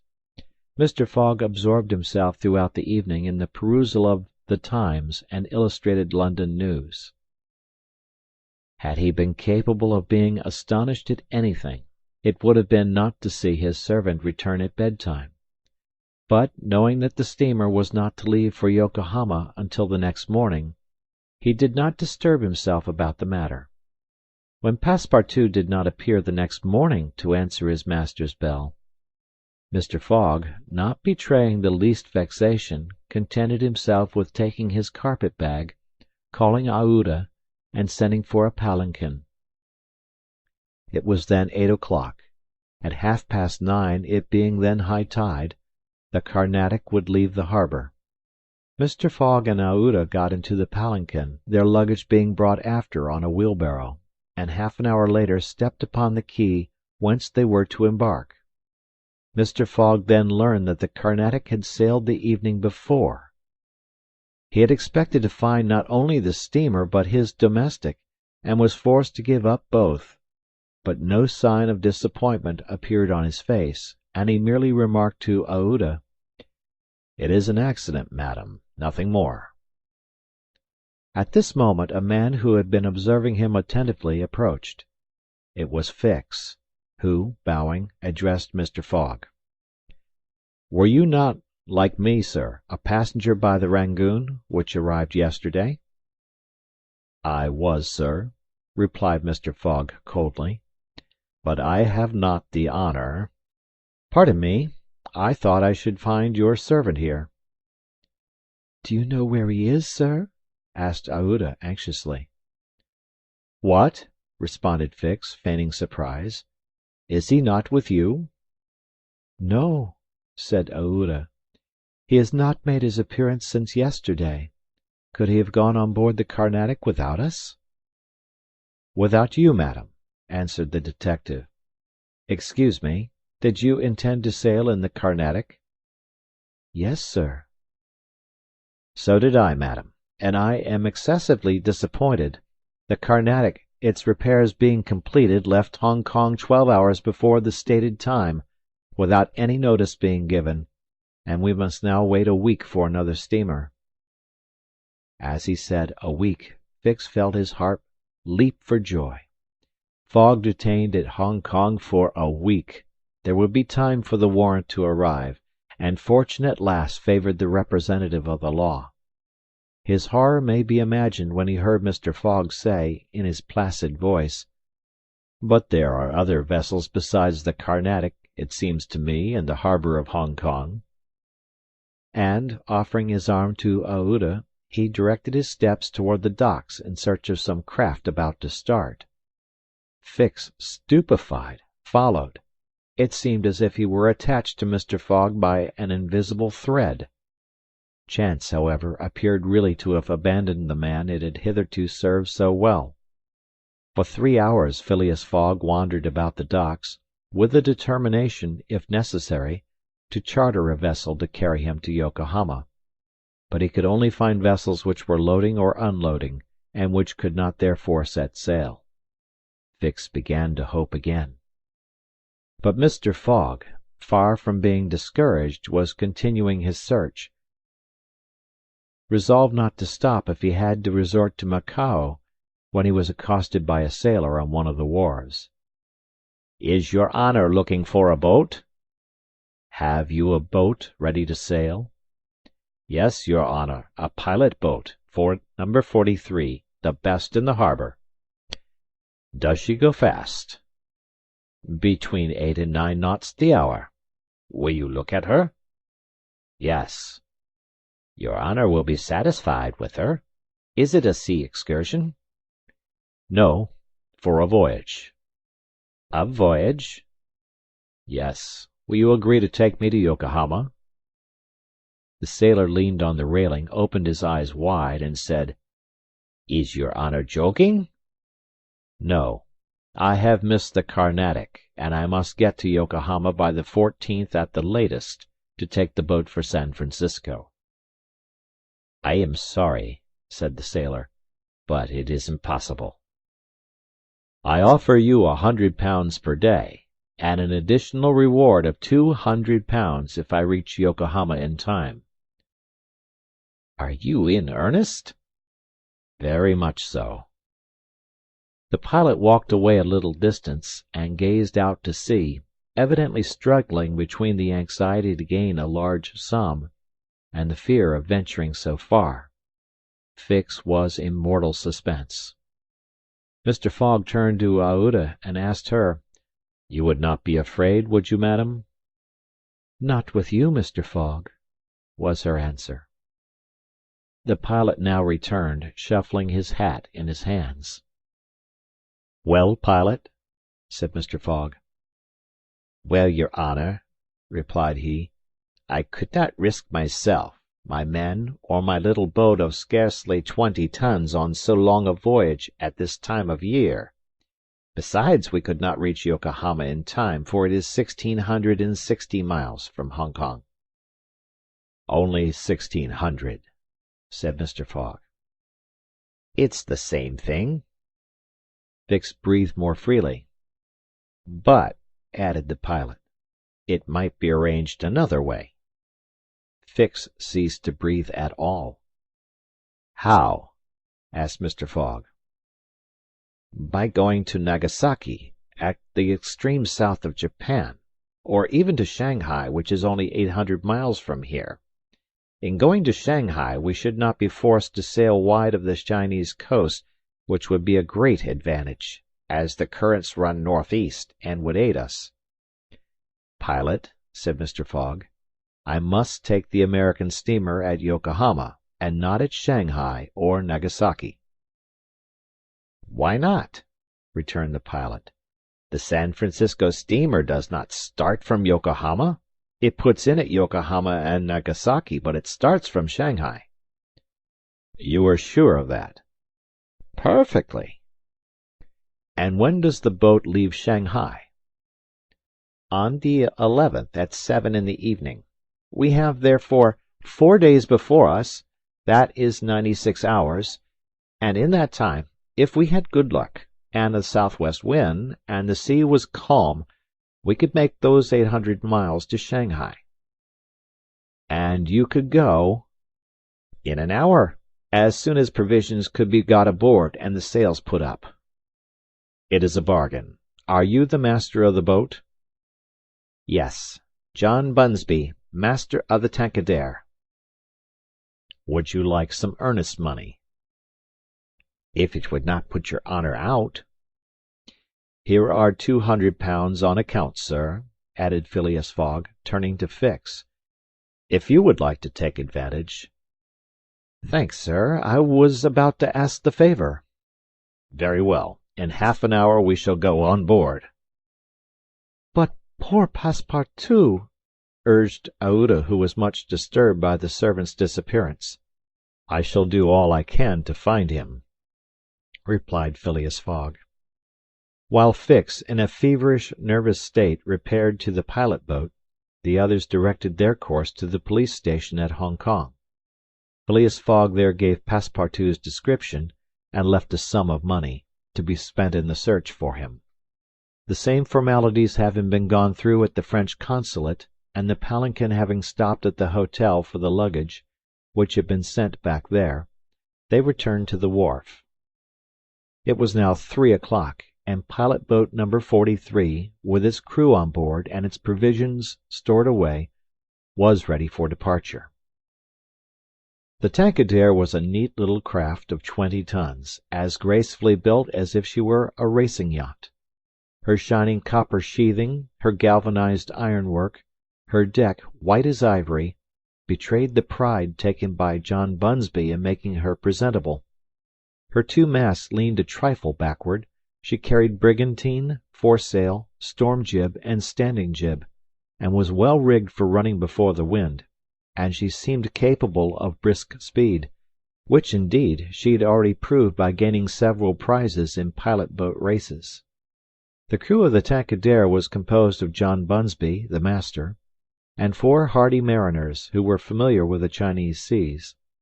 John Bunsby himself, a man of 45 or thereabouts, vigorous, sunburnt, with a sprightly expression of the eye, an energetic and self-reliant countenance, would have inspired confidence in the most timid. Phileas Fogg and Aouda went on board, where they found Fix already installed. Below deck was a square cabin, of which the walls bulged out in the form of cots, above a circular divan. In the centre was a table provided with a swinging lamp. The accommodation was confined, but neat. "I am sorry to have nothing better to offer you," said Mr. Fogg to Fix, who bowed without responding. The detective had a feeling akin to humiliation in profiting by the kindness of Mr. Fogg. "It's certain," thought he, "though rascal as he is a polite one." The sails and the English flag were hoisted at 10 minutes past 3. Mr. Fogg and Aouda, who were seated on deck, cast a last glance at the quay, in the hope of espying Passepartout.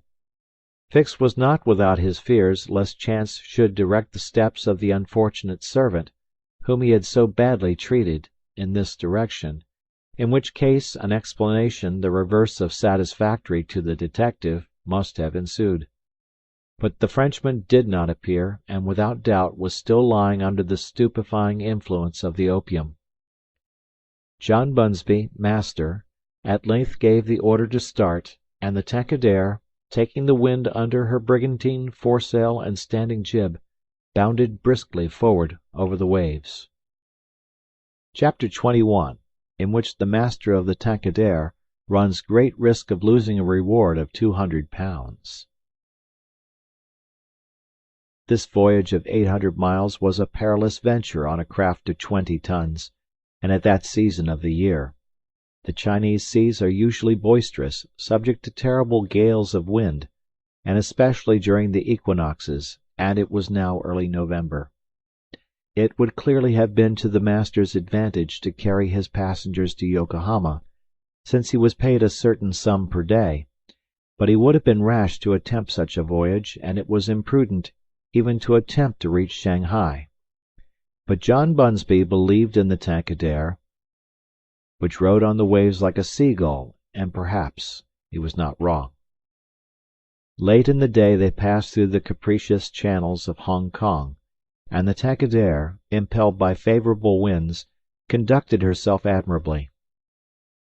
"I do not need, pilot," said Phileas Fogg when they got into the open sea, "to advise you to use all possible speed."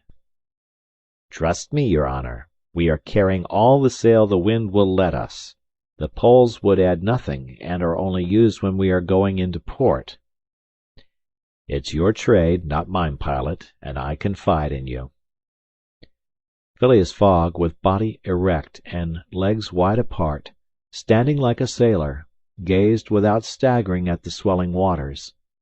The young woman who was seated aft was profoundly affected as she looked out upon the ocean, darkening now with the twilight, on which she had ventured in so frail a vessel. Above her head rustled the white sails, which seemed like great white wings. The boat, carried forward by the wind, seemed to be flying in the air. Night came. The moon was entering her first quarter, and her insufficient light would soon die out in the mist on the horizon. Clouds were rising from the east and already overcast a part of the heavens.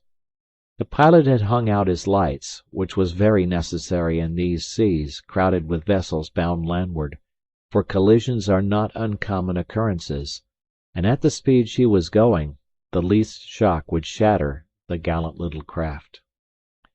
Fix, seated in the bow, gave himself up to meditation. He kept apart from his fellow travellers, knowing Mr. Fogg's taciturn tastes. Besides, he did not quite like to talk to the man whose favours he had accepted. He was thinking, too, of the future. It seemed certain that Fogg would not stop at Yokohama, but would at once take the boat for San Francisco, and the vast extent of America would ensure him impunity and safety. Fogg's plan appeared to him the simplest in the world. Instead of sailing directly from England to the United States, like a common villain, he had traversed 3/4 of the globe, so as to gain the American continent more surely, and there, after throwing the police off his track, he would quietly enjoy himself with the fortune stolen from the bank. But, once in the United States, what should he, Fix, do? Should he abandon this man? No, 100 times no. Until he had secured his extradition, he would not lose sight of him for an hour. It was his duty, and he would fulfill it to the end. At all events, there was one thing to be thankful for. Passepartout was not with his master, and it was above all important, after the confidences Fix had imparted to him, that the servant should never have speech with his master. Phileas Fogg was also thinking of Passepartout, who had so strangely disappeared. Looking at the matter from every point of view, it did not seem to him impossible that, by some mistake, the man might have embarked on the Carnatic at the last moment, and this was also Aouda's opinion, who regretted very much the loss of the worthy fellow to whom she owed so much.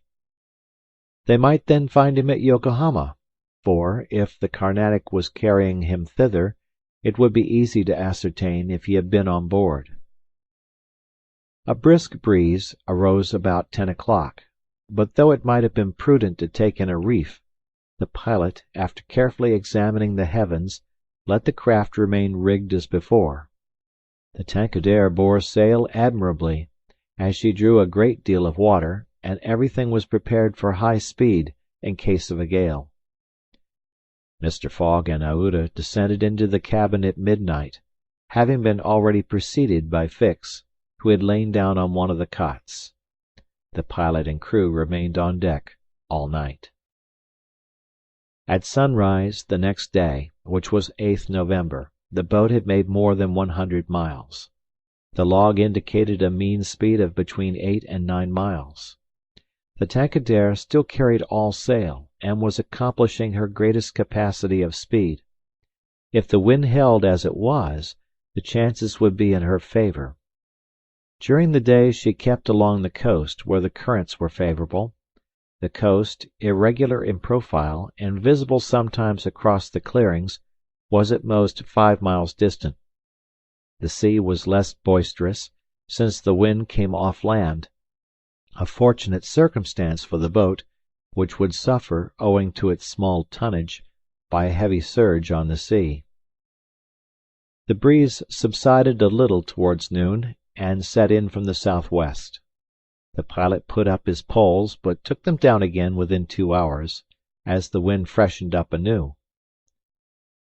Mr. Fogg and Aouda, happily unaffected by the roughness of the sea, ate with a good appetite, Fix being invited to share their repast, which he accepted with secret chagrin. To travel at this man's expense and live upon his provisions was not palatable to him. Still he was obliged to eat, and so he ate. When the meal was over, he took Mr. Fogg apart, and said, "Sir." This "sir" scorched his lips, and he had to control himself to avoid collaring this gentleman. "Sir, you have been very kind to give me a passage on this boat. But though my means will not admit of my expending them as freely as you, I must ask to pay my share." "Let us not speak of that, sir," replied Mr. Fogg. "But if I insist—" "No, sir," repeated Mr. Fogg, in a tone which did not admit of a reply. "This enters into my general expenses." Fix, as he bowed, had a stifled feeling, and, going forward, where he ensconced himself, did not open his mouth for the rest of the day. Meanwhile they were progressing famously, and John Bunsby was in high hope. He several times assured Mr. Fogg that they would reach Shanghai in time, to which that gentleman responded that he counted upon it. The crew set to work in good earnest, inspired by the reward to be gained. There was not a sheet which was not tightened, not a sail which was not vigorously hoisted, not a lurch could be charged to the man at the helm. They worked as desperately as if they were contesting in a royal yacht regatta. By evening, the logs showed that 220 miles had been accomplished from Hong Kong, and Mr. Fogg might hope that he would be able to reach Yokohama without recording any delay in his journal, in which case the many misadventures which had overtaken him since he left London would not seriously affect his journey. The Tankadere entered the Straits of Fo Kien, which separate the island of Formosa from the Chinese coast, in the small hours of the night, and crossed the Tropic of Cancer. The sea was very rough in the straits, full of eddies formed by the counter-currents, and the chopping waves broke her course, whilst it became very difficult to stand on deck. At daybreak the wind began to blow hard again, and the heavens seemed to predict a gale. The barometer announced a speedy change, the mercury rising and falling capriciously.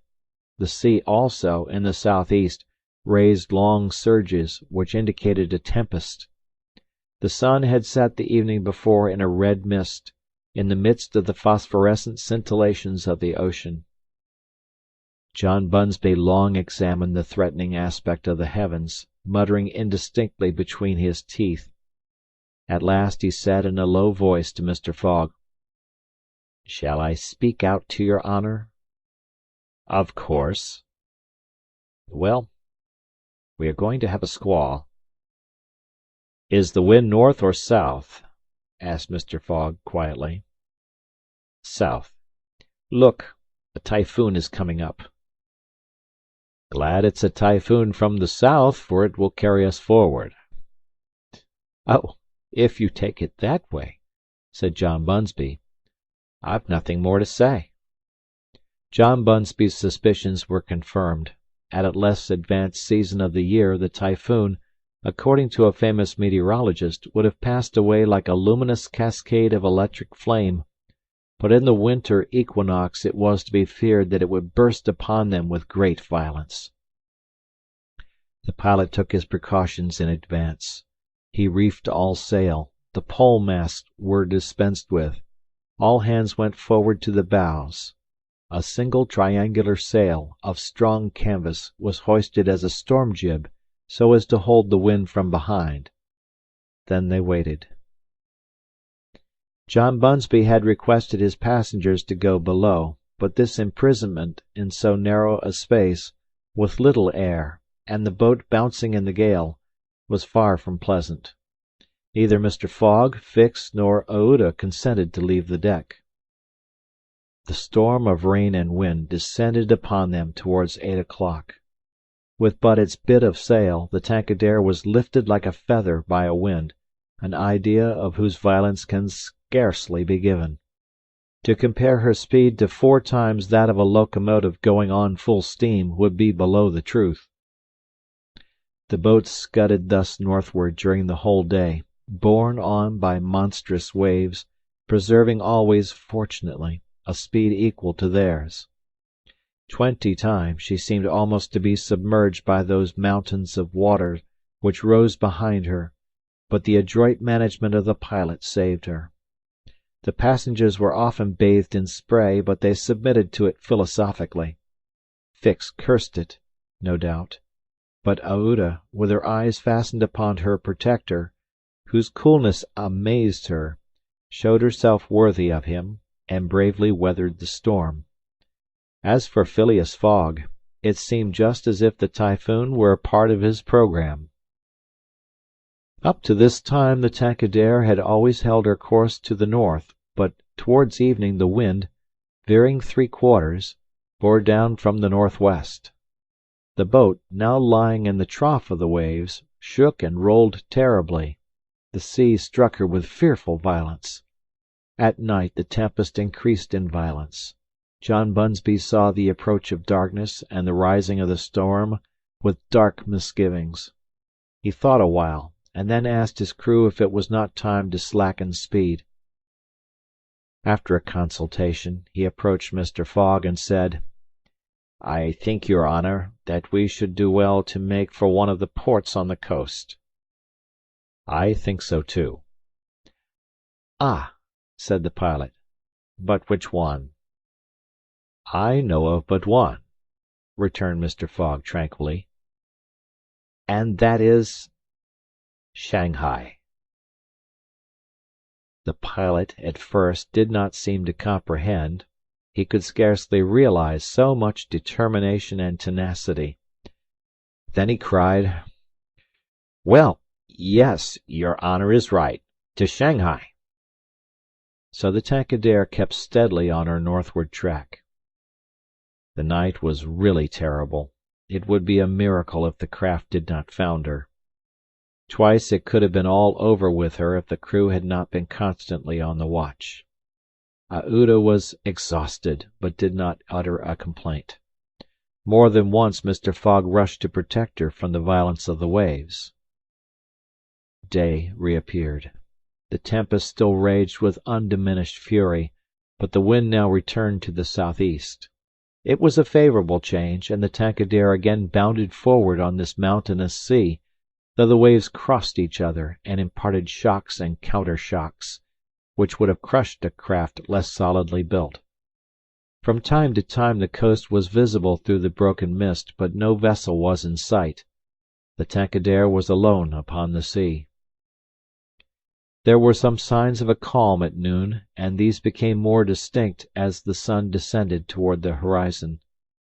The tempest had been as brief as terrific. The passengers, thoroughly exhausted, could now eat a little and take some repose.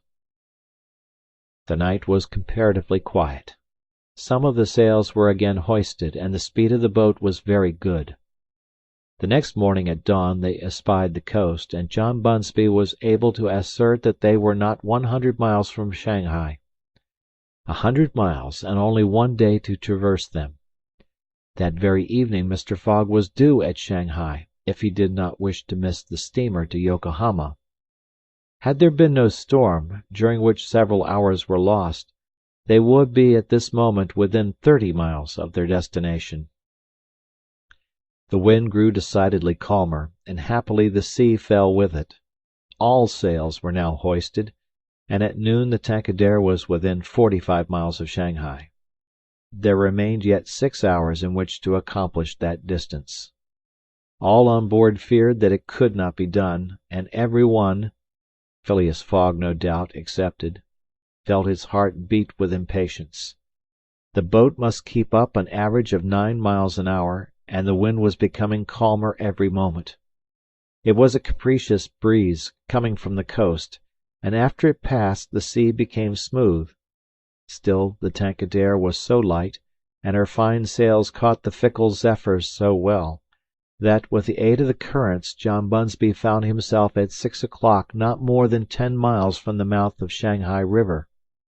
Shanghai itself is situated at least 12 miles up the stream. At 7 they were still 3 miles from Shanghai. The pilot swore an angry oath. The reward of £200 was evidently on the point of escaping him. He looked at Mr. Fogg. Mr. Fogg was perfectly tranquil, and yet his whole fortune was at this moment at stake. At this moment also a long black funnel, crowned with wreaths of smoke, appeared on the edge of the waters. It was the American steamer, leaving for Yokohama at the appointed time. "Confound her!" cried John Bunsby, pushing back the rudder with a desperate jerk. "Signal her," said Phileas Fogg quietly. A small brass cannon stood on the forward deck of the Tankadere, for making signals in the fogs. It was loaded to the muzzle, but just as the pilot was about to apply a red-hot coal to the touch-hole, Mr. Fogg said, "Hoist your flag." The flag was run up at half-mast, and this being the signal of distress, it was hoped that the American steamer, perceiving it, would change her course a little, so as to succor the pilot-boat. "Fire!" said Mr. Fogg, and the booming of the little cannon resounded in the air. Chapter 22, in which Passepartout finds out that, even at the Antipodes, it is convenient to have some money in one's pocket. The Carnatic, setting sail from Hong Kong at 6:30 on the 7th of November, directed her course at full steam towards Japan. She carried a large cargo and a well-filled cabin of passengers. 2 staterooms in the rear were, however, unoccupied, those which had been engaged by Phileas Fogg. The next day a passenger with a half-stupefied eye, staggering gait, and disordered hair was seen to emerge from the second cabin and to totter to a seat on deck. It was Passepartout, and what had happened to him was as follows. Shortly after Fix left the opium den, 2 waiters had lifted the unconscious Passepartout and had carried him to the bed reserved for the smokers. 3 hours later, pursued even in his dreams by a fixed idea, the poor fellow awoke and struggled against the stupefying influence of the narcotic. The thought of a duty unfulfilled shook off his torpor, and he hurried from the abode of drunkenness, staggering and holding himself up by keeping against the walls, falling down and creeping up again, and irresistibly impelled by a kind of instinct, he kept crying out, "The Carnatic! The Carnatic!" The steamer lay puffing alongside the quay, on the point of starting.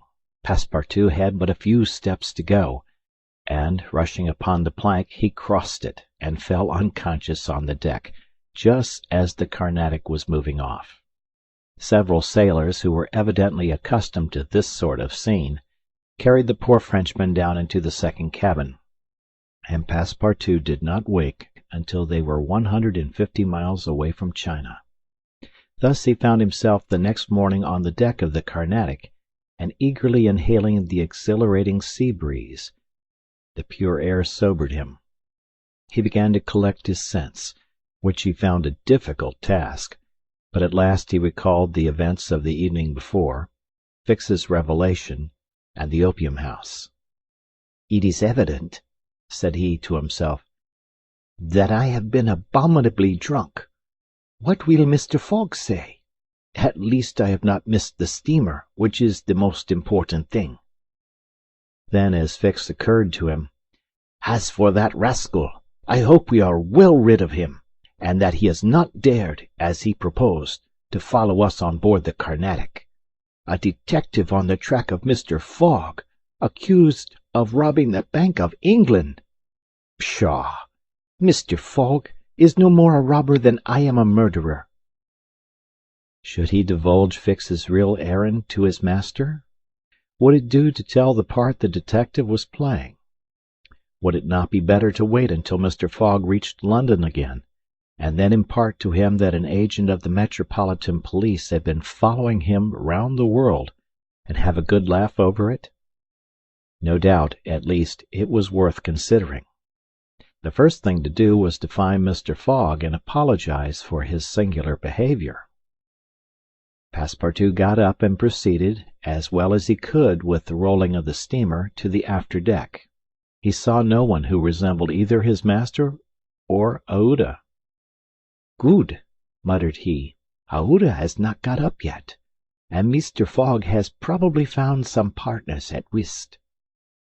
He descended to the saloon. Mr. Fogg was not there. Passepartout had only, however, to ask the purser the number of his master's stateroom. The purser replied that he did not know any passenger by the name of Fogg. "I beg your pardon," said Passepartout persistently. "He is a tall gentleman, quiet, not very talkative, and has with him a young lady—" "There is no young lady on board," interrupted the purser. "Here is a list of the passengers. You may see for yourself." Passepartout scanned the list, but his master's name was not upon it. All at once an idea struck him. "Ah, am I on the Carnatic?" "Yes." "On the way to Yokohama?" "Certainly." Passepartout had for an instant feared that he was on the wrong boat, but though he was really on the Carnatic, his master was not there. He fell thunderstruck on a seat. He saw it all now. He remembered that the time of sailing had been changed, that he should have informed his master of that fact, and that he had not done so. It was his fault, then, that Mr. Fogg and Aouda had missed the steamer. Yes, but it was still more the fault of the traitor who, in order to separate him from his master and detain the latter at Hong Kong, had inveigled him into getting drunk. He now saw the detective's trick, and at this moment Mr. Fogg was certainly ruined. His bet was lost, and he himself perhaps arrested and imprisoned. At this thought Passepartout tore his hair. Ah, if Fix ever came within his reach, what a settling of accounts there would be! After his first depression, Passepartout became calmer, and began to study his situation. It was certainly not an enviable one. He found himself on the way to Japan, and what should he do when he got there? His pocket was empty. He had not a solitary shilling, not so much as a penny. His passage had fortunately been paid for in advance, and he had 5 or 6 days in which to decide upon his future course. He fell to at meals with an appetite, and ate for Mr. Fogg, Aouda, and himself. He helped himself as generously as if Japan were a desert, where nothing to eat was to be looked for. At dawn on the 13th, the Carnatic entered the port of Yokohama. This is an important port of call in the Pacific, where all the mail steamers, and those carrying passengers between North America, China, Japan, and the Oriental Islands, put in. It is situated in the Bay of Yedo, and at but a short distance from that second capital of the Japanese Empire, and the residence of the Tycoon, the civil emperor, before the Mikado, the spiritual emperor, absorbed his office in his own. The Carnatic anchored at the quay near the custom house, in the midst of a crowd of ships bearing the flags of all nations. Passepartout went timidly ashore on this so curious territory of the Sons of the Sun. He had nothing better to do than, taking chance for his guide, to wander aimlessly through the streets of Yokohama. He found himself at first in a thoroughly European quarter, the houses having low fronts, and being adorned with verandas, beneath which he caught glimpses of neat peristyles. This quarter occupied, with its streets, squares, docks, and warehouses, all the space between the promontory of the treaty and the river. Here, as at Hong Kong and Calcutta, were mixed crowds of all races, Americans and English, Chinamen and Dutchmen, mostly merchants ready to buy or sell anything. The Frenchman felt himself as much alone among them as if he had dropped down in the midst of Hottentots. He had, at least, one resource to call on the French and English consuls at Yokohama for assistance, but he shrank from telling the story of his adventures, intimately connected as it was with that of his master, and, before doing so, he determined to exhaust all other means of aid. As chance did not favor him in the European quarter, he penetrated that inhabited by the native Japanese, determined, if necessary, to push on to Yedo. The Japanese quarter of Yokohama is called Benten, after the goddess of the sea, who is worshipped on the islands round about. There Passepartout beheld beautiful fir and cedar groves, sacred gates of a singular architecture, bridges half hid in the midst of bamboos and reeds, temples shaded by immense cedar trees, holy retreats where sheltered Buddhist priests and sectaries of Confucius, and interminable streets where a perfect harvest of rose-tinted and red-cheeked children, who looked as if they had been cut out of Japanese screens, and who were playing in the midst of short-legged poodles and yellowish cats, might have been gathered. The streets were crowded with people. Priests were passing in processions, beating their dreary tambourines. Police and custom-house officers with pointed hats encrusted with lac and carrying 2 sabres hung to their waists. Soldiers, clad in blue cotton with white stripes, and bearing guns. The Mikado's guards, enveloped in silken doubles, hauberks and coats of mail, and numbers of military folk of all ranks, for the military profession is as much respected in Japan as it is despised in China, went hither and thither in groups and pairs. Passepartout saw, too, begging friars, long-robed pilgrims, and simple civilians, with their warped and jet-black hair, big head, long busts, slender legs, short stature, and complexions varying from copper color to a dead white, but never yellow, like the Chinese, from whom the Japanese widely differ. He did not fail to observe the curious equipages, carriages and palanquins, barrows supplied with sails, and litters made of bamboo, nor the women, whom he thought not especially handsome, who took little steps with their little feet, whereon they wore canvas shoes, straw sandals, and clogs of worked wood, and who displayed tight-looking eyes, flat chests, teeth fashionably blackened, and gowns crossed with silken scarves, tied in an enormous knot behind an ornament which the modern Parisian ladies seem to have borrowed from the dames of Japan. Passepartout wandered for several hours in the midst of this motley crowd, looking in at the windows of the rich and curious shops, the jewellery establishments, glittering with quaint Japanese ornaments, the restaurants decked with streamers and banners, the tea-houses where the odorous beverage was being drunk with sake, a liquor concocted from the fermentation of rice, and the comfortable smoking-houses where they were puffing not opium, which is almost unknown in Japan, but a very fine, stringy tobacco.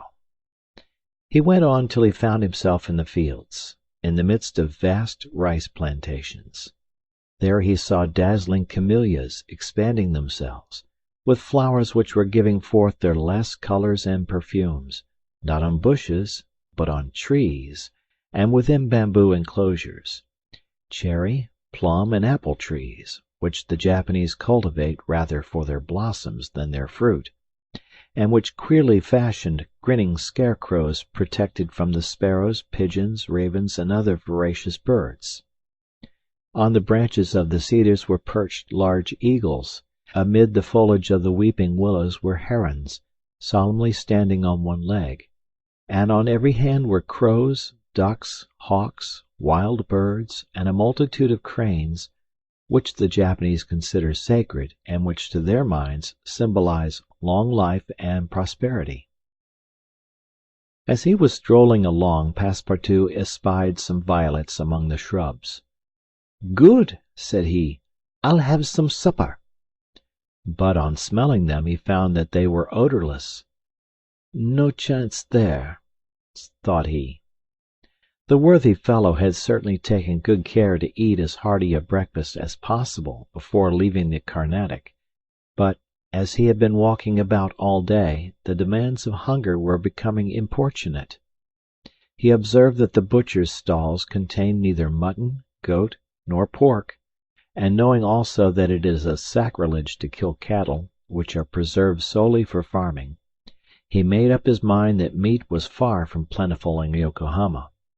Nor was he mistaken, and in default of butcher's meat, he could have wished for a quarter of wild boar or deer, a partridge or some quails, some game or fish, which, with rice, the Japanese eat almost exclusively. But he found it necessary to keep up a stout heart, and to postpone the meal he craved till the following morning. Night came, and Passepartout re-entered the native quarter, where he wandered through the streets, lit by vari-colored lanterns, looking on at the dancers, who were executing skilful steps and boundings, and the astrologers who stood in the open air with their telescopes. Then he came to the harbor, which was lit up by the resin torches of the fishermen, who were fishing from their boats.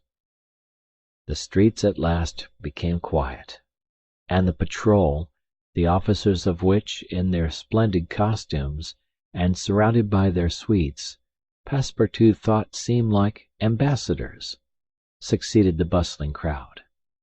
Each time a company passed, Passepartout chuckled and said to himself, "Good! Another Japanese embassy departing for Europe." Chapter 23, in which Passepartout's nose becomes outrageously long. The next morning, Poor, jaded, famished Passepartout said to himself that he must get something to eat at all hazards, and the sooner he did so, the better. He might indeed sell his watch, but he would have starved first. Now or never he must use the strong, if not melodious voice which nature had bestowed upon him. He knew several French and English songs, and resolved to try them upon the Japanese, who must be lovers of music, since they were forever pounding on their cymbals, tam-tams, and tambourines, and could not but appreciate European talent. It was, perhaps, rather early in the morning to get up a concert, and the audience prematurely aroused from their slumbers might not possibly pay their entertainer with coin bearing the Mikado's features. Passepartout therefore decided to wait several hours, and, as he was sauntering along, it occurred to him that he would seem rather too well dressed for a wandering artist. The idea struck him to change his garments for clothes more in harmony with his project, by which he might also get a little money to satisfy the immediate cravings of hunger. The resolution taken, it remained to carry it out.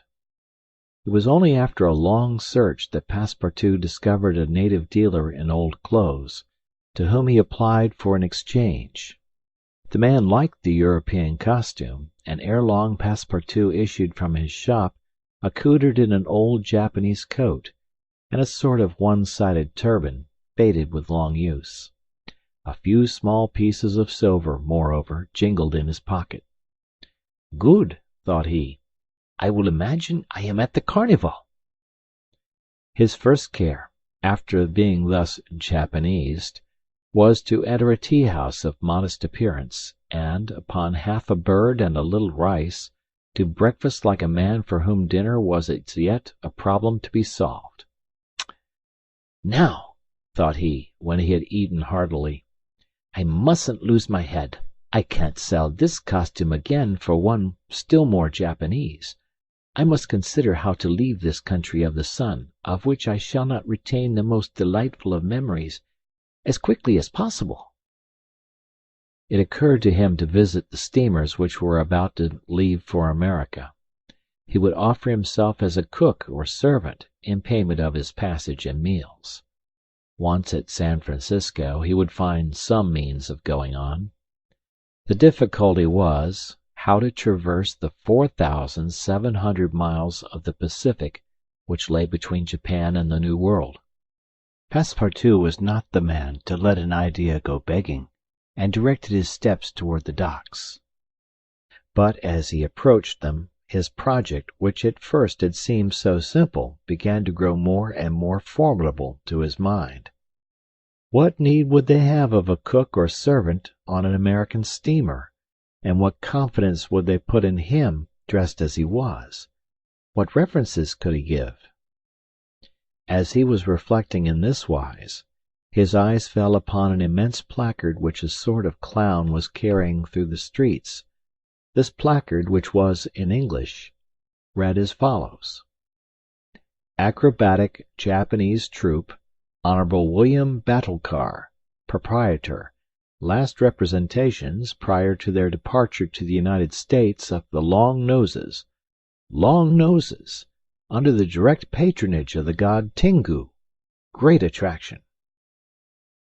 "The United States," said Passepartout. "That's just what I want." He followed the clown, and soon found himself once more in the Japanese quarter. A quarter of an hour later he stopped before a large cabin, adorned with several clusters of streamers, the exterior walls of which were designed to represent, in violent colors, and without perspective, a company of jugglers. This was the Honorable William Batulcar's establishment. That gentleman was a sort of Barnum, the director of a troupe of mountebanks, jugglers, clowns, acrobats, equilibrists, and gymnasts, who, according to the placard, was giving his last performances before leaving the Empire of the Sun for the States of the Union. Passepartout entered and asked for Mr. Batulcar, who straightway appeared in person. "What do you want?" said he to Passepartout, whom he at first took for a native. "Would you like a servant, sir?" asked Passepartout. A servant!"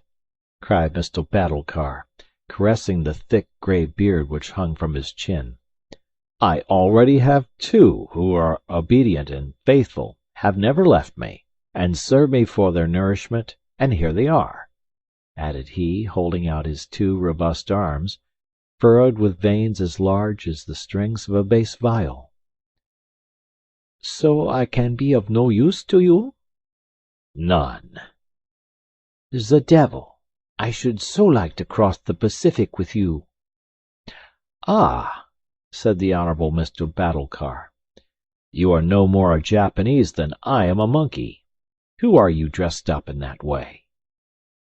"A man dresses as he can." "That's true. You are a Frenchman, aren't you?" "Yes, a Parisian of Paris." "Then you ought to know how to make grimaces."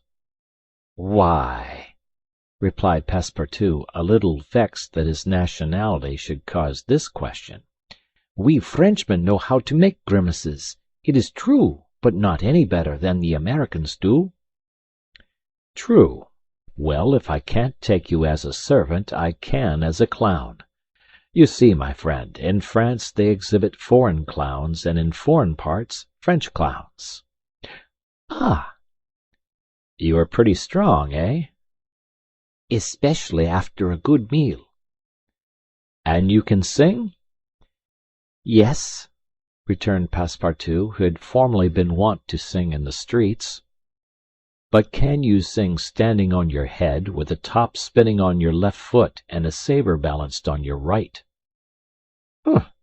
"I think so," replied Passepartout, recalling the exercises of his younger days. "Well, that's enough," said the Honourable William Batulcar. The engagement was concluded there and then. Passepartout had at last found something to do. He was engaged to act in the celebrated Japanese troupe. It was not a very dignified position, but within a week he would be on his way to San Francisco. The performance, so noisily announced by the Honourable Mr. Batulcar, was to commence at 3 o'clock, and soon the deafening instruments of a Japanese orchestra resounded at the door. Passepartout, though he had not been able to study or rehearse a part, was designated to lend the aid of his sturdy shoulders in the great exhibition of the human pyramid, executed by the long noses of the god Tengu. This great attraction was to close the performance. Before 3 o'clock the large shed was invaded by the spectators, comprising Europeans and natives, Chinese and Japanese, men, women, and children, who precipitated themselves upon the narrow benches and into the boxes opposite the stage. The musicians took up tam-tams, flutes, bones, tambourines, and immense drums. The performance was much like all acrobatic displays, but it must be confessed that the Japanese are the first equilibrists in the world. One, with a fan and some bits of paper, performed the graceful trick of the butterflies and the flowers. Another traced in the air, with the odorous smoke of his pipe, a series of blue words, which composed a compliment to the audience, while a third juggled with some lighted candles, which he extinguished successively as they passed his lips, and relit again without interrupting for an instant his juggling. Another reproduced the most singular combinations with a spinning top. In his hands the revolving tops seemed to be animated with a life of their own in their interminable whirling. They ran over pipe stems, the edges of sabres, wires, and even hairs stretched across the stage. They turned around on the edges of large glasses, crossed bamboo ladders, dispersed into all the corners, and produced strange musical effects by the combination of their various pitches of tone.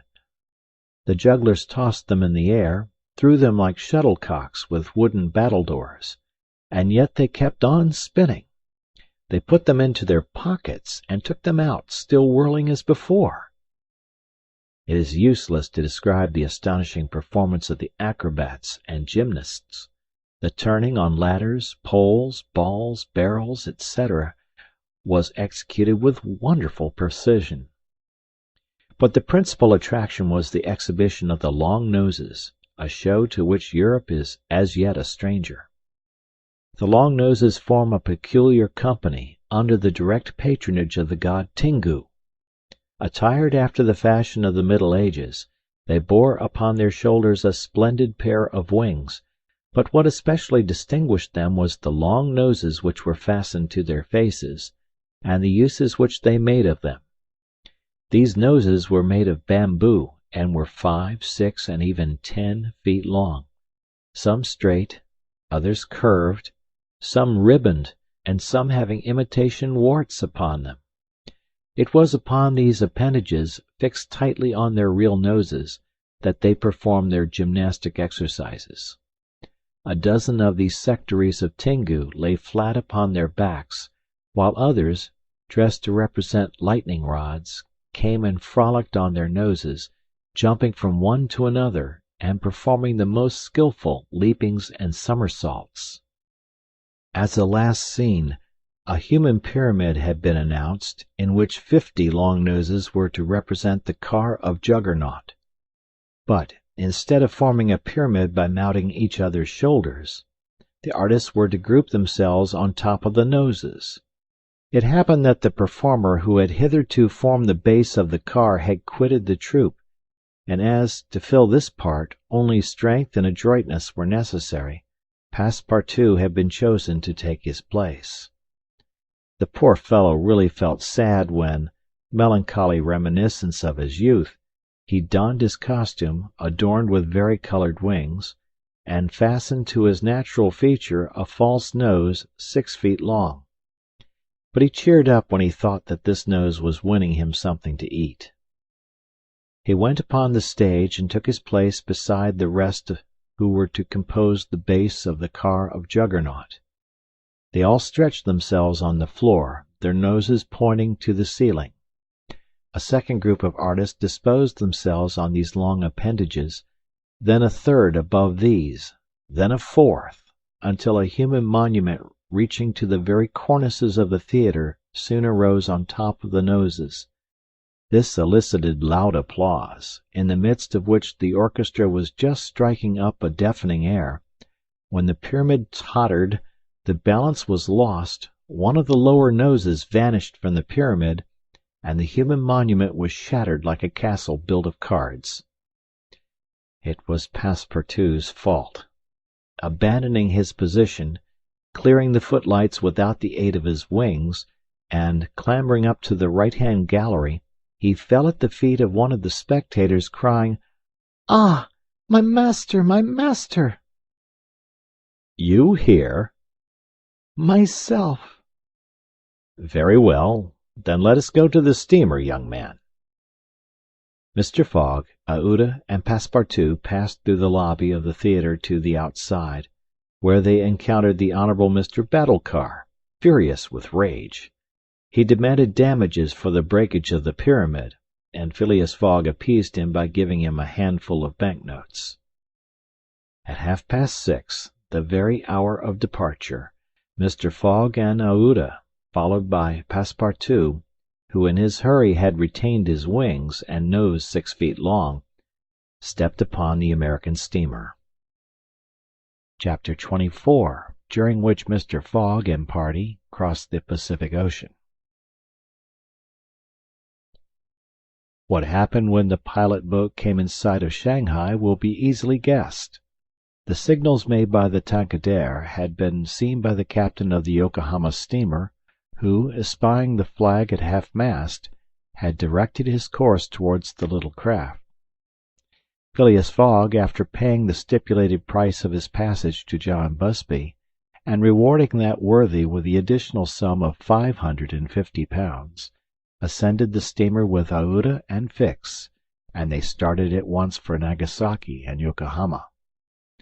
They reached their destination on the morning of the 14th of November. Phileas Fogg lost no time in going on board the Carnatic, where he learned, to Aouda's great delight, and perhaps to his own, though he betrayed no emotion, that Passepartout, a Frenchman, had really arrived on her the day before. The San Francisco steamer was announced to leave that very evening, and it became necessary to find Passepartout, if possible, without delay. Mr. Fogg applied in vain to the French and English consuls, and, after wandering through the streets a long time, began to despair of finding his missing servant. Chance, or perhaps a kind of presentiment, at last led him into the Honorable Mr. Batulcar's theatre. He certainly would not have recognized Passepartout in the eccentric mountebank's costume, but the latter, lying on his back, perceived his master in the gallery. He could not help starting, which so changed the position of his nose as to bring the pyramid pell-mell upon the stage. All this Passepartout learned from Aouda, who recounted to him what had taken place on the voyage from Hong Kong to Shanghai on the Tankadere, in company with one Mr. Fix. Passepartout did not change countenance on hearing this name. He thought that the time had not yet arrived to divulge to his master what had taken place between the detective and himself, and, in the account he gave of his absence, he simply excused himself for having been overtaken by drunkenness in smoking opium at a tavern in Hong Kong. Mr. Fogg heard this narrative coldly, without a word, and then furnished his man with funds necessary to obtain clothing more in harmony with his position. Within an hour the Frenchman had cut off his nose and parted with his wings, and retained nothing about him which recalled the sectary of the god Tingu. The steamer which was about to depart from Yokohama to San Francisco belonged to the Pacific Mail Steamship Company, and was named the General Grant. She was a large paddle-wheel steamer of 2,500 tons, well equipped and very fast. The massive walking beam rose and fell above the deck. At one end a piston rod worked up and down, and at the other was a connecting rod which, in changing the rectilinear motion to a circular one, was directly connected with the shaft of the paddles. The General Grant was rigged with 3 masts, giving a large capacity for sails, and thus materially aiding the steam power. By making 12 miles an hour she would cross the ocean in 21 days. Phileas Fogg was therefore justified in hoping that he would reach San Francisco by the 2nd of December, New York by the 11th, and London on the 20th, thus gaining several hours on the fatal date of the 21st of December. There was a full complement of passengers on board, among them English, many Americans, a large number of coolies on their way to California, and several East Indian officers, who were spending their vacation in making the tour of the world. Nothing of moment happened on the voyage. The steamer, sustained on its large paddles, rolled but little, and the Pacific almost justified its name. Mr. Fogg was as calm and taciturn as ever. His young companion felt herself more and more attached to him by other ties than gratitude. His silent but generous nature impressed her more than she thought, and it was almost unconsciously that she yielded to emotions which did not seem to have the least effect upon her protector. Aouda took the keenest interest in his plans, and became impatient at any incident which seemed likely to retard his journey. She often chatted with Passepartout, who did not fail to perceive the state of the lady's heart, and, being the most faithful of domestics, he never exhausted his eulogies of Phileas Fogg's honesty, generosity, and devotion. He took pains to calm Aouda's doubts of a successful termination of the journey, telling her that the most difficult part of it had passed, that now they were beyond the fantastic countries of Japan and China, and were fairly on their way to civilized places again. A railway train from San Francisco to New York, and a transatlantic steamer from New York to Liverpool would doubtless bring them to the end of this impossible journey round the world within the period agreed upon. On the 9th day after leaving Yokohama, Phileas Fogg had traversed exactly 1/2 of the terrestrial globe. The General Grant passed, on the 23rd of November, the 180th meridian, and was at the very antipodes of London. Mr. Fogg had, it is true, exhausted 52 of the 80 days in which he was to complete the tour, and there were only 28 left. But, though he was only halfway by the difference of meridians, he had really gone over 2/3 of the whole journey, for he had been obliged to make long circuits from London to Aden, from Aden to Bombay, from Calcutta to Singapore, and from Singapore to Yokohama. Could he have followed without deviation the 50th parallel, which is that of London, the whole distance would only have been about 12,000 miles, whereas he would be forced, by the irregular methods of locomotion, to traverse 26,000, of which he had, on the 23rd of November, accomplished 17,500. And now the course was a straight one, and Fix was no longer there to put obstacles in their way. It happened also, on the 23rd of November, that Passepartout made a joyful discovery.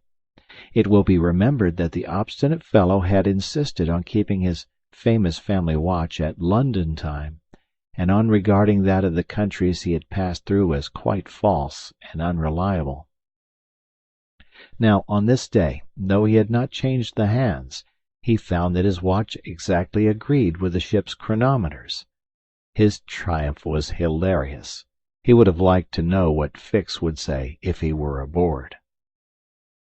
"The rogue told me a lot of stories," repeated Passepartout, "about the meridians, the sun, and the moon. Moon, indeed! Moonshine, more likely.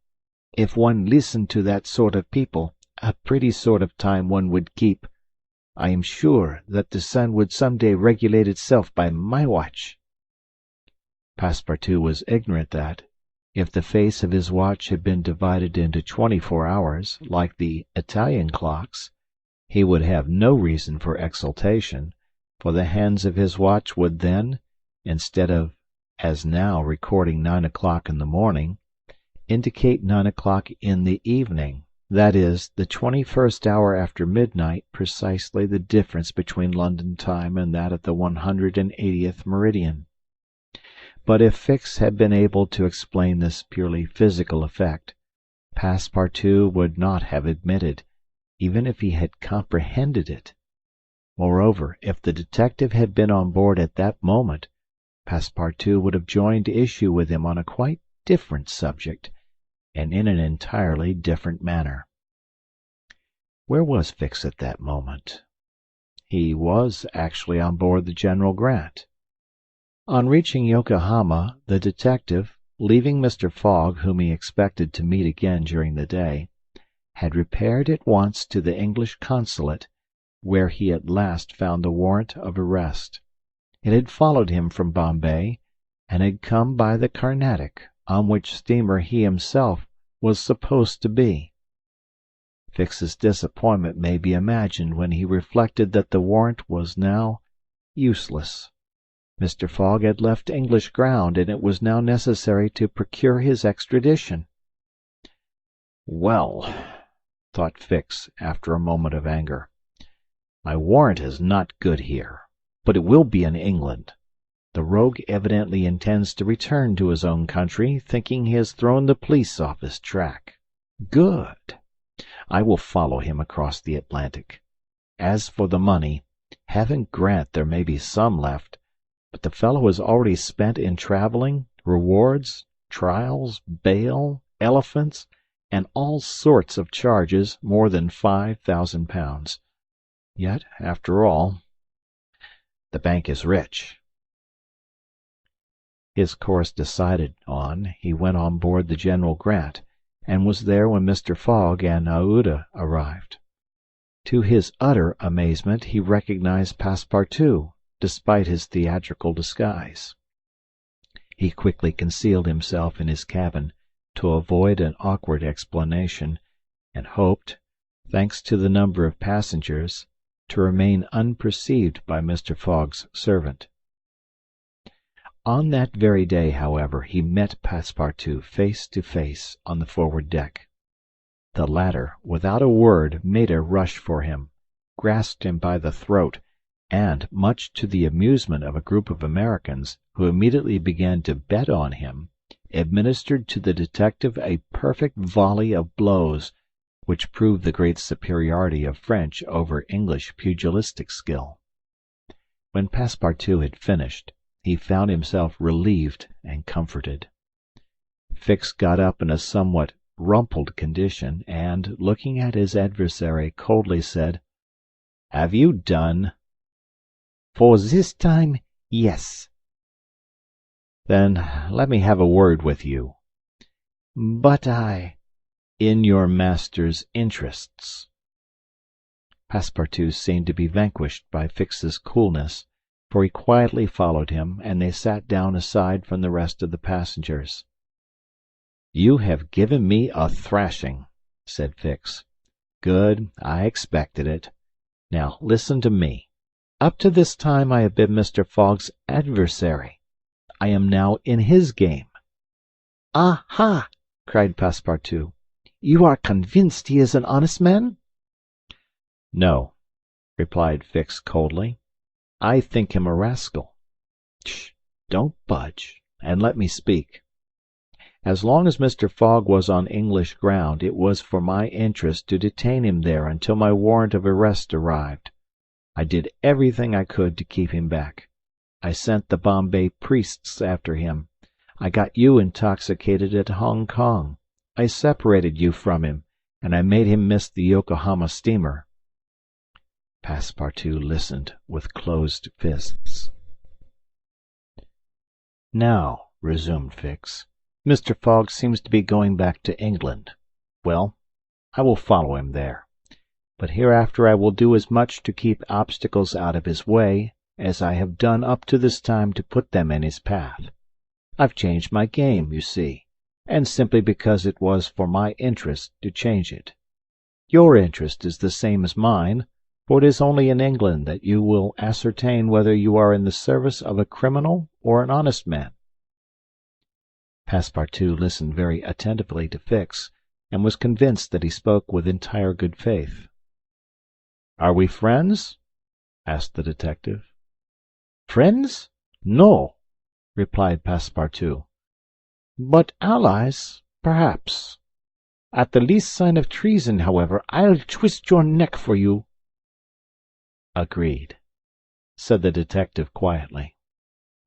11 days later, on the 3rd of December, the General Grant entered the Bay of the Golden Gate, and reached San Francisco. Mr. Fogg had neither gained nor lost a single day. Chapter 25, in which a slight glimpse is had of San Francisco. It was 7 in the morning when Mr. Fogg, Aouda, and Passepartout set foot upon the American continent, if this name can be given to the floating quay upon which they disembarked. These quays, rising and falling with the tide, thus facilitate the loading and unloading of vessels. Alongside them were clippers of all sizes, steamers of all nationalities, and the steamboats, with several decks rising one above the other, which ply on the Sacramento and its tributaries. There were also heaped up the products of a commerce which extends to Mexico, Chile, Peru, Brazil, Europe, Asia, and all the Pacific islands. Passepartout, in his joy on reaching at last the American continent, thought he would manifest it by executing a perilous vault in fine style, but, tumbling upon some worm-eaten planks, he fell through them. Put out of countenance by the manner in which he thus set foot upon the New World, he uttered a loud cry, which so frightened the innumerable cormorants and pelicans that are always perched upon these immovable quays, that they flew noisily away. Mr. Fogg, on reaching shore, proceeded to find out at what hour the first train left for New York, and learned that this was at 6 o'clock p.m. He had, therefore, an entire day to spend in the Californian capital. Taking a carriage at a charge of $3, he and Aouda entered it, while Passepartout mounted the box beside the driver, and they set out for the International Hotel. From his exalted position Passepartout observed with much curiosity the wide streets, the low, evenly ranged houses, the Anglo-Saxon Gothic churches, the great docks, the palatial wooden and brick warehouses, the numerous conveyances, omnibuses, horse cars, and upon the sidewalks not only Americans and Europeans, but Chinese and Indians. Passepartout was surprised at all he saw. San Francisco was no longer the legendary city of 1849, a city of banditti, assassins and incendiaries who had flocked hither in crowds in pursuit of plunder, a paradise of outlaws, where they gambled with gold dust, a revolver in one hand and a bowie knife in the other. It was now a great commercial emporium. The lofty tower of its city hall overlooked the whole panorama of the streets and avenues, which cut each other at right angles, and in the midst of which appeared pleasant, verdant squares, while beyond appeared the Chinese quarter, seemingly imported from the Celestial Empire in a toy box. Sombreros and red shirts and plumed Indians were rarely to be seen, but there were silk hats and black coats everywhere worn by a multitude of nervously active, gentleman-looking men. Some of the streets, especially Montgomery Street, which is to San Francisco what Regent Street is to London, the Boulevard des Italiens to Paris, and Broadway to New York, were lined with splendid and spacious stores, which exposed in their windows the products of the entire world.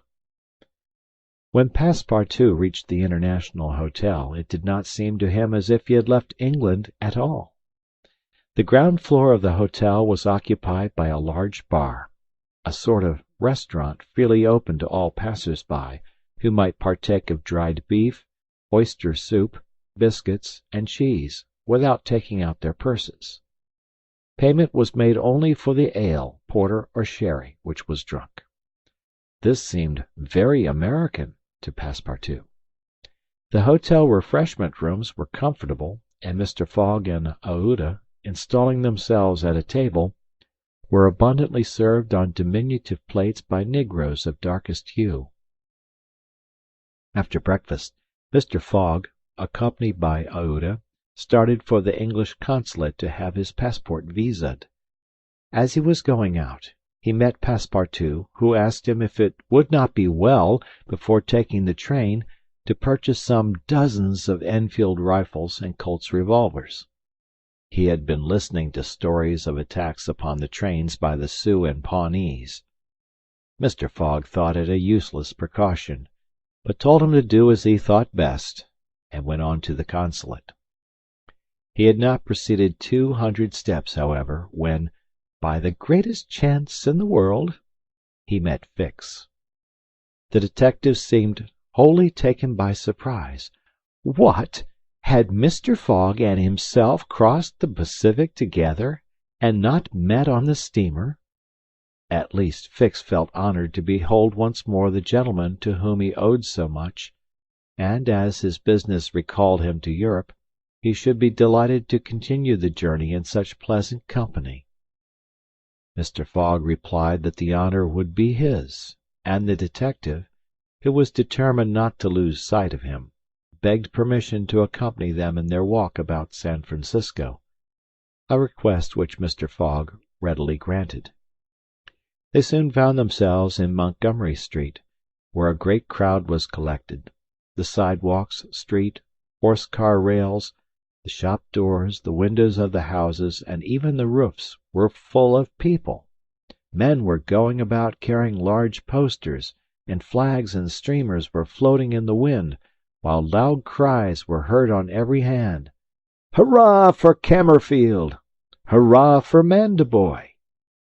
It was a political meeting, at least so Fix conjectured, who said to Mr. Fogg, "Perhaps we had better not mingle with the crowd. There may be danger in it." "Yes," returned Mr. Fogg, "and blows, even if they are political, are still blows." Fix smiled at this remark, and in order to be able to see without being jostled about, the party took up a position on the top of a flight of steps situated at the upper end of Montgomery Street. Opposite them, on the other side of the street, between a coal wharf and a petroleum warehouse, a large platform had been erected in the open air, towards which the current of the crowd seemed to be directed. For what purpose was this meeting? What was the occasion of this excited assemblage? Phileas Fogg could not imagine. Was it to nominate some high official, a governor or member of Congress? It was not improbable, so agitated was the multitude before them. Just at this moment there was an unusual stir in the human mass. All the hands were raised in the air. Some, tightly closed, seemed to disappear suddenly in the midst of the cries, an energetic way, no doubt, of casting a vote. The crowd swayed back, the banners and flags wavered, disappeared an instant, then reappeared in tatters. The undulations of the human surge reached the steps, while all the heads floundered on the surface like a sea agitated by a squall. Many of the black hats disappeared, and the greater part of the crowd seemed to have diminished in height. "It is evidently a meeting," said Fix, "and its object must be an exciting one. I should not wonder if it were about the Alabama, despite the fact that that question is settled." "Perhaps," replied Mr. Fogg simply. "At least there are two champions in presence of each other, the Honourable Mr. Cammerfield and the Honourable Mr. Mandeboy."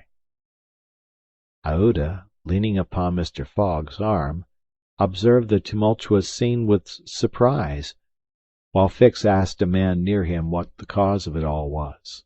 Before the man could reply, a fresh agitation arose. Hurrahs and excited shouts were heard. The staffs of the banners began to be used as offensive weapons, and fists flew about in every direction. Thumps were exchanged from the tops of the carriages and omnibuses which had been blocked up in the crowd. Boots and shoes went whirling through the air, and Mr. Fogg thought he even heard the crack of revolvers mingling in the din. The rout approached the stairway, and flowed over the lower step. One of the parties had evidently been repulsed, but the mere lookers-on could not tell whether Mandeboy or Cammerfield had gained the upper hand. "It would be prudent for us to retire," said Fix, who was anxious that Mr. Fogg should not receive any injury, at least until they got back to London. "If there is any question about England in all this, and we were recognized, I fear it would go hard with us." "An English subject," began Mr. Fogg. He did not finish his sentence, for a terrific hubbub now arose on the terrace behind the flight of steps where they stood, and there were frantic shouts of "Hurrah for Mandeboy! Hip, hip, hurrah!" It was a band of voters coming to the rescue of their allies, and taking the Cammerfield forces in flank. Mr. Fogg, Aouda, and Fix found themselves between two fires. It was too late to escape. The torrent of men, armed with loaded canes and sticks, was irresistible. Phileas Fogg and Fix were roughly hustled in their attempts to protect their fair companion. The former, as cool as ever, tried to defend herself with the weapons which nature has placed at the end of every Englishman's arm, but in vain. A big brawny fellow, with a red beard, flushed face, and broad shoulders, who seemed to be the chief of the band, raised his clenched fist to strike Mr. Fogg, whom he would have given a crushing blow, had not Fix rushed in and received it in his stead. An enormous bruise immediately made its appearance under the detective's silk hat, which was completely smashed in. "Yankee!" exclaimed Mr. Fogg, darting a contemptuous look at the ruffian. "Englishman," returned the other. "We will meet again." "When you please." "What is your name?" "Phileas Fogg. And yours?" "Colonel Stamp Proctor." The human tide now swept by, after overturning Fix, who speedily got upon his feet again, though with tattered clothes. Happily he was not seriously hurt. His travelling overcoat was divided into two unequal parts, and his trousers resembled those of certain Indians, which fit less compactly than they are easy to put on. Aouda had escaped unharmed, and Fix alone bore marks of the fray in his black and blue bruise. "Thanks," said Mr. Fogg to the detective, as soon as they were out of the crowd. "No thanks are necessary," replied Fix. "But let us go." "Where?" "To a tailor's." Such a visit was, indeed, opportune. The clothing of both Mr. Fogg and Fix was in rags, as if they had themselves been actively engaged in the contest between Camerfield and Mandaboy. An hour after, they were once more suitably attired, and with Aouda returned to the International Hotel. Passepartout was waiting for his master, armed with half a dozen six-barreled revolvers. When he perceived Fix, he knit his brows, but Aouda having, in a few words, told him of their adventure, his countenance resumed its placid expression. Fix evidently was no longer an enemy, but an ally, and he was faithfully keeping his word. Dinner over, the coach which was to convey the passengers and their luggage to the station drew up to the door. As he was getting in, Mr. Fogg said to Fix, "You have not seen this Colonel Proctor again?" "No." "I will come back to America to find him," said Phileas Fogg calmly. "It would not be right for an Englishman to permit himself to be treated in that way, without retaliating." The detective smiled, but did not reply. It was clear that Mr. Fogg was one of those Englishmen who, while they do not tolerate duelling at home, fight abroad when their honor is attacked. At 6:15, the travelers reached the station, and found the train ready to depart. As he was about to enter it, Mr. Fogg called a porter, and said to him, "My friend, was there not some trouble today in San Francisco?" "It was a political meeting, sir," replied the porter. "But I thought there was a great deal of disturbance in the streets." "It was only a meeting assembled for an election." "The election of a general-in-chief, no doubt?" asked Mr. Fogg. "No, sir, of a justice of the peace." Phileas Fogg got into the train, which started off at full speed. Chapter 26, in which Phileas Fogg and party travel by the Pacific Railroad. From ocean to ocean, so say the Americans, and these four words compose the general designation of the great trunk line which crosses the entire width of the United States. The Pacific Railroad is, however, really divided into two distinct lines: the Central Pacific, between San Francisco and Ogden, and the Union Pacific, between Ogden and Omaha. 5 main lines connect Omaha with New York. New York and San Francisco are thus united by an uninterrupted metal ribbon, which measures no less than 3,786 miles. Between Omaha and the Pacific, the railway crosses a territory which is still infested by Indians and wild beasts, and a large tract which the Mormons, after they were driven from Illinois in 1845, began to colonize.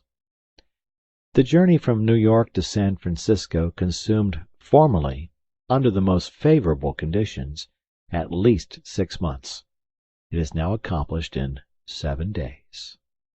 It was in 1862 that, in spite of the Southern members of Congress, who wished a more southerly route, it was decided to lay the road between the 41st and 42nd parallels. President Lincoln himself fixed the end of the line at Omaha, in Nebraska.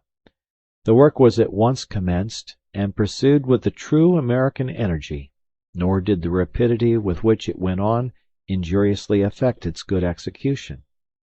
The road grew, on the prairies, 1.5 miles a day.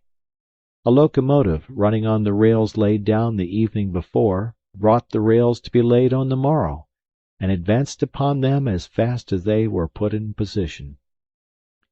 The Pacific Railroad is joined by several branches in Iowa, Kansas, Colorado, and Oregon.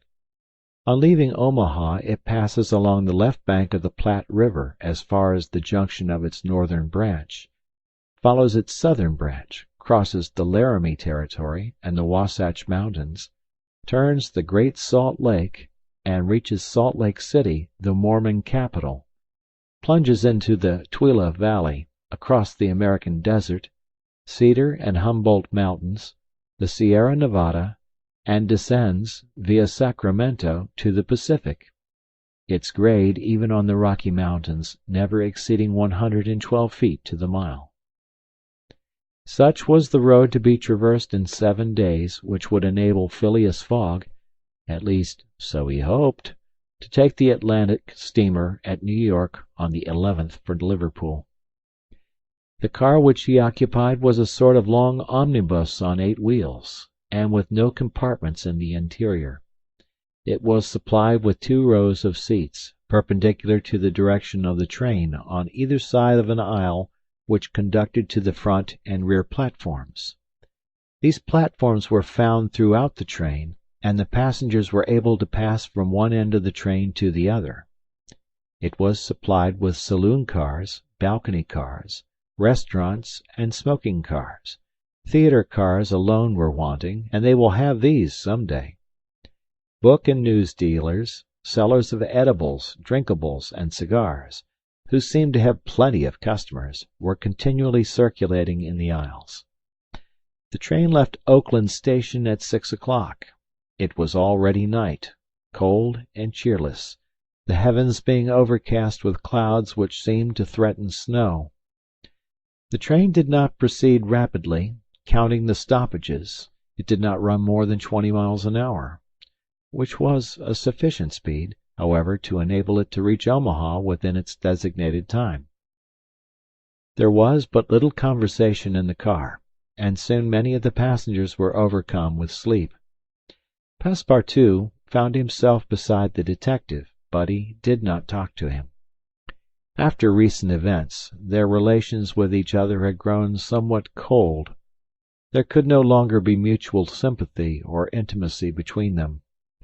Fix's manner had not changed, but Passepartout was very reserved, and ready to strangle his former friend on the slightest provocation.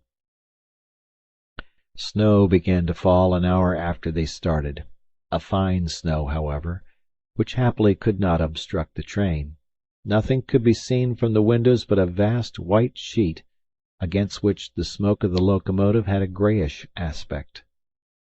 At 8 o'clock a steward entered the car and announced that the time for going to bed had arrived, and in a few minutes the car was transformed into a dormitory. The backs of the seats were thrown back, bedsteads carefully packed were rolled out by an ingenious system, berths were suddenly improvised, and each traveler had soon at his disposition a comfortable bed, protected from curious eyes by thick curtains. The sheets were clean and the pillows soft. It only remained to go to bed and sleep, which everybody did, while the train sped on across the state of California. The country between San Francisco and Sacramento is not very hilly. The Central Pacific, taking Sacramento for its starting point, extends eastward to meet the road from Omaha. The line from San Francisco to Sacramento runs in a northeasterly direction along the American River, which empties into San Pablo Bay. The 120 miles between these cities was accomplished in 6 hours, and towards midnight, while fast asleep, the travelers passed through Sacramento, so that they saw nothing of that important place, the seat of the state government, with its fine quays, its broad streets, its noble hotels, squares, and churches.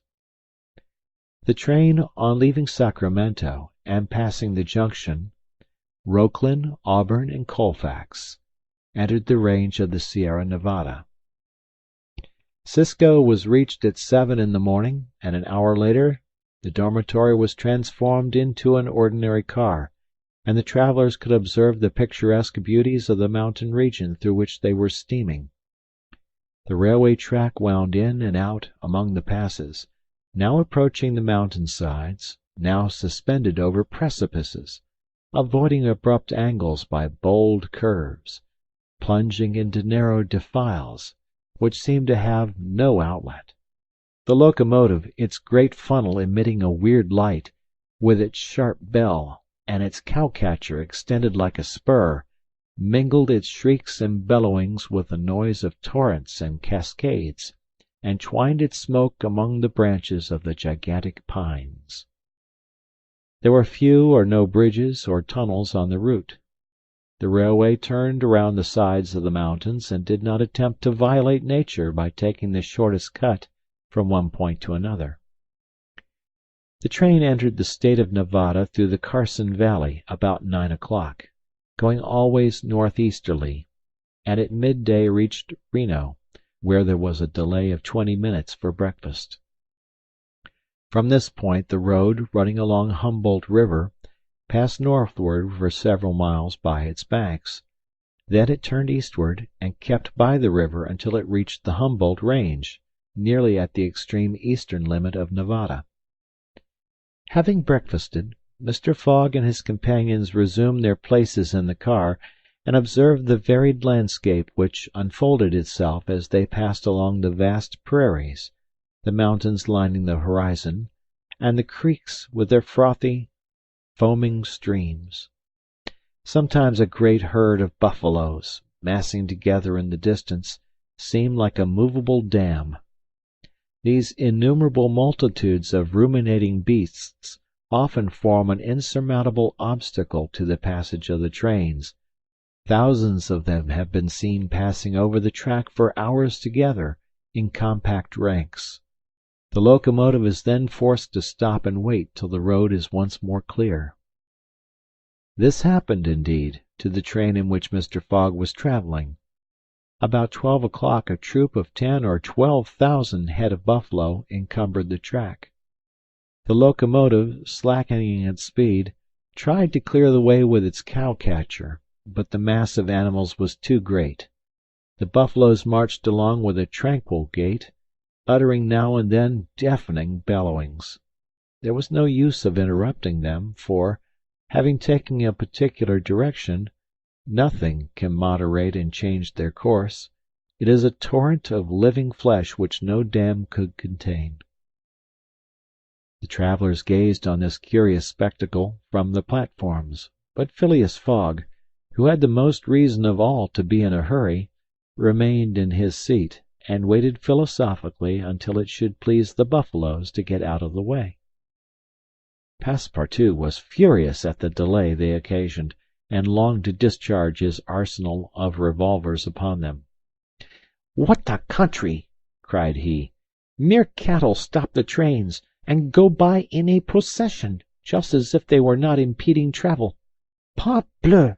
I should like to know if Mr. Fogg foresaw this mishap in his programme.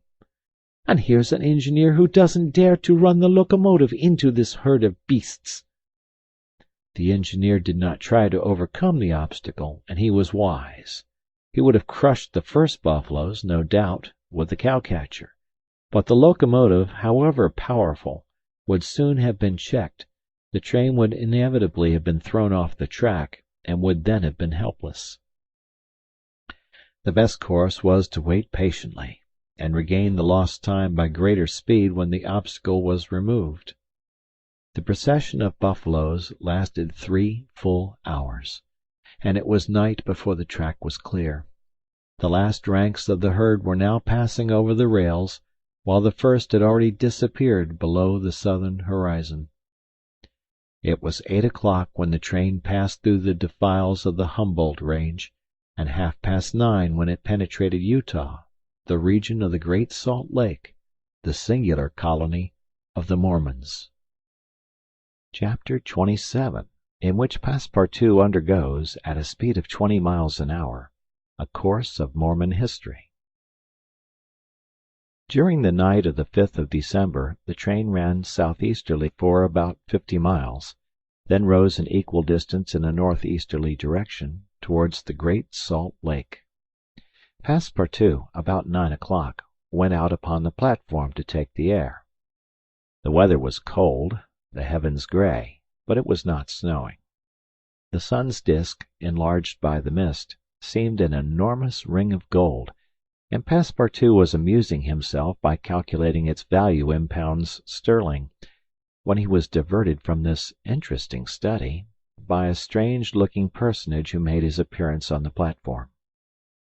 This personage, who had taken the train at Elko, was tall and dark, with black moustache, black stockings, a black silk hat, a black waistcoat, black trousers, a white cravat, and dogskin gloves. He might have been taken for a clergyman. He went from one end of the train to the other, and affixed to the door of each car a notice written in manuscript. Passepartout approached and read one of these notices, which stated that Elder William Hitch, Mormon missionary, taking advantage of his presence on train number 48, would deliver a lecture on Mormonism in car number 117 from 11 to 12 o'clock, and that he invited all who were desirous of being instructed concerning the mysteries of the religion of the Latter-day Saints to attend. "I'll go," said Passepartout to himself. He knew nothing of Mormonism except the custom of polygamy, which is its foundation. The news quickly spread through the train, which contained about 100 passengers, 30 of whom, at most, attracted by the notice, ensconced themselves in car number 117. Passepartout took one of the front seats. Neither Mr. Fogg nor Fix cared to attend.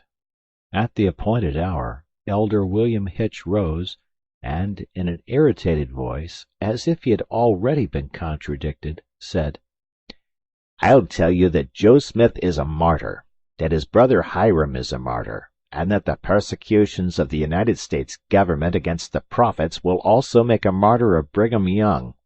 Who dares to say the contrary?" No one ventured to gainsay the missionary, whose excited tone contrasted curiously with his naturally calm visage. No doubt his anger arose from the hardships to which the Mormons were actually subjected. The government had just succeeded, with some difficulty, in reducing these independent fanatics to its rule. It had made itself master of Utah and subjected that territory to the laws of the Union, after imprisoning Brigham Young on a charge of rebellion and polygamy.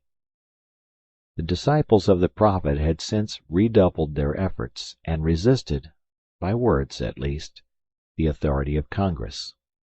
Elder Hitch, as is seen, was trying to make proselytes of the very railway trains.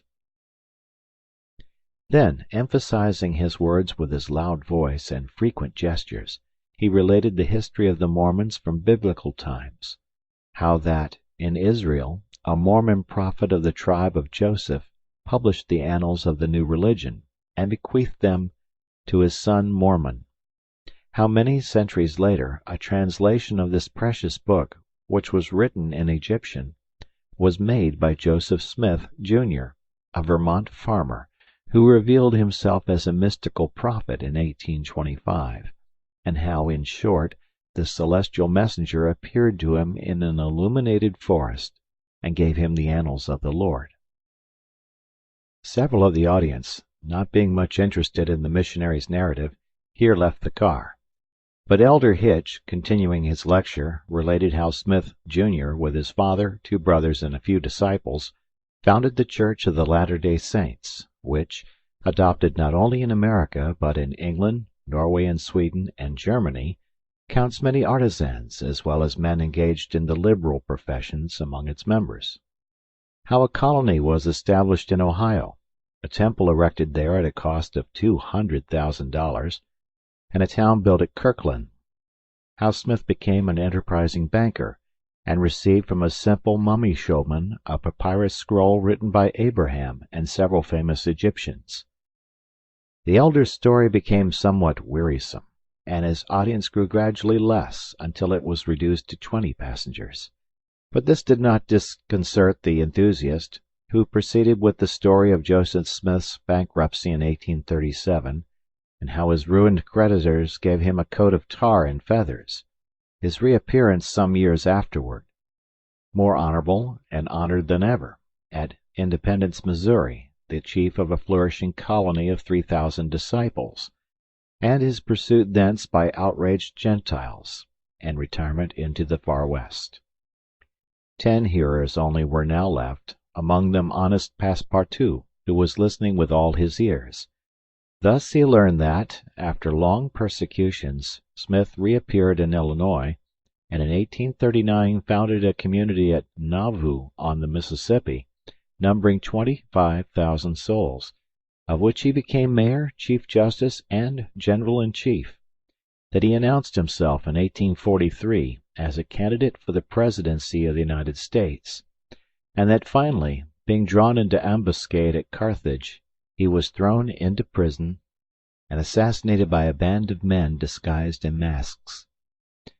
Passepartout was now the only person left in the car, and the elder, looking him full in the face, reminded him that, 2 years after the assassination of Joseph Smith, the inspired prophet, Brigham Young, his successor, left Nauvoo for the banks of the Great Salt Lake, where, in the midst of that fertile region, directly on the route of the emigrants who crossed Utah on their way to California, the new colony, thanks to the polygamy practiced by the Mormons, had flourished beyond expectations. And this, added Elder William Hitch, this is why the jealousy of Congress has been roused against us. Why have the soldiers of the Union invaded the soil of Utah? Why has Brigham Young, our chief, been imprisoned in contempt of all justice? Shall we yield to force? Never. Driven from Vermont, driven from Illinois, driven from Ohio, driven from Missouri, driven from Utah, we shall yet find some independent territory on which to plant our tents. And you, my brother, continued the elder, fixing his angry eyes upon his single auditor, will you not plant yours there, too, under the shadow of our flag? No, replied Passepartout courageously, in his turn retiring from the car, and leaving the elder to preach to vacancy. During the lecture the train had been making good progress, and towards 12:30 it reached the northwest border of the Great Salt Lake. Thence the passengers could observe the vast extent of this interior sea, which is also called the Dead Sea, and to which flows an American Jordan. It is a picturesque expanse, framed in lofty crags and large strata, encrusted with white salt, a superb sheet of water which was formerly of larger extent than now, the shores having encroached with the lapse of time, and thus at once reduced its breadth and increased its depth. The Salt Lake, 70 miles long and 35 wide, is situated 3 miles 800 feet above the sea. Quite different from Lake Asphaltite, whose depression is 1,200 feet below the sea, it contains considerable salt, and 1/4 of the weight of its water is solid matter, its specific weight being 1.170, and, after being distilled, 1.000. Fishes are, of course, unable to live in it, and those which descend through the Jordan, the Weber, and other streams soon perish. The country around the lake was well cultivated, for the Mormons are mostly farmers, while ranches and pens for domesticated animals, fields of wheat, corn, and other cereals, luxuriant prairies, hedges of wild rose, clumps of acacias and milkwort, would have been seen 6 months later. Now the ground was covered with a thin powdering of snow. The train reached Ogden at 2 o'clock, where it rested for 6 hours. Mr. Fogg and his party had time to pay a visit to Salt Lake City, connected with Ogden by a branch road, and they spent 2 hours in this strikingly American town, built on the pattern of other cities of the Union like a checkerboard, with the somber sadness of right angles, as Victor Hugo expresses it. The founder of the City of the Saints could not escape from the taste for symmetry which distinguishes the Anglo-Saxons.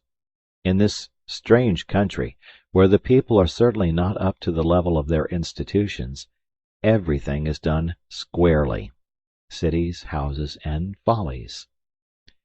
The travelers, then, were promenading, at 3 o'clock, about the streets of the town built between the banks of the Jordan and the spurs of the Wasatch Range. They saw few or no churches, but the prophet's mansion, the courthouse, and the arsenal, blue brick houses with verandas and porches, surrounded by gardens bordered with acacias, palms, and locusts. A clay and pebble wall built in 1853 surrounded the town, and in the principal street were the market and several hotels adorned with pavilions. The place did not seem thickly populated. The streets were almost deserted, except in the vicinity of the temple, which they only reached after having traversed several quarters surrounded by palisades. There were many women, which was easily accounted for by the peculiar institution of the Mormons, but it must not be supposed that all the Mormons are polygamists. They are free to marry or not, as they please, but it is worth noting that it is mainly the female citizens of Utah who are anxious to marry, as, according to the Mormon religion, maiden ladies are not admitted to the possession of its highest joys. These poor creatures seem to be neither well off nor happy. Some, the more well-to-do no doubt, wore short, open black silk dresses under a hood or modest shawl. Others were habited in Indian fashion. Passepartout could not behold without a certain fright these women, charged in groups with conferring happiness on a single Mormon. His common sense pitied, above all, the husband. It seemed to him a terrible thing to have to guide so many wives at once across the vicissitudes of life, and to conduct them, as it were, in a body to the Mormon paradise with the prospect of seeing them in the company of the glorious Smith, who doubtless was the chief ornament of that delightful place to all eternity. He felt decidedly repelled from such a vocation, and he imagined, perhaps he was mistaken, that the fair ones of Salt Lake City cast rather alarming glances on his person. Happily, his stay there was but brief. At 4 the party found themselves again at the station, took their places in the train, and the whistle sounded for starting. Just at the moment, however, that the locomotive wheels began to move, cries of "Stop! Stop!" were heard. Trains, like time and tide, stop for no one. The gentleman who uttered the cries was evidently a belated Mormon. He was breathless with running. Happily for him, the station had neither gates nor barriers. He rushed along the track, jumped on the rear platform of the train, and fell exhausted into one of the seats. Passepartout, who had been anxiously watching this amateur gymnast, approached him with lively interest and learned that he had taken flight after an unpleasant domestic scene. When the Mormon had recovered his breath, Passepartout ventured to ask him politely how many wives he had, for from the manner in which he had decamped it might be thought that he had 20 at least. "One, sir," replied the Mormon, raising his arms heavenward. "One, and that was enough." Chapter 28, in which Passepartout does not succeed in making anybody listen to reason. The train, on leaving Great Salt Lake at Ogden, passed northward for an hour as far as Weber River, having completed nearly 900 miles from San Francisco. From this point it took an easterly direction towards the jagged Wasatch Mountains. It was in this section included between this range and the Rocky Mountains that the American engineers found the most formidable difficulties in laying the road, and that the government granted a subsidy of $48,000 per mile, instead of $16,000 allowed for the work done on the plains. But the engineers, instead of violating nature, avoided its difficulties by winding around instead of penetrating the rocks. One tunnel only, 14,000 feet in length, was pierced in order to arrive at the Great Basin. The track up to this time had reached its highest elevation at the Great Salt Lake. From this point it described a long curve, descending towards Bitter Creek Valley, to rise again to the dividing ridge of the waters between the Atlantic and the Pacific. There were many creeks in this mountainous region, and it was necessary to cross Muddy Creek, Green Creek, and others upon culverts. Passepartout grew more and more impatient as they went on, while Fix longed to get out of this difficult region, and was more anxious than Phileas Fogg himself to be beyond the danger of delays and accidents, and set foot on English soil. At 10 o'clock at night the train stopped at Fort Bridger Station, and 20 minutes later entered Wyoming territory, following the valley of Bitter Creek throughout. The next day, 7th December, they stopped for a quarter of an hour at Green River Station. Snow had fallen abundantly during the night, but, being mixed with rain, it had half melted and did not interrupt their progress. The bad weather, however, annoyed Passepartout, for the accumulation of snow, by blocking the wheels of the cars, would certainly have been fatal to Mr. Fogg's tour. "What an idea!" he said to himself. "Why did my master take this journey in winter? Couldn't he have waited for the good season to increase his chances?" While the worthy Frenchman was absorbed in the state of the sky and the depression of the temperature, Aouda was experiencing fears from a totally different cause. Several passengers had got off at Green River, and were walking up and down the platforms, and among these Aouda recognized Colonel Stamp Proctor, the same who had grossly insulted Phileas Fogg at the San Francisco meeting. Not wishing to be recognized, the young woman drew back from the window, feeling much alarm at her discovery. She was attached to the man who, however coldly, gave her daily evidences of the most absolute devotion. She did not comprehend, perhaps, the depth of the sentiment with which her protector inspired her, which she called gratitude, but which, though she was unconscious of it, was really more than that. Her heart sank within her when she recognized the man whom Mr. Fogg desired, sooner or later, to call to account for his conduct. Chance alone, it was clear, had brought Colonel Proctor on this train, but there he was, and it was necessary, at all hazards, that Phileas Fogg should not perceive his adversary. Aouda seized a moment when Mr. Fogg was asleep to tell Fix and Passepartout whom she had seen. "That Proctor on this train!" cried Fix. "Well, reassure yourself, madam. Before he settles with Mr. Fogg he has got to deal with me. It seems to me that I was the more insulted of the two." "And besides," added Passepartout, "I'll take charge of him, colonel as he is." "Mr. Fix," resumed Aouda, "Mr. Fogg will allow no one to avenge him. He said that he would come back to America to find this man. Should he perceive Colonel Proctor, we could not prevent a collision which might have terrible results. He must not see him." "You're right, madam," replied Fix. "A meeting between them might ruin all. Whether he was victorious or beaten, Mr. Fogg would be delayed, and, added Passepartout, that would play the game of the gentlemen of the Reform Club. In 4 days we shall be in New York. Well, if my master does not leave this car during those 4 days, we may hope that chance will not bring him face to face with this confounded American. We must, if possible, prevent his stirring out of it." The conversation dropped. Mr. Fogg had just woke up and was looking out of the window. Soon after, Passepartout, without being heard by his master or Aouda, whispered to the detective, "Would you really fight for him?" "I would do anything," replied Fix in a tone which betrayed determined will, "to get him back living to Europe." Passepartout felt something like a shudder shoot through his frame, but his confidence in his master remained unbroken.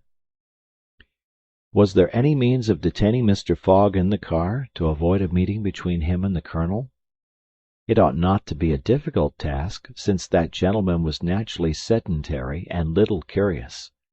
The detective, at least, seemed to have found a way, for after a few moments he said to Mr. Fogg, "These are long and slow hours, sir, that we are passing on the railway." Yes, replied Mr. Fogg, but they pass. You were in the habit of playing whist, resumed Fix, on the steamers. Yes, but it would be difficult to do so here. I have neither cards nor partners. Oh, but we can easily buy some cards, for they are sold on all the American trains. And as for partners, if Madame plays— Certainly, sir, Aouda quickly replied. I understand whist. It is part of an English education. I myself have some pretensions to playing a good game. Well, here are 3 of us and a dummy. As you please, sir, replied Phileas Fogg, heartily glad to resume his favourite pastime even on the railway. Passepartout was dispatched in search of the steward, and soon returned with 2 packs of cards, some pins, counters, and a shelf covered with cloth. The game commenced. Aouda understood whist sufficiently well, and even received some compliments on her playing from Mr. Fogg. As for the detective, he was simply an adept, and worthy of being matched against his present opponent. Now, thought Passepartout, we've got him. He won't budge. At 11 in the morning the train had reached the dividing ridge of the waters at Bridger Pass, 7,524 feet above the level of the sea, one of the highest points attained by the track in crossing the Rocky Mountains. After going about 200 miles, the travelers at last found themselves on one of those vast plains which extend to the Atlantic, and which nature has made so propitious for laying the iron road. On the declivity of the Atlantic basin the first streams, branches of the North Platte River, already appeared. The whole northern and eastern horizon was bounded by the immense semicircular curtain which is formed by the southern portion of the Rocky Mountains, the highest being Laramie Peak. Between this and the railway extended vast plains, plentifully irrigated. On the right rose the lower spurs of the mountainous mass which extends southward to the sources of the Arkansas River, one of the great tributaries of the Missouri. At 12:30 the travelers caught sight for an instant of Fort Halleck, which commands that section, and in a few more hours the Rocky Mountains were crossed. There was reason to hope, then, that no accident would mark the journey through this difficult country. The snow had ceased falling, and the air became crisp and cold. Large birds, frightened by the locomotive, rose and flew off in the distance. No wild beast appeared on the plain. It was a desert in its vast nakedness. After a comfortable breakfast served in the car, Mr. Fogg and his partners had just resumed whist, when a violent whistling was heard, and the train stopped. Passepartout put his head out of the door, but saw nothing to cause the delay. No station was in view. Aouda and Fix feared that Mr. Fogg might take it into his head to get out, but that gentleman contented himself with saying to his servant, "See what is the matter." Passepartout rushed out of the car. 30 or 40 passengers had already descended, amongst them Colonel Stamp Proctor. The train had stopped before a red signal which blocked the way. The engineer and conductor were talking excitedly with the signalman, whom the station master at Medicine Bow, the next stopping place, had sent on before. The passengers drew round and took part in the discussion, in which Colonel Proctor, with his insolent manner, was conspicuous. Passepartout, joining the group, heard the signalman say, "No, you can't pass. The bridge at Medicine Bow is shaky, and would not bear the weight of the train." This was a suspension bridge thrown over some rapids, about a mile from the place where they now were. According to the signalman, it was in a ruinous condition, several of the iron wires being broken, and it was impossible to risk the passage.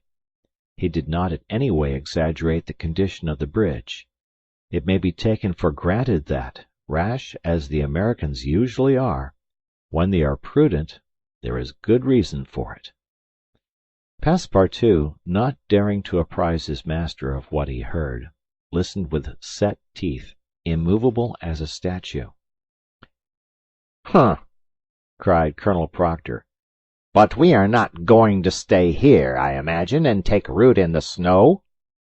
"Colonel," replied the conductor, "we have telegraphed to Omaha for a train, but it is not likely that it will reach Medicine Bow in less than 6 hours."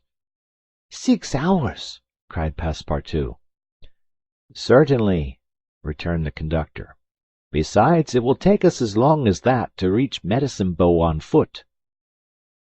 "But it is only a mile from here," said one of the passengers.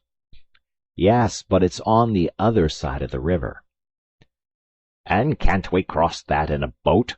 asked the colonel. "That's impossible. The creek is swelled by the rains. It is a rapid, and we shall have to make a circuit of 10 miles to the north to find a ford." The colonel launched a volley of oaths, denouncing the railway company and the conductor, and Passepartout, who was furious, was not disinclined to make common cause with him. Here was an obstacle indeed which all his master's banknotes could not remove. There was a general disappointment among the passengers, who, without reckoning the delay, saw themselves compelled to trudge 15 miles over a plain covered with snow. They grumbled and protested, and would certainly have thus attracted Phileas Fogg's attention if he had not been completely absorbed in his game. Passepartout found that he could not avoid telling his master what had occurred, and with hanging head he was turning towards the car, when the engineer, a true Yankee, named Forster, called out, "Gentlemen, perhaps there is a way after all to get over." "On the bridge?" asked the passenger. "On the bridge." "With our train?" "With our train." Passepartout stopped short and eagerly listened to the engineer. "But the bridge is unsafe," urged the conductor. "No matter," replied Forster. "I think that by putting on the very highest speed we might have a chance of getting over." "The devil!" muttered Passepartout. But a number of the passengers were at once attracted by the engineer's proposal, and Colonel Proctor was especially delighted, and found the plan a very feasible one. He told stories about engineers leaping their trains over rivers without bridges, by putting on full steam, and many of those present avowed themselves of the engineer's mind. "We have 50 chances out of 100 of getting over," said one. 80, 90. Passepartout was astounded, and though ready to attempt anything to get over Medicine Creek, thought the experiment proposed a little too American. "Besides," thought he, "there's a still more simple way, and it does not even occur to any of these people. Sir," said he aloud to one of the passengers, "the engineer's plan seems to me a little dangerous, but—" "80 chances," replied the passenger, turning his back on him. "I know it," said Passepartout, turning to another passenger, "but a simple idea—" "Ideas are of no use," returned the American, shrugging his shoulders, "as the engineer assures us that we can pass." "Doubtless," urged Passepartout, "we can pass, but perhaps it would be more prudent—" "What, prudent?" cried Colonel Proctor, whom this word seemed to excite prodigiously. "At full speed, don't you see? At full speed." "I know, I see," repeated Passepartout, "but it would be, if not more prudent, since that word displeases you, at least more natural." "Who? What? What's the matter with this fellow?" cried several. The poor fellow did not know to whom to address himself. "Are you afraid?" asked Colonel Proctor. "I afraid? "Very well. I will show these people that a Frenchman can be as American as they." "All aboard!" cried the conductor. "Yes, all aboard," repeated Passepartout, and immediately. "But they can't prevent me from thinking that it would be more natural for us to cross the bridge on foot, and let the train come after." But no one heard this sage reflection, nor would any one have acknowledged its justice. The passengers resumed their places in the cars. Passepartout took his seat without telling what had passed. The whist players were quite absorbed in their game. The locomotive whistled vigorously. The engineer, reversing the steam, backed the train for nearly a mile, retiring like a jumper in order to take a longer leap. Then with another whistle he began to move forward. The train increased its speed, and soon its rapidity became frightful. A prolonged screech issued from the locomotive. The piston worked up and down 20 strokes to the second.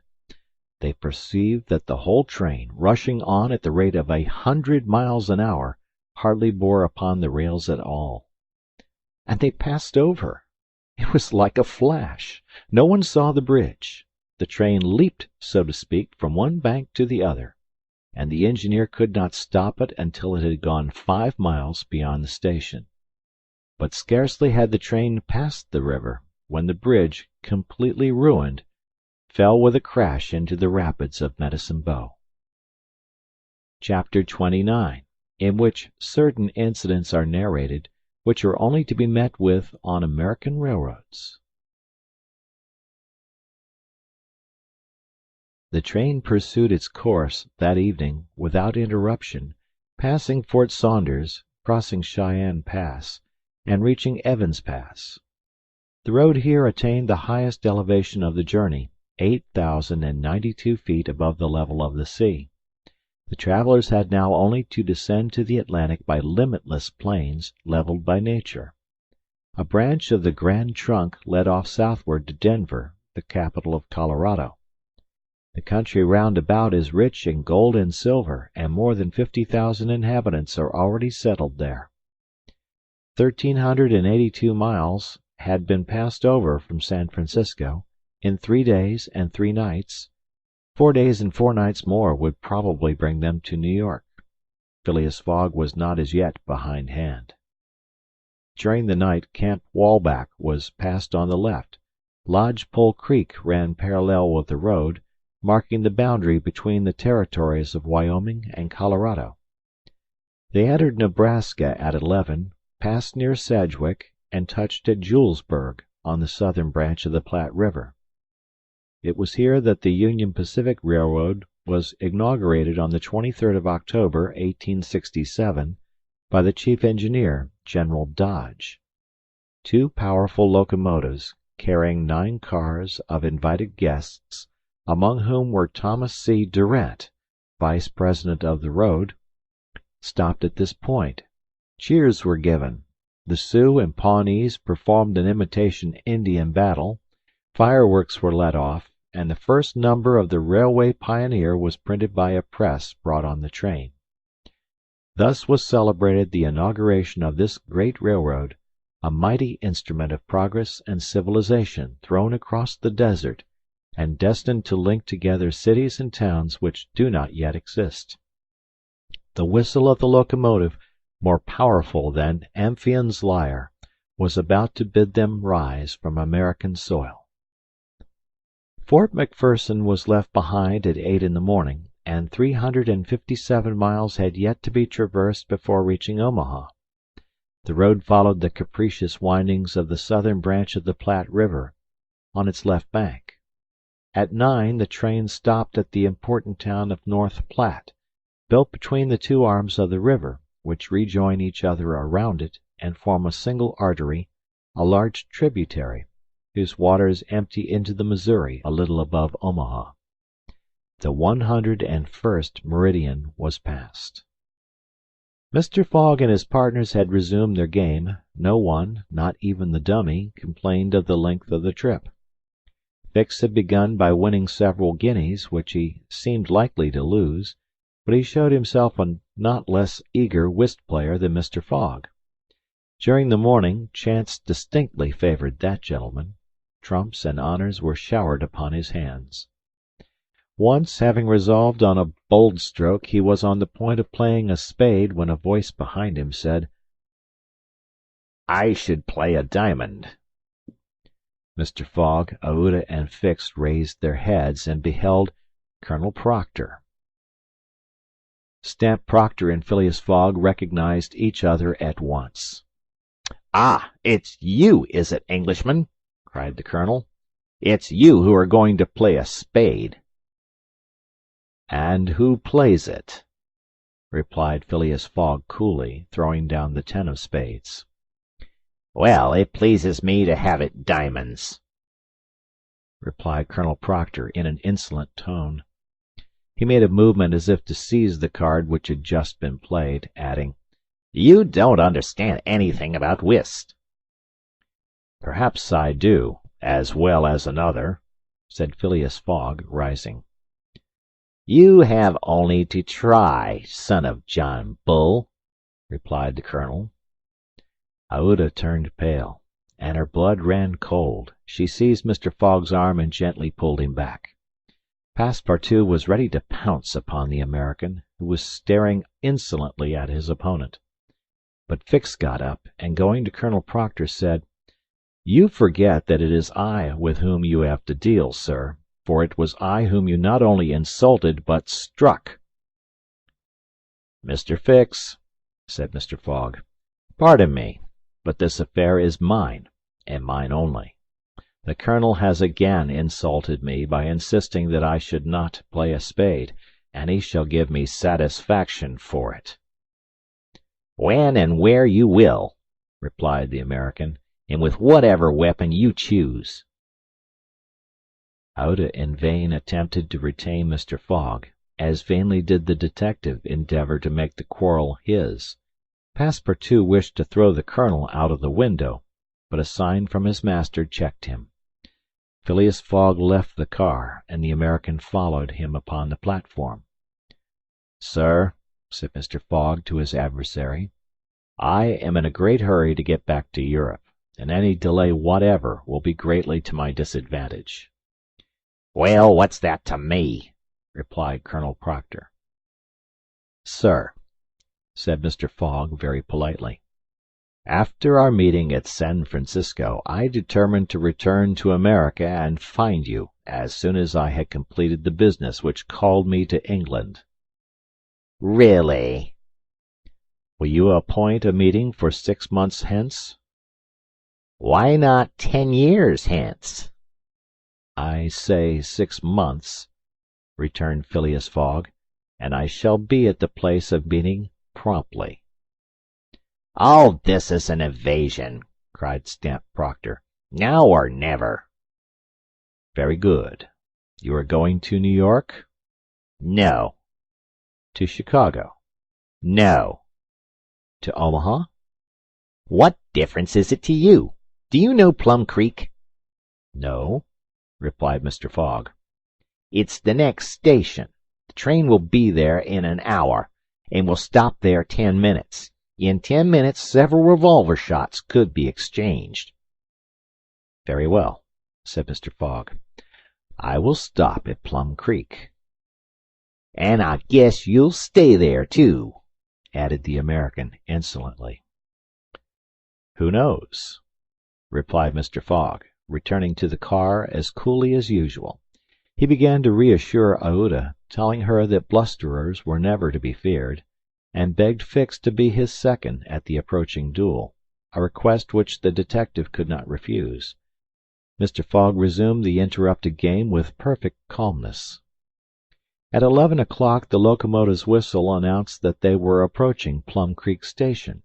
Mr. Fogg rose, and followed by Fix, went out upon the platform. Passepartout accompanied him, carrying a pair of revolvers. Aouda remained in the car, as pale as death. The door of the next car opened, and Colonel Proctor appeared on the platform, attended by a Yankee of his own stamp as his second. But just as the combatants were about to step from the train, the conductor hurried up and shouted, "You can't get off, gentlemen." "Why not?" asked the colonel. "We are 20 minutes late, and we shall not stop." "But I'm going to fight a duel with this gentleman." "I'm sorry," said the conductor, "but we shall be off at once. There's the bell ringing now." The train started. "I'm really very sorry, gentlemen," said the conductor. Under any other circumstances I should have been happy to oblige you. But after all, as you have not had time to fight here, why not fight as we go along?" "That wouldn't be convenient, perhaps, for this gentleman," said the colonel in a jeering tone. "It would be perfectly so," replied Phileas Fogg. "Well, we are really in America," thought Passepartout, "and the conductor is a gentleman of the first order." So muttering, he followed his master. The two combatants, their seconds, and the conductor passed through the cars to the rear of the train. The last car was only occupied by a dozen passengers, whom the conductor politely asked if they would not be so kind as to leave it vacant for a few moments, as two gentlemen had an affair of honor to settle. The passengers granted the request with alacrity, and straightway disappeared on the platform. The car, which was some 50 feet long, was very convenient for their purpose. The adversaries might march on each other in the aisle, and fire at their ease. Never was duel more easily arranged. Mr. Fogg and Colonel Proctor, each provided with 2 six-barreled revolvers, entered the car. The seconds, remaining outside, shut them in. They were to begin firing at the first whistle of the locomotive. After an interval of 2 minutes, what remained of the two gentlemen would be taken from the car. Nothing could be more simple. Indeed, it was all so simple that Fix and Passepartout felt their hearts beating as if they would crack. They were listening for the whistle agreed upon, when suddenly savage cries resounded in the air, accompanied by reports, which certainly did not issue from the car where the duelists were. The reports continued in front and the whole length of the train. Cries of terror proceeded from the interior of the cars. Colonel Proctor and Mr. Fogg, revolvers in hand, hastily quitted their prison, and rushed forward where the noise was most clamorous. They then perceived that the train was attacked by a band of Sioux.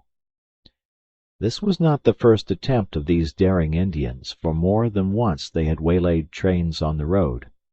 100 of them had, according to their habit, jumped upon the steps without stopping the train, with the ease of a clown mounting a horse at full gallop. The Sioux were armed with guns, from which came the reports, to which the passengers, who were almost all armed, responded by revolver shots. The Indians had first mounted the engine, and half stunned the engineer and stoker with blows from their muskets. A Sioux chief, wishing to stop the train, but not knowing how to work the regulator, had opened wide, instead of closing, the steam valve, and the locomotive was plunging forward with terrific velocity. The Sioux had at the same time invaded the cars, skipping like enraged monkeys over the roofs, thrusting open the doors, and fighting hand to hand with the passengers.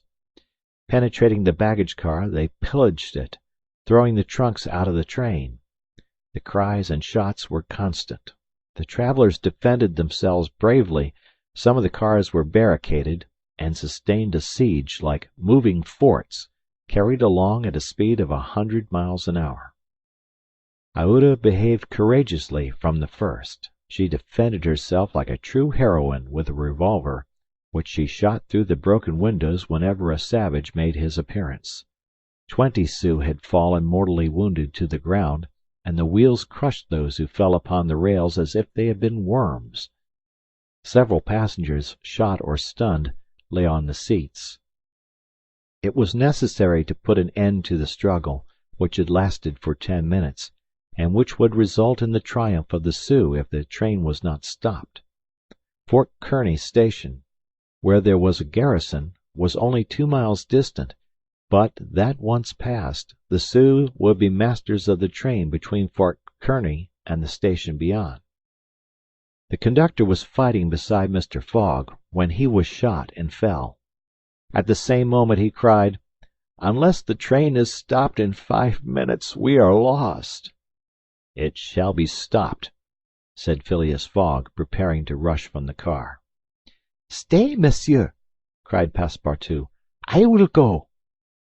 Mr. Fogg had not time to stop the brave fellow, who, opening a door unperceived by the Indians, succeeded in slipping under the car, and while the struggle continued and the balls whizzed across each other over his head, he made use of his old acrobatic experience, and with amazing agility worked his way under the cars, holding on to the chains, aiding himself by the brakes and the edges of the sashes, creeping from one car to another with marvelous skill, and thus gaining the forward end of the train. There, suspended by one hand between the baggage car and the tender, with the other he loosened the safety chains, but, owing to the traction, he would never have succeeded in unscrewing the yoking bar, had not a violent concussion jolted this bar out. The train, now detached from the engine, remained a little behind, whilst the locomotive rushed forward with increased speed. Carried on by the force already acquired, the train still moved for several minutes, but the brakes were worked, and at last they stopped less than 100 feet from Kearney station. The soldiers of the fort, attracted by the shots, hurried up. The Sioux had not expected them, and decamped in a body before the train entirely stopped. But when the passengers counted each other on the station platform, several were found missing, among others the courageous Frenchman, whose devotion had just saved them. Chapter 30, in which Phileas Fogg simply does his duty. 3 passengers, including Passepartout, had disappeared. Had they been killed in the struggle? Were they taken prisoners by the Sioux? It was impossible to tell. There were many wounded, but none mortally. Colonel Proctor was one of the most seriously hurt. He had fought bravely, and a ball had entered his groin. He was carried into the station with the other wounded passengers, to receive such attention as could be of avail. Aouda was safe, and Phileas Fogg, who had been in the thickest of the fight, had not received a scratch. Fix was slightly wounded in the arm. But Passepartout was not to be found, and tears coursed down Aouda's cheeks. All the passengers had got out of the train, the wheels of which were stained with blood. From the tires and spokes hung ragged pieces of flesh. As far as the eye could reach on the white plain behind, red trails were visible. The last Sioux were disappearing in the south, along the banks of the Republican River. Mr. Fogg, with folded arms, remained motionless. He had a serious decision to make. Aouda, standing near him, looked at him without speaking, and he understood her look. If his servant was a prisoner, ought he not to risk everything to rescue him from the Indians? "I will find him, living or dead," said he quietly to Aouda. "Ah, Mr. Fogg!" cried she, clasping his hands and covering them with tears. "Living," added Mr. Fogg, "if we do not lose a moment." Phileas Fogg, by this resolution, inevitably sacrificed himself. He pronounced his own doom. The delay of a single day would make him lose the steamer at New York, and his bet would be certainly lost. But as he thought, "It is my duty," he did not hesitate. The commanding officer of Fort Kearney was there. 100 of his soldiers had placed themselves in a position to defend the station should the Sioux attack it. "Sir," said Mr. Fogg to the captain, 3 passengers have disappeared." "Dead?" asked the captain. "Dead or prisoners, that is the uncertainty which must be solved. Do you propose to pursue the Sioux?" "That's a serious thing to do, sir," returned the captain.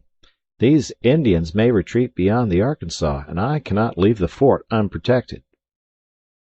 "The lives of 3 men are in question, sir," said Phileas Fogg. "Doubtless, but can I risk the lives of 50 men to save 3? "I don't know whether you can, sir, but you ought to do so." "Nobody here," returned the other, "has a right to teach me my duty." "Very well," said Mr. Fogg, coldly. "I will go alone." "You, sir!" cried Fix, coming up. "You go alone in pursuit of the Indians?" "Would you have me leave this poor fellow to perish, him to whom everyone present owes his life? I shall go." "No, sir, you shall not go alone," cried the captain, touched in spite of himself. "No, you are a brave man. 30 volunteers," he added, turning to the soldiers. The whole company started forward at once. The captain had only to pick his men. 30 were chosen and an old sergeant placed at their head. "Thanks, Captain," said Mr. Fogg. "Would you let me go with you?" asked Fix. "Do as you please, sir, but if you wish to do me a favor, you will remain with Aouda, in case anything should happen to me." A sudden pallor overspread the detective's face. Separate himself from the man whom he had so persistently followed step by step. Leave him to wander about in this desert. Fix gazed attentively at Mr. Fogg, and despite his suspicions and of the struggle which was going on within him, he lowered his eyes before that calm and frank look. "I will stay," said he. A few moments after, Mr. Fogg pressed the young woman's hand, and, having confided to her his precious carpet-bag, went off with the sergeant and his little squad. But before going he had said to the soldiers, "My friends, I will divide $5,000 among you if we save the prisoners." It was then a little past noon. Aouda retired to a waiting-room, and there she waited alone, thinking of the simple and noble generosity, the tranquil courage of Phileas Fogg. He had sacrificed his fortune and was now risking his life, all without hesitation, from duty in silence. Fix did not have the same thoughts, and could scarcely conceal his agitation. He walked feverishly up and down the platform, but soon resumed his outward composure. He now saw the folly of which he had been guilty in letting Fogg go alone. What! This man, whom he had just followed around the world, was permitted now to separate himself from him. He began to accuse and abuse himself, and, as if he were director of police, administered to himself a sound lecture for his greenness. "I have been an idiot," he thought, "and this man will see it. He has gone and won't come back. But how is it that I, Fix, who have in my pocket a warrant for his arrest, have been so fascinated by him? Decidedly I am nothing but an ass." So reasoned the detective, while the hours crept by all too slowly. He did not know what to do. Sometimes he was tempted to tell Aouda all, but he could not doubt how the young woman would receive his confidences. What course should he take? He thought of pursuing Fogg across the vast white plains. It did not seem impossible that he might overtake him. Footsteps were easily printed on the snow. But soon, under a new sheet, every imprint would be effaced. Fix became discouraged. He felt a sort of insurmountable longing to abandon the game altogether. He could now leave Fort Kearny station and pursue his journey homeward in peace. Towards 2 o'clock in the afternoon, while it was snowing hard, long whistles were heard approaching from the east. A great shadow, preceded by a wild light, slowly advanced, appearing still larger through the mist, which gave it a fantastic aspect. No train was expected from the east, neither had there been time for the succor asked for by telegraph to arrive.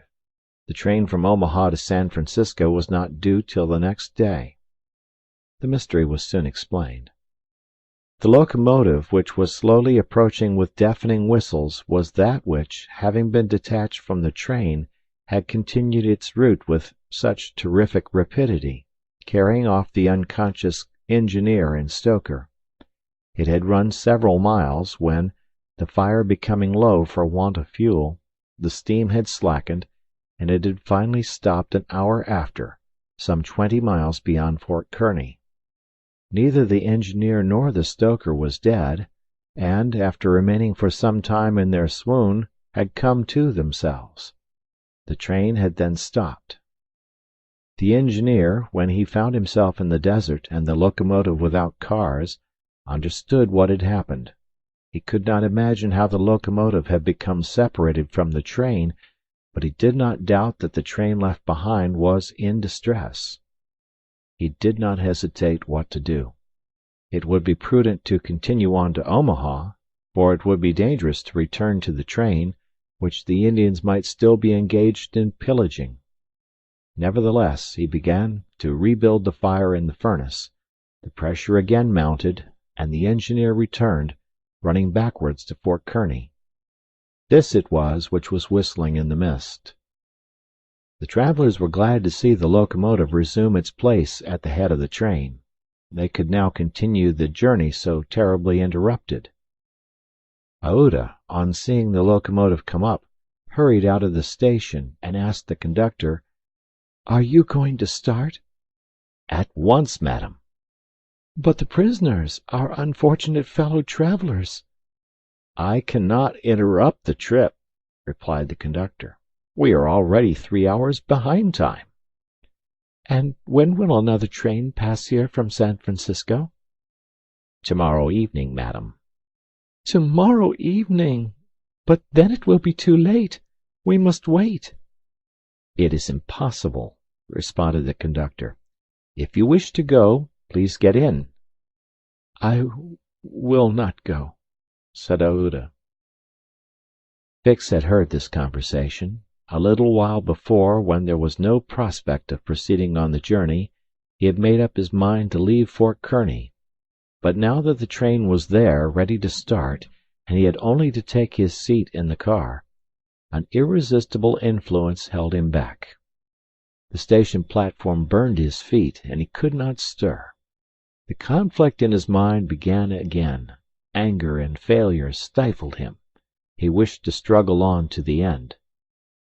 Meanwhile the passengers and some of the wounded, among them Colonel Proctor, whose injuries were serious, had taken their places in the train. The buzzing of the overheated boiler was heard, and the steam was escaping from the valves. The engineer whistled, the train started, and soon disappeared, mingling its white smoke with the eddies of the densely falling snow. The detective had remained behind.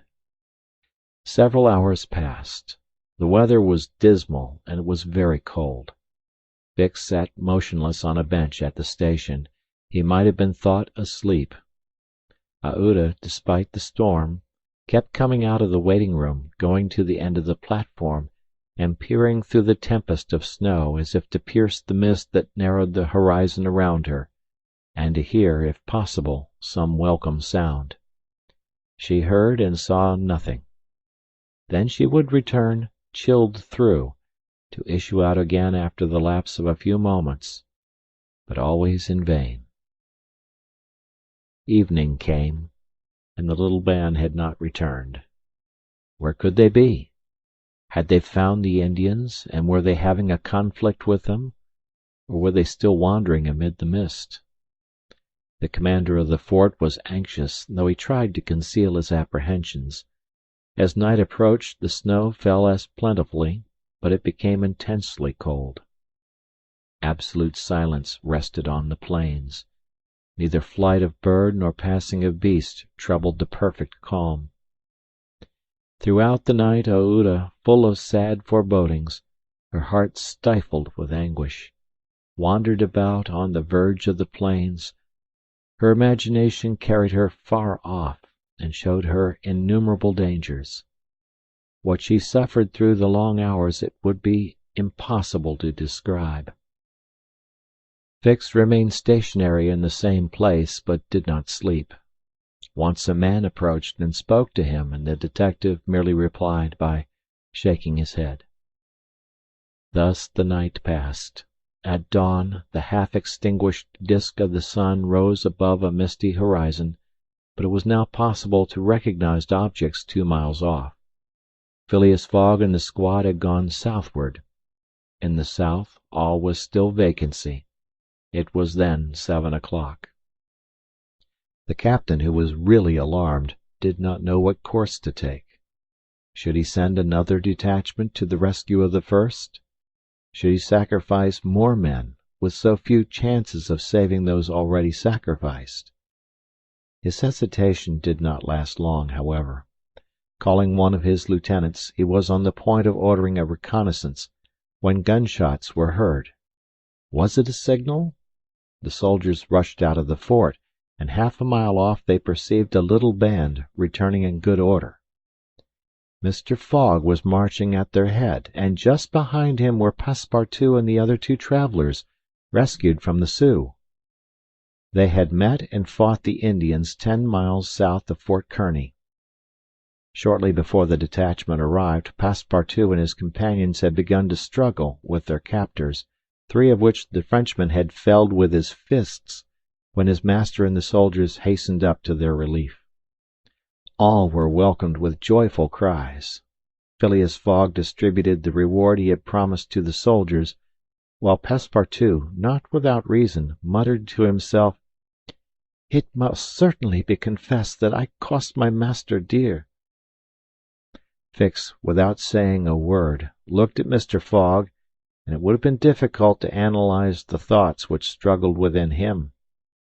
As for Aouda, she took her protector's hand and pressed it in her own, too much moved to speak. Meanwhile, Passepartout was looking about for the train. He thought he should find it there, ready to start for Omaha, and he hoped that the time lost might be regained. "The train! The train!" cried he. "Gone," replied Fix. "And when does the next train pass here?" said Phileas Fogg. "Not till this evening." "Ah," returned the impassible gentleman quietly. Chapter 31, in which Fix, the detective, considerably furthers the interests of Phileas Fogg. Phileas Fogg found himself 20 hours behind time. Passepartout, the involuntary cause of this delay, was desperate. He had ruined his master. At this moment the detective approached Mr. Fogg, and, looking him intently in the face, said, "Seriously, sir, are you in great haste?" "Quite seriously." "I have a purpose in asking," resumed Fix. "Is it absolutely necessary that you should be in New York on the 11th before 9 o'clock in the evening, the time that the steamer leaves for Liverpool?" "It is absolutely necessary." "And if your journey had not been interrupted by these Indians, you would have reached New York on the morning of the 11th?" "Yes, with 11 hours to spare before the steamer left."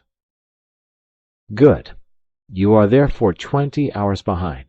12 from 20 leaves 8. You must regain 8 hours. Do you wish to try to do so?" "On foot?" asked Mr. Fogg. "No, on a sledge," replied Fix. "On a sledge with sails. A man has proposed such a method to me." It was the man who had spoken to Fix during the night, and whose offer he had refused. Phileas Fogg did not reply at once, but Fix, having pointed out the man, who was walking up and down in front of the station, Mr. Fogg went up to him. An instant after, Mr. Fogg and the American, whose name was Mudge, entered a hut built just below the fort. There Mr. Fogg examined a curious vehicle, a kind of frame on 2 long beams, a little raised in front like the runners of a sledge, and upon which there was room for 5 or 6 persons. A high mast was fixed on the frame, held firmly by metallic lashings, to which was attached a large brigandine sail. This mast held an iron stay upon which to hoist a jib sail. Behind, a sort of rudder served to guide the vehicle. It was, in short, a sledge rigged like a sloop. During the winter, when the trains are blocked up by the snow, these sledges make extremely rapid journeys across the frozen plains from one station to another. Provided with more sails than a cutter, and with the wind behind them, they slip over the surface of the prairies with a speed equal, if not superior, to that of the express trains.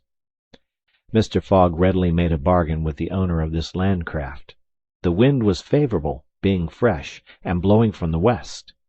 The snow had hardened, and Mudge was very confident of being able to transport Mr. Fogg in a few hours to Omaha. Thence the trains eastward run frequently to Chicago and New York.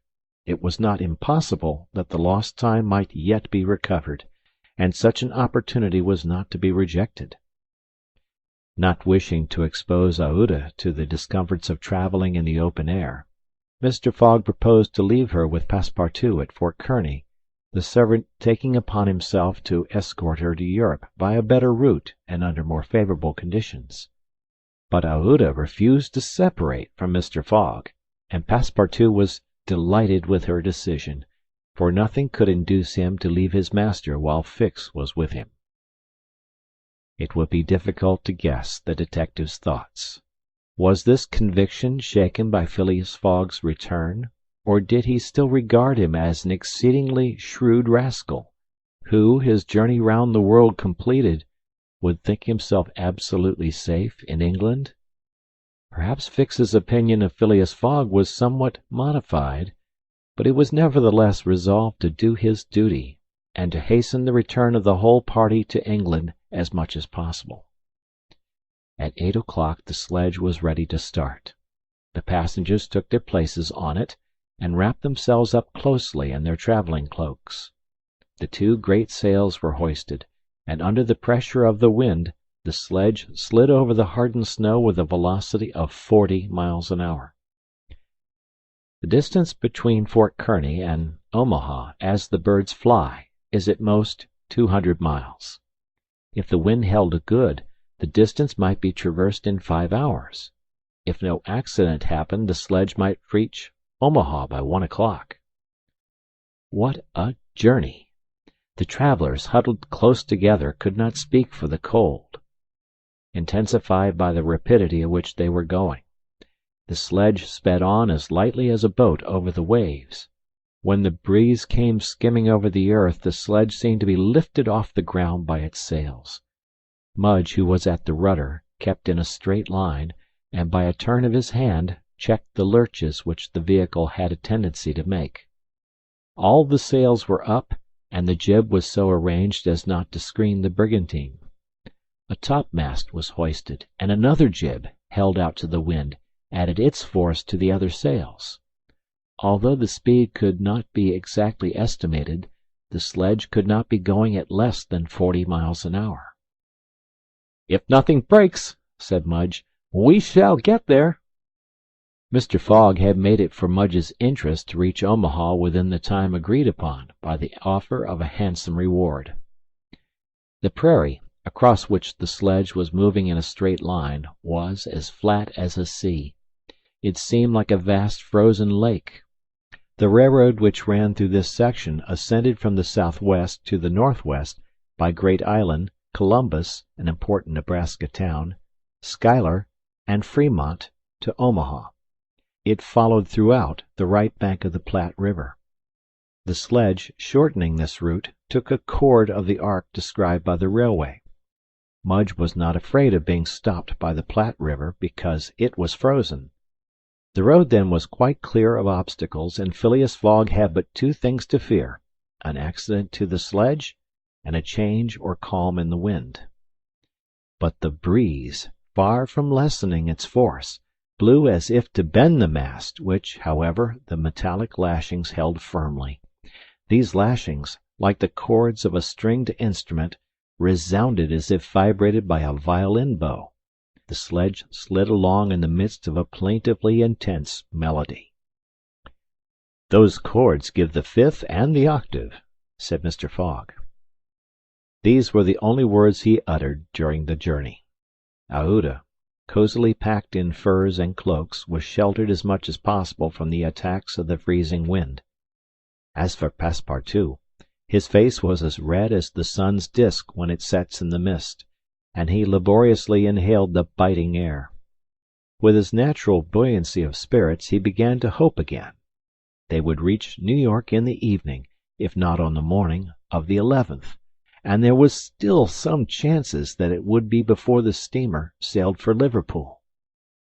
Passepartout even felt a strong desire to grasp his ally, Fix, by the hand.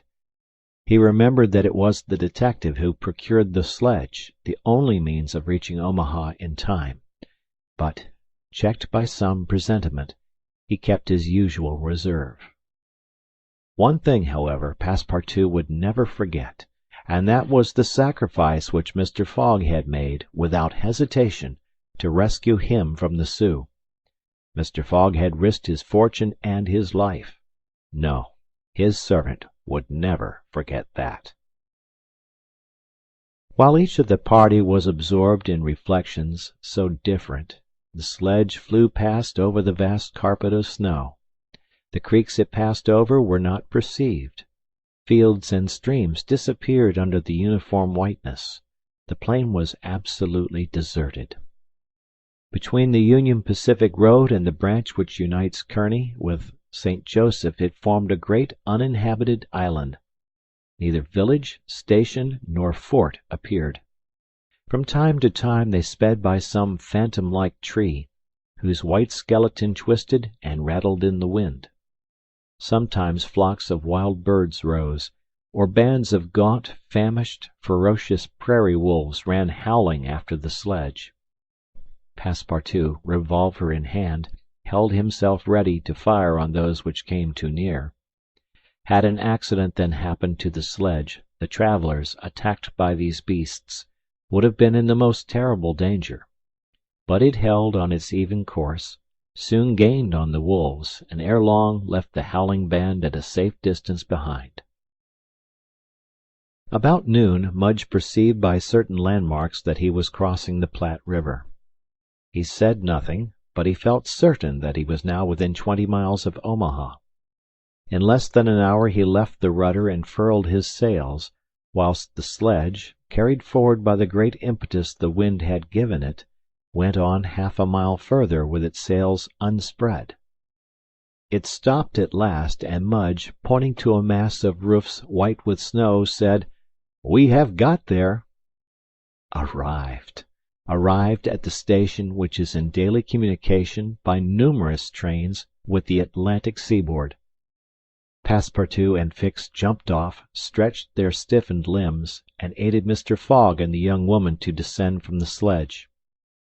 Phileas Fogg generously rewarded Mudge, whose hand Passepartout warmly grasped, and the party directed their steps to the Omaha railway station. The Pacific Railroad proper finds its terminus at this important Nebraska town. Omaha is connected with Chicago by the Chicago and Rock Island Railroad, which runs directly east and passes 50 stations. A train was ready to start when Mr. Fogg and his party reached the station, and they only had time to get into the cars. They had seen nothing of Omaha, but Passepartout confessed to himself that this was not to be regretted, as they were not traveling to see the sights. The train passed rapidly across the state of Iowa, by Council Bluffs, Des Moines, and Iowa City. During the night it crossed the Mississippi at Davenport, and by Rock Island entered Illinois. The next day, which was the 10th, at 4 o'clock in the evening, it reached Chicago, already risen from its ruins, and more proudly seated than ever on the borders of its beautiful Lake Michigan. 900 miles separated Chicago from New York, but trains are not wanting at Chicago. Mr. Fogg passed at once from one to the other, and the locomotive of the Pittsburgh, Fort Wayne, and Chicago Railway left at full speed, as if it fully comprehended that that gentleman had no time to lose. It traversed Indiana, Ohio, Pennsylvania, and New Jersey like a flash, rushing through towns with antique names, some of which had streets and cart tracks, but as yet no houses. At last the Hudson came into view, and at 11:15 in the evening of the 11th, the train stopped in the station on the right bank of the river, before the very pier of the Cunard line. The China for Liverpool had started 3/4 of an hour before. Chapter 32, in which Phileas Fogg engages in a direct struggle with bad fortune. The China, in leaving, seemed to have carried off Phileas Fogg's last hope. None of the other steamers were able to serve his projects. The Pereire of the French Transatlantic Company, whose admirable steamers are equal to any in speed and comfort, did not leave until the 14th. The Hamburg boats did not go directly to Liverpool or London, but to Havre, and the additional trip from Havre to Southampton would render Phileas Fogg's last efforts of no avail. The Inman steamer did not depart till the next day, and could not cross the Atlantic in time to save the wager. Mr. Fogg learned all this in consulting his Bradshaw, which gave him the daily movements of the transatlantic steamers. Passepartout was crushed. It overwhelmed him to lose the boat by 3/4 of an hour. It was his fault, for instead of helping his master, he had not ceased putting obstacles in his path. And when he recalled all the incidents of the tour, when he counted up the sums expended in pure loss and on his own account, when he thought that the immense stake, added to the heavy charges of this useless journey, would completely ruin Mr. Fogg, he overwhelmed himself with bitter self-accusations. Mr. Fogg, however, did not reproach him, and on leaving the Cunard pier, only said, "We will consult about what is best tomorrow. Come." The party crossed the Hudson in the Jersey City ferry boat, and drove in a carriage to the St. Nicholas Hotel, on Broadway. Rooms were engaged, and the night passed, briefly to Phileas Fogg, who slept profoundly, but very long to Aouda and the others, whose agitation did not permit them to rest. The next day was the 12th of December. From 7 in the morning of the 12th to 9:15 in the evening of the 21st, there were 9 days, 13 hours, and 45 minutes. If Phileas Fogg had left in the China, one of the fastest steamers on the Atlantic, he would have reached Liverpool and then London within the period agreed upon. Mr. Fogg left the hotel alone, after giving Passepartout instructions to await his return, and inform Aouda to be ready at an instant's notice. He proceeded to the banks of the Hudson and looked about among the vessels moored or anchored in the river, for any that were about to depart. Several had departure signals, and were preparing to put to sea at morning tide, for in this immense and admirable port there is not one day in 100 that vessels do not set out for every quarter of the globe. But they were mostly sailing vessels, of which, of course, Phileas Fogg could make no use. He seemed about to give up all hope, when he espied, anchored at the battery, cable's length off at most, a trading vessel with a screw, well shaped, whose funnel, puffing a cloud of smoke, indicated that she was getting ready for departure. Phileas Fogg hailed a boat, got into it, and soon found himself on board the Henrietta, iron-hulled, wood-built above. He ascended to the deck and asked for the captain, who forthwith presented himself. He was a man of 50, a sort of sea-wolf, with big eyes, a complexion of oxidized copper, red hair and thick neck, and a growling voice. "The captain?" asked Mr. Fogg. "I am the captain." "I'm Phileas Fogg, of London." "And I am Andrew Speedy, of Cardiff." "You are going to put to sea?" "In an hour." "You are bound for—" "Bordeaux." "And your cargo?" "No freight. Going in ballast." "Have you any passengers?" "No passengers. Never have passengers. Too much in the way." "Is your vessel a swift one?" "Between 11 and 12 knots. The Henrietta. Well known." "Will you carry me and 3 other persons to Liverpool?" "To Liverpool? Why not to China?" "I said Liverpool." "No." "No?" "No. I am setting out for Bordeaux, and shall go to Bordeaux." "Money is no object?" "None." The captain spoke in a tone which did not admit of a reply. "But the owners of the Henrietta," resumed Phileas Fogg. "The owners are myself," replied the captain. "The vessel belongs to me." "I will freight it for you." "No." I will buy it of you." "No."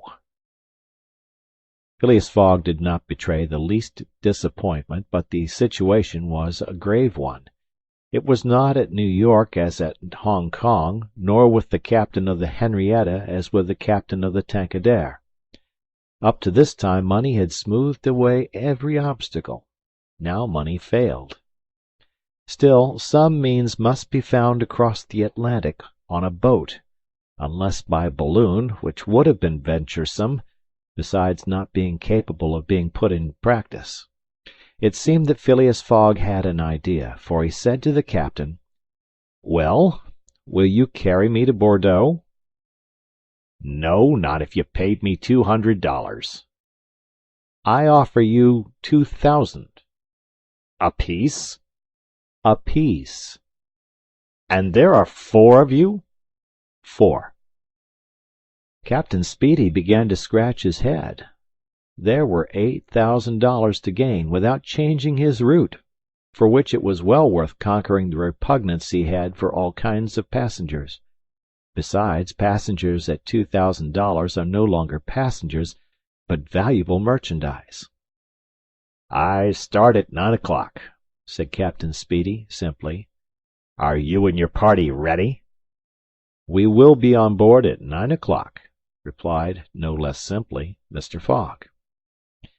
It was 8:30. To disembark from the Henrietta, jump into a hack, hurry to the St. Nicholas, and return with Aouda, Passepartout, and even the inseparable Fix was the work of a brief time, and was performed by Mr. Fogg with the coolness which never abandoned him. They were on board when the Henrietta made ready to weigh anchor. When Passepartout heard what this last voyage was going to cost, he uttered a prolonged "Oh!" which extended throughout his vocal gamut. As for Fix, he said to himself that the Bank of England would certainly not come out of this affair well indemnified. When they reached England, even if Mr. Fogg did not throw some handfuls of bank bills into the sea, more than £7,000 would have been spent. Chapter 33, in which Phileas Fogg shows himself equal to the occasion. An hour after, the Henrietta passed the lighthouse which marks the entrance of the Hudson, turned the point of Sandy Hook, and put to sea. During the day she skirted Long Island, passed Fire Island, and directed her course rapidly eastward.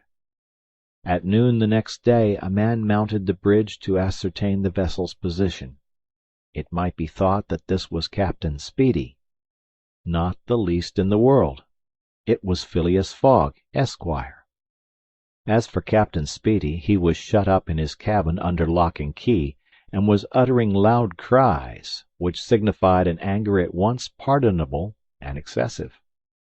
What had happened was very simple. Phileas Fogg wished to go to Liverpool, but the captain would not carry him there.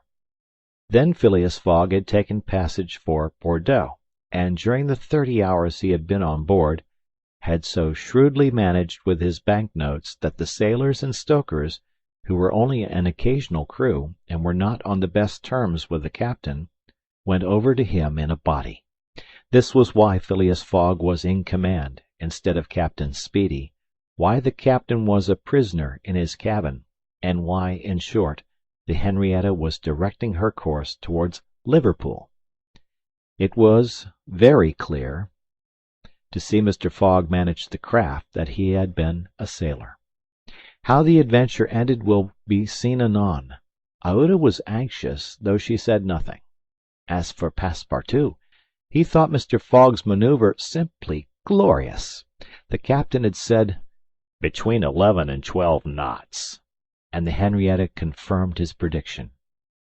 If then, for there were ifs still, the sea did not become too boisterous, if the wind did not veer round to the east, if no accident happened to the boat or its machinery, the Henrietta might cross the 3,000 miles from New York to Liverpool in the 9 days, between the 12th and the 21st of December. It is true that, once arrived, the affair on board the Henrietta, added to that of the Bank of England, might create more difficulties for Mr. Fogg than he imagined or could desire. During the first days they went along smoothly enough. The sea was not very unpropitious, the wind seemed stationary in the northeast, the sails were hoisted, and the Henrietta ploughed across the waves like a real transatlantic steamer. Passepartout was delighted. His master's last exploit, the consequences of which he ignored, enchanted him. Never had the crew seen so jolly and dexterous a fellow. He formed warm friendships with the sailors, and amazed them with his acrobatic feats. He thought they managed the vessel like gentlemen, and that the stokers fired up like heroes. His loquacious good humor infected everyone. He had forgotten the past, its vexations and delays. He only thought of the end so nearly accomplished, and sometimes he boiled over with impatience, as if heated by the furnaces of the Henrietta. Often, also, the worthy fellow revolved around Fix, looking at him with a keen, distrustful eye. But he did not speak to him, for their old intimacy no longer existed. Fix, it must be confessed, understood nothing of what was going on. The conquest of the Henrietta, the bribery of the crew, Fogg managing the boat like a skilled seaman, amazed and confused him. He did not know what to think. For, after all, a man who began by stealing £55,000 might end by stealing a vessel, and Fix was not unnaturally inclined to conclude that the Henrietta under Fogg's command was not going to Liverpool at all, but to some part of the world where the robber, turned into a pirate, would quietly put himself in safety. The conjecture was at least a plausible one, and the detective began to seriously regret that he had embarked on the affair. As for Captain Speedy, he continued to howl and growl in his cabin, and Passepartout, whose duty it was to carry him his meals, courageous as he was, took the greatest precautions. Mr. Fogg did not seem even to know that there was a captain on board. On the 13th they passed the edge of the banks of Newfoundland, a dangerous locality during the winter especially. There are frequent fogs and heavy gales of wind. Ever since the evening before, the barometer, suddenly falling, had indicated an approaching change in the atmosphere, and during the night the temperature varied, the cold became sharper, and the wind veered to the southeast. This was a misfortune. Mr. Fogg, in order not to deviate from his course, furled his sails and increased the force of the steam, but the vessel's speed slackened owing to the state of the sea, the long waves of which broke against the stern. She pitched violently, and this retarded her progress. The breeze little by little swelled into a tempest, and it was to be feared that the Henrietta might not be able to maintain herself upright on the waves. Passepartout's visage darkened with the skies, and for 2 days the poor fellow experienced constant fright. But Phileas Fogg was a bold mariner, and knew how to maintain headway against the sea, and he kept on his course, without even decreasing his steam. The Henrietta, when she could not rise upon the waves, crossed them, swamping her deck, but passing safely. Sometimes the screw rose out of the water, beating its protruding end, when a mountain of water raised the stern above the waves, but the craft always kept straight ahead. The wind, however, did not grow as boisterous as might have been feared. It was not one of those tempests which burst and rush on with a speed of 90 miles an hour. It continued fresh, but, unhappily, it remained obstinately in the southeast, rendering the sails useless. The 16th of December was the 75th day since Phileas Fogg's departure from London, and the Henrietta had not yet been seriously delayed. Half of the voyage was almost accomplished, and the worst localities had been passed. In summer, success would have been well nigh certain. In winter they were at the mercy of the bad season. Passepartout said nothing, but he cherished hope in secret, and comforted himself with the reflection that, if the wind failed them, they might still count on the steam. On this day the engineer came on deck, went up to Mr. Fogg, and began to speak earnestly with him. Without knowing why it was a presentiment, perhaps Passepartout became vaguely uneasy. He would have given one of his ears to hear with the other what the engineer was saying. He finally managed to catch a few words, and was sure he heard his master say, "You are certain of what you tell me?" "Certain, sir," replied the engineer. "You must remember that, since we started, we have got up hot fires in all our furnaces, and though we had coal enough to go on short steam from New York to Bordeaux, we haven't enough to go with all steam from New York to Liverpool." "I will consider," replied Mr. Fogg. Passepartout understood it all. He was seized with mortal anxiety. The coal was giving out. "Ah, if my master can get over that," muttered he, "he'll be a famous man." He could not help imparting to Fix what he had overheard. "Then you believe that we really are going to Liverpool?" "Of course." "Ass!" replied the detective, shrugging his shoulders and turning on his heel. Passepartout was on the point of vigorously resenting the epithet, the reason of which he could not for the life of him comprehend.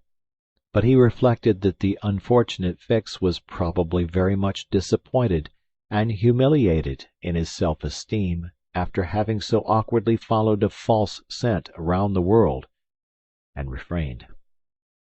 And now what course would Phileas Fogg adopt? It was difficult to imagine. Nevertheless, he seemed to have decided upon one, for that evening he sent for the engineer and said to him, "Feed all the fires until the coal is exhausted." A few moments after, the funnel of the Henrietta vomited forth torrents of smoke. The vessel continued to proceed with all steam on, but on the 18th the engineer, as he had predicted, announced that the coal would give out in the course of the day. "Do not let the fires go down," replied Mr. Fogg. "Keep them up to the last. Let the valves be filled." Towards noon Phileas Fogg, having ascertained their position, called Passepartout, and ordered him to go for Captain Speedy. It was as if the honest fellow had been commanded to unchain a tiger. He went to the poop, saying to himself, "He will be like a madman." In a few moments, with cries and oaths, a bomb appeared on the poop deck. The bomb was Captain Speedy. It was clear that he was on the point of bursting. "Where are we?" were the first words his anger permitted him to utter. Had the poor man been an apoplectic, he could never have recovered from his paroxysm of wrath. "Where are we?" he repeated, with purple face. 707 miles from Liverpool," replied Mr. Fogg, with imperturbable calmness. "Pirate!" cried Captain Speedy. "I have sent for you, sir." "Picaroon!" "Sir," continued Mr. Fogg, "to ask you to sell me your vessel." "No! By all the devils, no!" "But I shall be obliged to burn her." "Burn the Henrietta!" "Yes, at least the upper part of her. The coal has given out." "Burn my vessel!" cried Captain Speedy, who could scarcely pronounce the words. "A vessel worth $50,000." "Here are 60,000," replied Phileas Fogg, handing the captain a roll of bank bills. This had a prodigious effect on Andrew Speedy. An American can scarcely remain unmoved at the sight of $60,000. The captain forgot in an instant his anger, his imprisonment, and all his grudges against his passenger. The Henrietta was 20 years old. It was a great bargain. The bomb would not go off after all. Mr. Fogg had taken away the match. "And I shall still have the iron hull," said the captain in a softer tone. The iron hull and the engine. Is it agreed?" "Agreed." And Andrew Speedy, seizing the banknotes, counted them and consigned them to his pocket. During this colloquy, Passepartout was as white as a sheet, and Fix seemed on the point of having an apoplectic fit. Nearly £20,000 had been expended, and Fogg left the hull and engine to the captain, that is, near the whole value of the craft. It was true, however, that £55,000 had been stolen from the bank. When Andrew Speedy had pocketed the money, Mr. Fogg said to him, "Don't let this astonish you, sir. You must know that I shall lose £20,000 unless I arrive in London by 9:15 on the evening of the 21st of December. I missed the steamer at New York, and as you refused to take me to Liverpool—" "And I did well," cried Andrew Speedy, "for I have gained at least $40,000 by it." He added more sedately, "Do you know one thing, Captain Fogg? Captain Fogg, you've got something of the Yankee about you." And having paid his passenger what he considered a high compliment, he was going away when Mr. Fogg said, "The vessel now belongs to me?" "Certainly, from the keel to the trunk of the mast, all the wood, that is." "Very well. Have the interior seats, bunks, and frames pulled down, and burn them." It was necessary to have dry wood to keep the steam up to the adequate pressure, and on that day the poop, cabins, bunks, and the spare deck were sacrificed. On the next day, the 19th of December, the masts, rafts, and spars were burned. The crew worked lustily, keeping up the fires. Passepartout hewed, cut, and sawed away with all his might. There was a perfect rage for demolition. The railings, fittings, the greater part of the deck, and top sides disappeared on the 20th, and the Henrietta was now only a flat hulk. But on this day they sighted the Irish coast and Fastnet Light. By 10 in the evening they were passing Queenstown. Phileas Fogg had only 24 hours more in which to get to London. That length of time was necessary to reach Liverpool with all steam on. And the steam was about to give out altogether. "Sir," said Captain Speedy, who was now deeply interested in Mr. Fogg's project, "I really commiserate you. Everything is against you. We are only opposite Queenstown." "Ah," said Mr. Fogg, "is that place where we see the lights Queenstown?" "Yes." "Can we enter the harbor?" "Not under 3 hours, only at high tide." "Stay," replied Mr. Fogg calmly, without betraying in his features that by a supreme inspiration he was about to attempt once more to conquer ill fortune. Queenstown is the Irish port at which the transatlantic steamers stop to put off the mails. These mails are carried to Dublin by express trains always held in readiness to start. From Dublin they are sent on to Liverpool by the most rapid boats, and thus gain 12 hours on the Atlantic steamers. Phileas Fogg counted on gaining 12 hours in the same way. Instead of arriving at Liverpool the next evening by the Henrietta, he would be there by noon, and would therefore have time to reach London before 9:15 in the evening.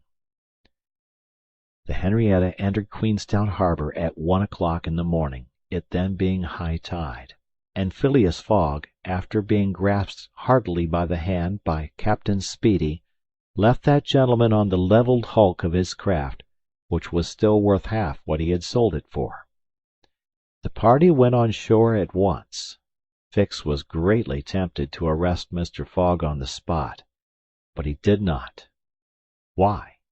What struggle was going on within him? Had he changed his mind about his man? Did he understand that he had made a grave mistake? He did not, however, abandon Mr. Fogg. They all got upon the train, which was just ready to start, at 1:30. At dawn of day they were in Dublin, and they lost no time in embarking on a steamer which, disdaining to rise upon the waves, invariably cut through them. Phileas Fogg at last disembarked on the Liverpool quay at 20 minutes before 12, 21st December. He was only 6 hours distant from London. But at this moment Fix came up, put his hand upon Mr. Fogg's shoulder, and showing his warrant, said, "You are really Phileas Fogg?" "I am." "I arrest you in the Queen's name." Chapter 34, in which Phileas Fogg at last reaches London. Phileas Fogg was in prison. He had been shut up in the Custom House, and he was to be transferred to London the next day. Passepartout, when he saw his master arrested, would have fallen upon Fix had he not been held back by some policemen. Aouda was thunderstruck at the suddenness of an event which she could not understand. Passepartout explained to her how it was that the honest and courageous Fogg was arrested as a robber. The young woman's heart revolted against so heinous a charge, and when she saw that she could attempt to do nothing to save her protector, she wept bitterly. As for Fix, he had arrested Mr. Fogg because it was his duty, whether Mr. Fogg were guilty or not. The thought then struck Passepartout that he was the cause of this new misfortune. Had he not concealed Fix's errand from his master? When Fix revealed his true character and purpose, why had he not told Mr. Fogg? If the latter had been warned, he would no doubt have given Fix proof of his innocence, and satisfied him of his mistake. At least Fix would not have continued his journey at the expense and on the heels of his master, only to arrest him the moment he set foot on English soil. Passepartout wept till he was blind, and felt like blowing his brains out. Aouda and he had remained, despite the cold, under the portico of the Custom House. Neither wished to leave the place. Both were anxious to see Mr. Fogg again. That gentleman was really ruined, and that at the moment when he was about to attain his end. This arrest was fatal. Having arrived at Liverpool at 20 minutes before 12 on the 21st of December, he had till a quarter before 9 that evening to reach the Reform Club, that is, 9 hours and a quarter. The journey from Liverpool to London was 6 hours. If any one at this moment had entered the Custom House, he would have found Mr. Fogg seated, motionless, calm, and without apparent anger, upon a wooden bench. He was not, it is true, resigned, but this last blow failed to force him into an outward betrayal of any emotion. Was he being devoured by one of those secret rages, all the more terrible because contained, and which only burst forth with an irresistible force at the last moment? No one could tell. There he sat, calmly waiting. For what? Did he still cherish hope? Did he still believe, now that the door of this prison was closed upon him, that he would succeed? However that may have been, Mr. Fogg carefully put his watch upon the table, and observed its advancing hands. Not a word escaped his lips, but his look was singularly set and stern. The situation in any event was a terrible one, and might be thus stated. If Phileas Fogg was honest, he was ruined. If he was a knave, he was caught. Did escape occur to him? Did he examine to see if there were any practicable outlet from his prison? Did he think of escaping from it? Possibly, for once he walked slowly around the room. But the door was locked, and the window heavily barred with iron rods. He sat down again and drew his journal from his pocket. On the line where these words were written, 21st December, Saturday, Liverpool, he added, 80th day, 11:40 a.m., and waited. The Custom House clock struck 1. Mr. Fogg observed that his watch was 2 hours too fast. 2 hours! Admitting that he was at this moment taking an express train, he could reach London and the Reform Club by 9:15 p.m. His forehead slightly wrinkled. At 33 minutes past 2 he heard a singular noise outside, then a hasty opening of doors. Passepartout's voice was audible, and immediately after that of Fix. Phileas Fogg's eyes brightened for an instant. The doors swung open, and he saw Passepartout, Aouda, and Fix, who hurried towards him. Fix was out of breath, and his hair was in disorder. He could not speak. "Sir," he stammered, "sir, forgive me. Most unfortunate resemblance. Robber arrested 3 days ago. You are free." Phileas Fogg was free.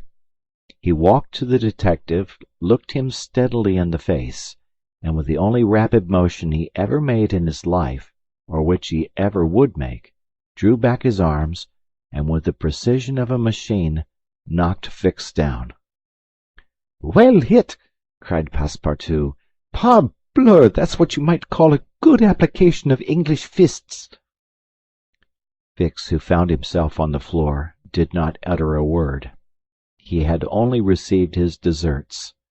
Mr. Fogg, Aouda, and Passepartout left the custom-house without delay, got into a cab, and in a few moments descended at the station. Phileas Fogg asked if there was an express train about to leave for London. It was 40 minutes past 2.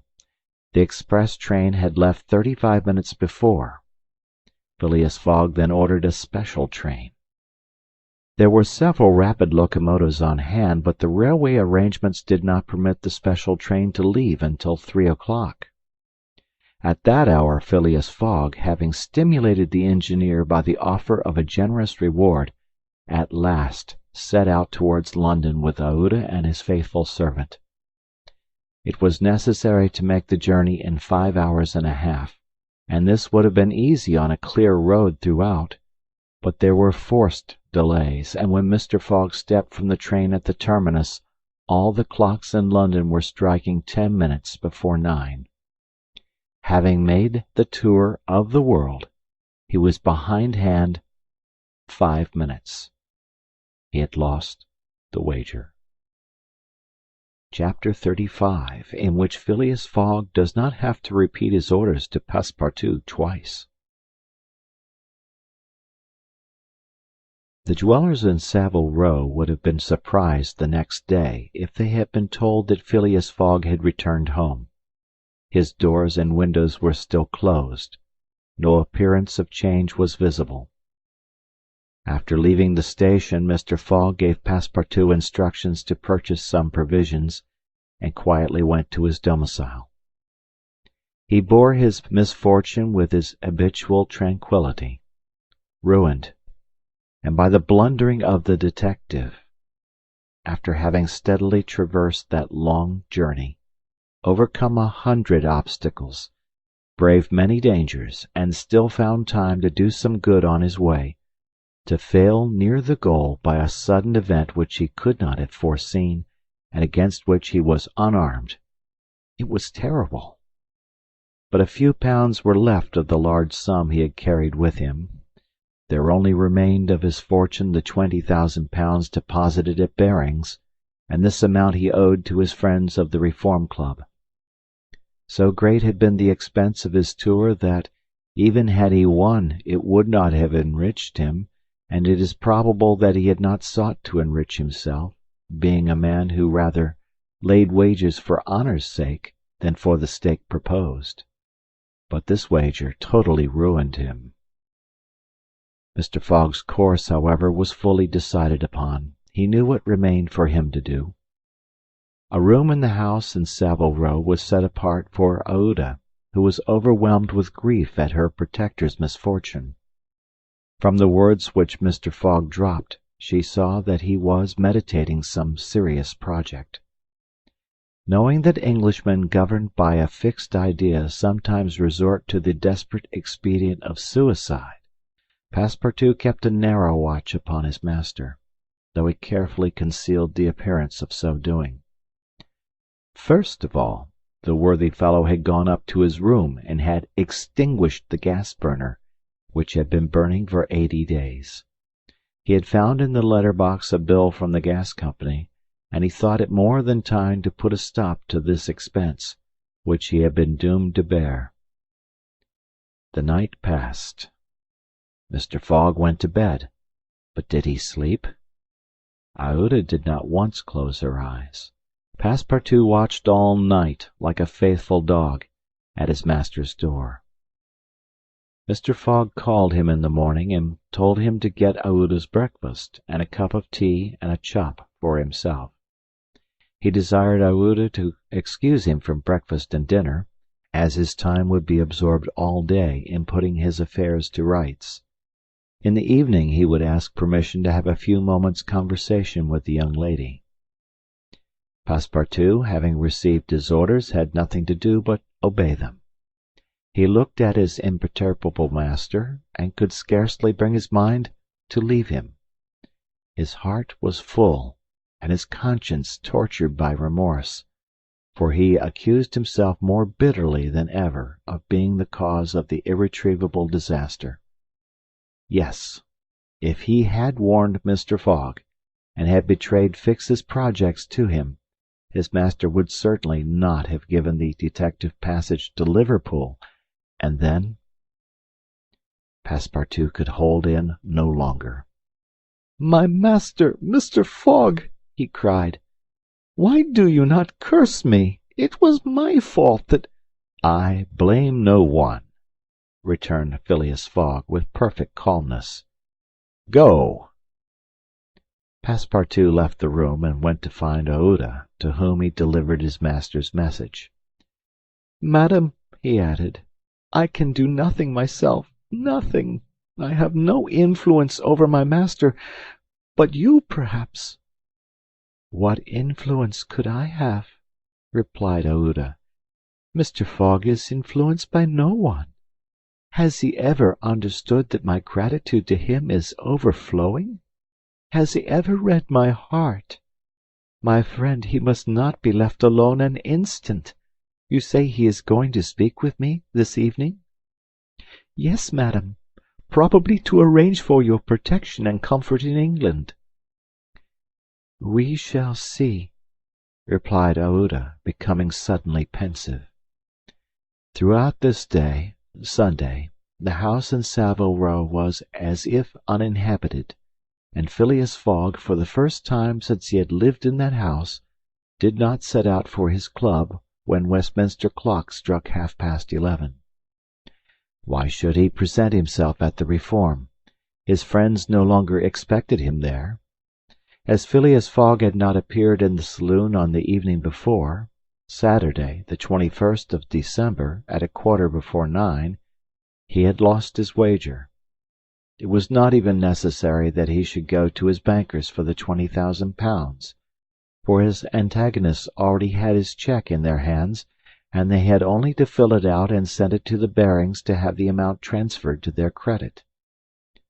Mr. Fogg, therefore, had no reason for going out, and so he remained at home. He shut himself up in his room, and busied himself putting his affairs in order. Passepartout continually ascended and descended the stairs. The hours were long for him. He listened at his master's door, and looked through the keyhole as if he had a perfect right to do so, and as if he feared that something terrible might happen at any moment. Sometimes he thought of Fix, but no longer in anger. Fix, like all the world, had been mistaken in Phileas Fogg, and had only done his duty in tracking and arresting him, while he, Passepartout— This thought haunted him, and he never ceased cursing his miserable folly. Finding himself too wretched to remain alone, he knocked at Aouda's door, went into her room, seated himself, without speaking, in a corner, and looked ruefully at the young woman. Aouda was still pensive. About 7:30 in the evening Mr. Fogg sent to know if Aouda would receive him, and in a few moments he found himself alone with her. Phileas Fogg took a chair, and sat down near the fireplace, opposite Aouda. No emotion was visible on his face. Fogg returned was exactly the Fogg who had gone away. There was the same calm, the same impassibility. He sat several minutes without speaking, then, bending his eyes on Aouda, "Madam," said he, "will you pardon me for bringing you to England?" "I, Mr. Fogg," replied Aouda, checking the pulsations of her heart. "Please let me finish," returned Mr. Fogg. "When I decided to bring you far away from the country which was so unsafe for you, I was rich, and counted on putting a portion of my fortune at your disposal. Then your existence would have been free and happy. But now I am ruined." "I know it, Mr. Fogg," replied Aouda, "and I ask you in my turn, will you forgive me for having followed you and, who knows, for having perhaps delayed you and thus contributed to your ruin?" "Madam, you could not remain in India, and your safety could only be assured by bringing you to such a distance that your persecutors could not take you." "So, Mr. Fogg," resumed Aouda, "not content with rescuing me from a terrible death, you thought yourself bound to secure my comfort in a foreign land?" "Yes, madam, but circumstances have been against me. Still I beg to place the little I have left at your service." "But what will become of you, Mr. Fogg?"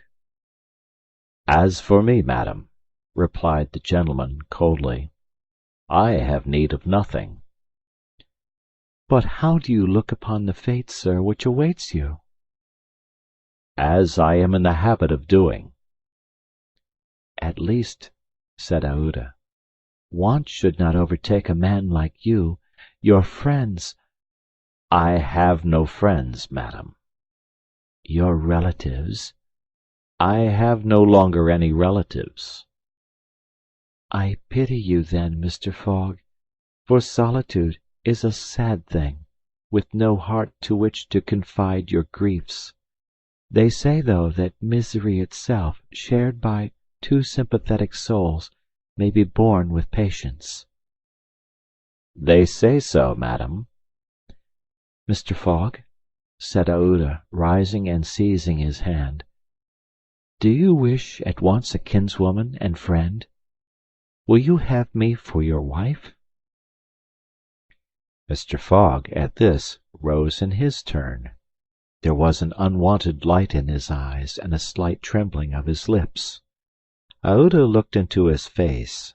The sincerity, rectitude, firmness, and sweetness of this soft glance of a noble woman, who could dare all to save him to whom she owed all, at first astonished, then penetrated him. He shut his eyes for an instant, as if to avoid her look. When he opened them again, "I love you," he said simply. "Yes, by all that is holiest, I love you, and I am entirely yours." "Ah!" cried Aouda, pressing her hand to her heart. Passepartout was summoned, and appeared immediately. Mr. Fogg still held Aouda's hand in his own. Passepartout understood, and his big round face became as radiant as the tropical sun at its zenith.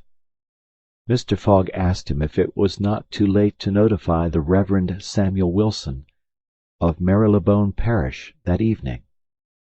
Passepartout smiled his most genial smile, and said, "Never too late." It was 5 minutes past 8. "Will it be for tomorrow, Monday?" "For tomorrow, Monday," said Mr. Fogg, turning to Aouda. "Yes, for tomorrow, Monday," she replied. Passepartout hurried off as fast as his legs could carry him. Chapter 36, in which Phileas Fogg's name is once more at a premium on 'Change. It is time to relate what a change took place in English public opinion when it transpired that the real bank robber, a certain James Strand, had been arrested on the 17th day of December at Edinburgh. 3 days before, Phileas Fogg had been a criminal, who was being desperately followed up by the police. Now he was an honourable gentleman, mathematically pursuing his eccentric journey round the world. The papers resumed their discussion about the wager. All those who had laid bets for or against him revived their interest, as if by magic. The Phileas Fogg bonds again became negotiable, and many new wagers were made. Phileas Fogg's name was once more at a premium on 'Change. His 5 friends of the Reform Club passed these 3 days in a state of feverish suspense.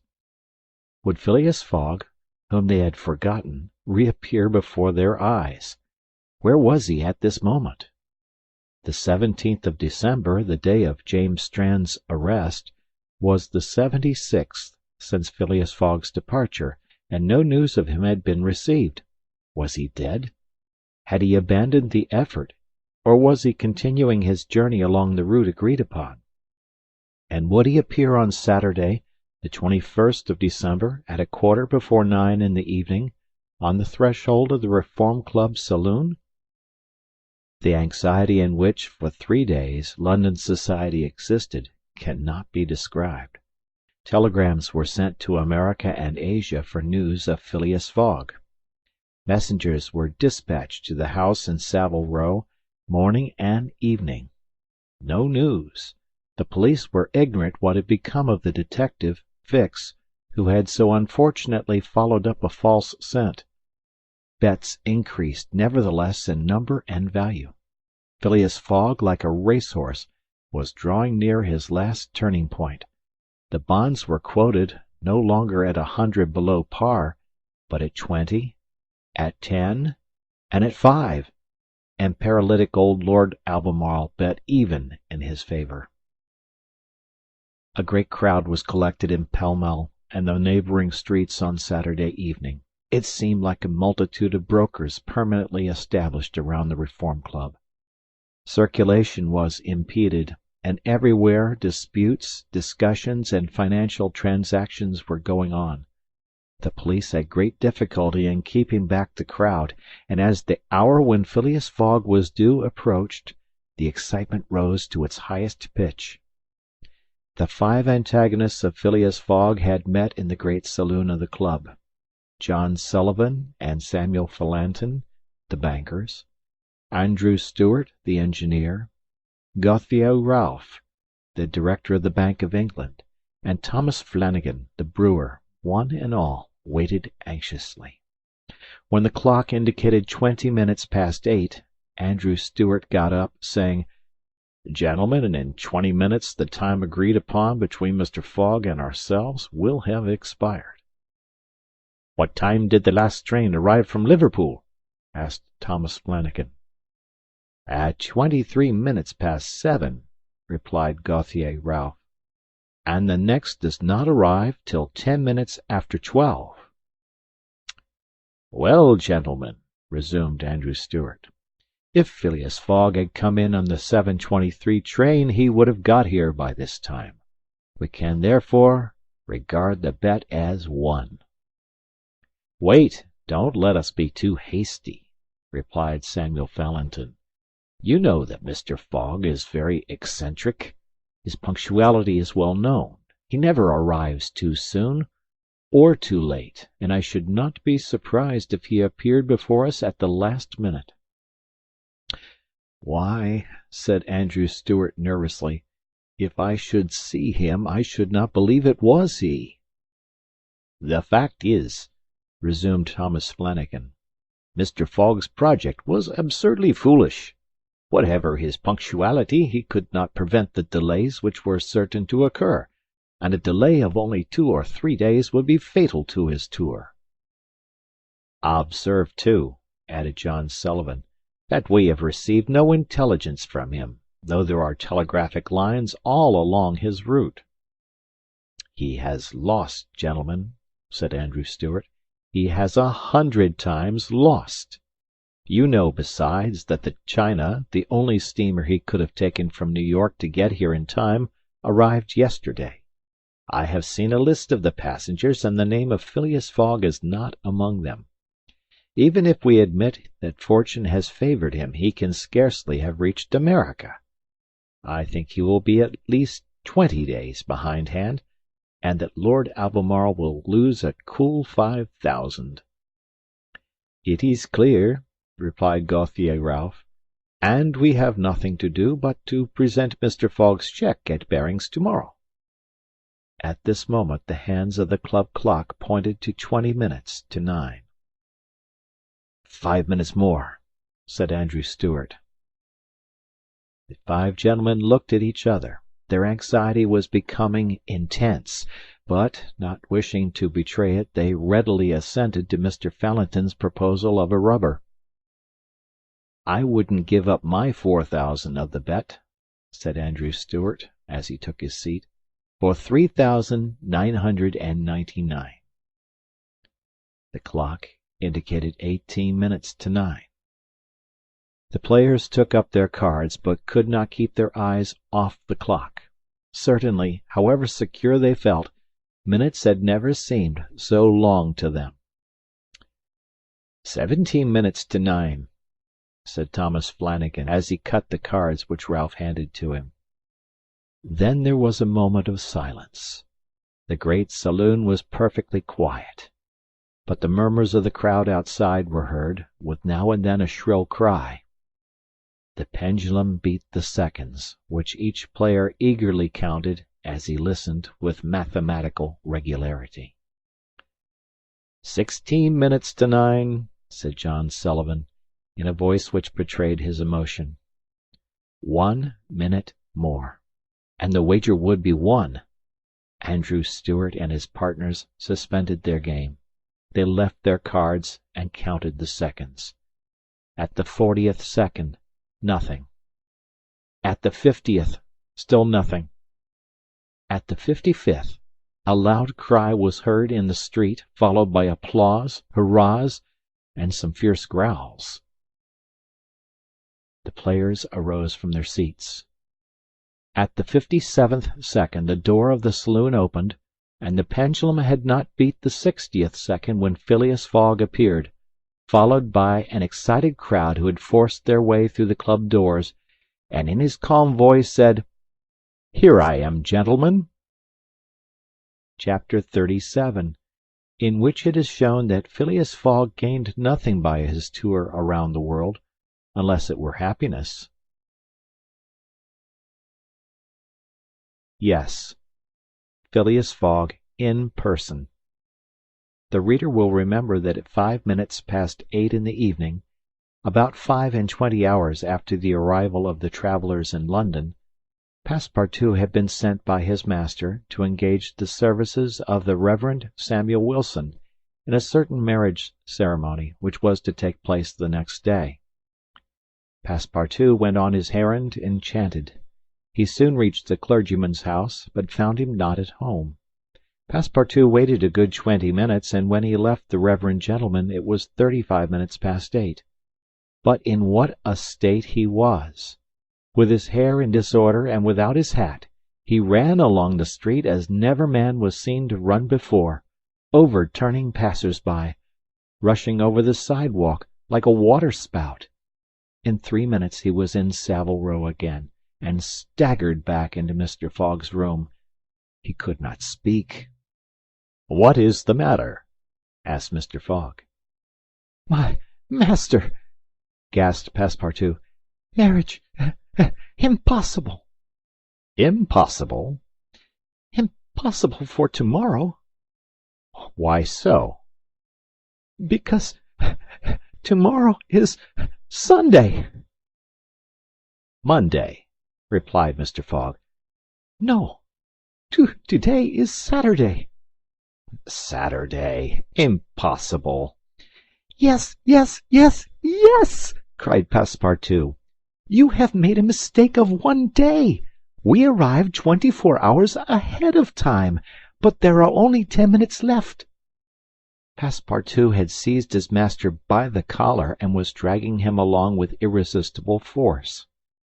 Phileas Fogg, thus kidnapped, without having time to think, left his house, jumped into a cab, promised £100 to the cabman, and having run over 2 dogs and overturned 5 carriages, reached the Reform Club. The clock indicated 9:15 when he appeared in the great saloon. Phileas Fogg had accomplished the journey round the world in 80 days. Phileas Fogg had won his wager of £20,000. How was it that a man so exact and fastidious could have made this error of a day? How came he to think that he had arrived in London on Saturday, the 21st day of December, when it was really Friday, the 20th, the 79th day only from his departure? The cause of the error is very simple. Phileas Fogg had, without suspecting it, gained 1 day on his journey, and this merely because he had travelled constantly eastward. He would, on the contrary, have lost a day had he gone in the opposite direction, that is, westward. In journeying eastward he had gone towards the sun, and the days therefore diminished for him as many times 4 minutes as he crossed degrees in this direction. There are 360 degrees on the circumference of the earth, and these 360 degrees multiplied by 4 minutes gives precisely 24 hours. That is the day unconsciously gained.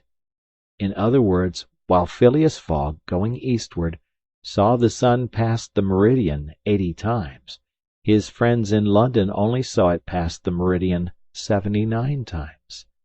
This is why they awaited him at the Reform Club on Saturday, and not Sunday, as Mr. Fogg thought. And Passepartout's famous family watch, which had always kept London time, would have betrayed this fact if it had marked the days as well as the hours and the minutes. Phileas Fogg, then, had won the £20,000, but as he had spent nearly 19,000 on the way, the pecuniary gain was small. His object was, however, to be victorious and not to win money. He divided the £1,000 that remained between Passepartout and the unfortunate Fix, against whom he cherished no grudge. He deducted, however, from Passepartout's share the cost of the gas which had burned in his room for 1920 hours, for the sake of regularity. That evening Mr. Fogg, as tranquil and phlegmatic as ever, said to Aouda, "Is our marriage still agreeable to you?" "Mr. Fogg," replied she, "it is for me to ask that question. You were ruined, but now you are rich again." "Pardon me, madam, my fortune belongs to you.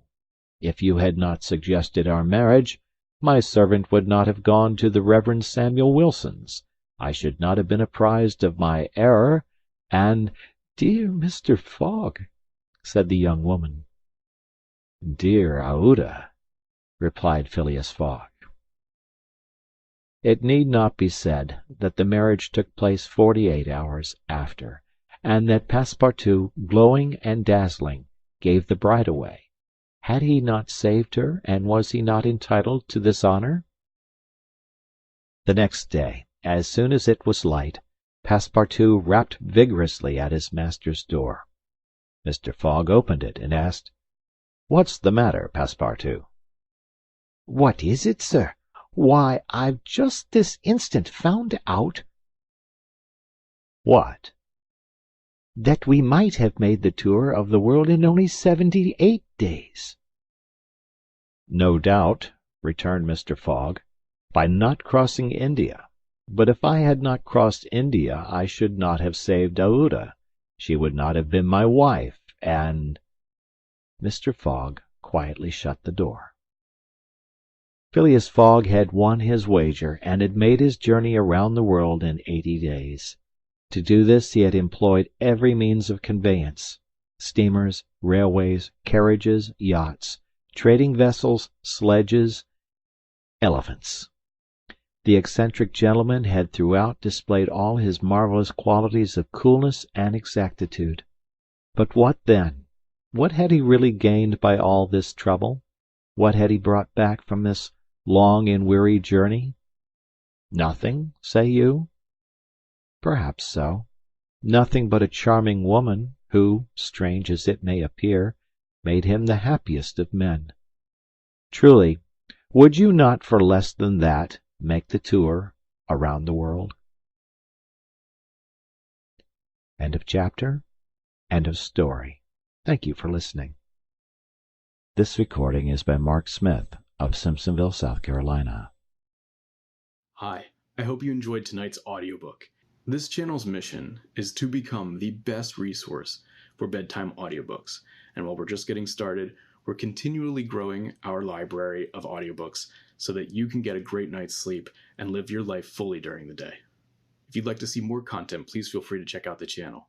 And if you'd like to see our entire collection of audiobooks, you can find them at sleepaudiobooks.com.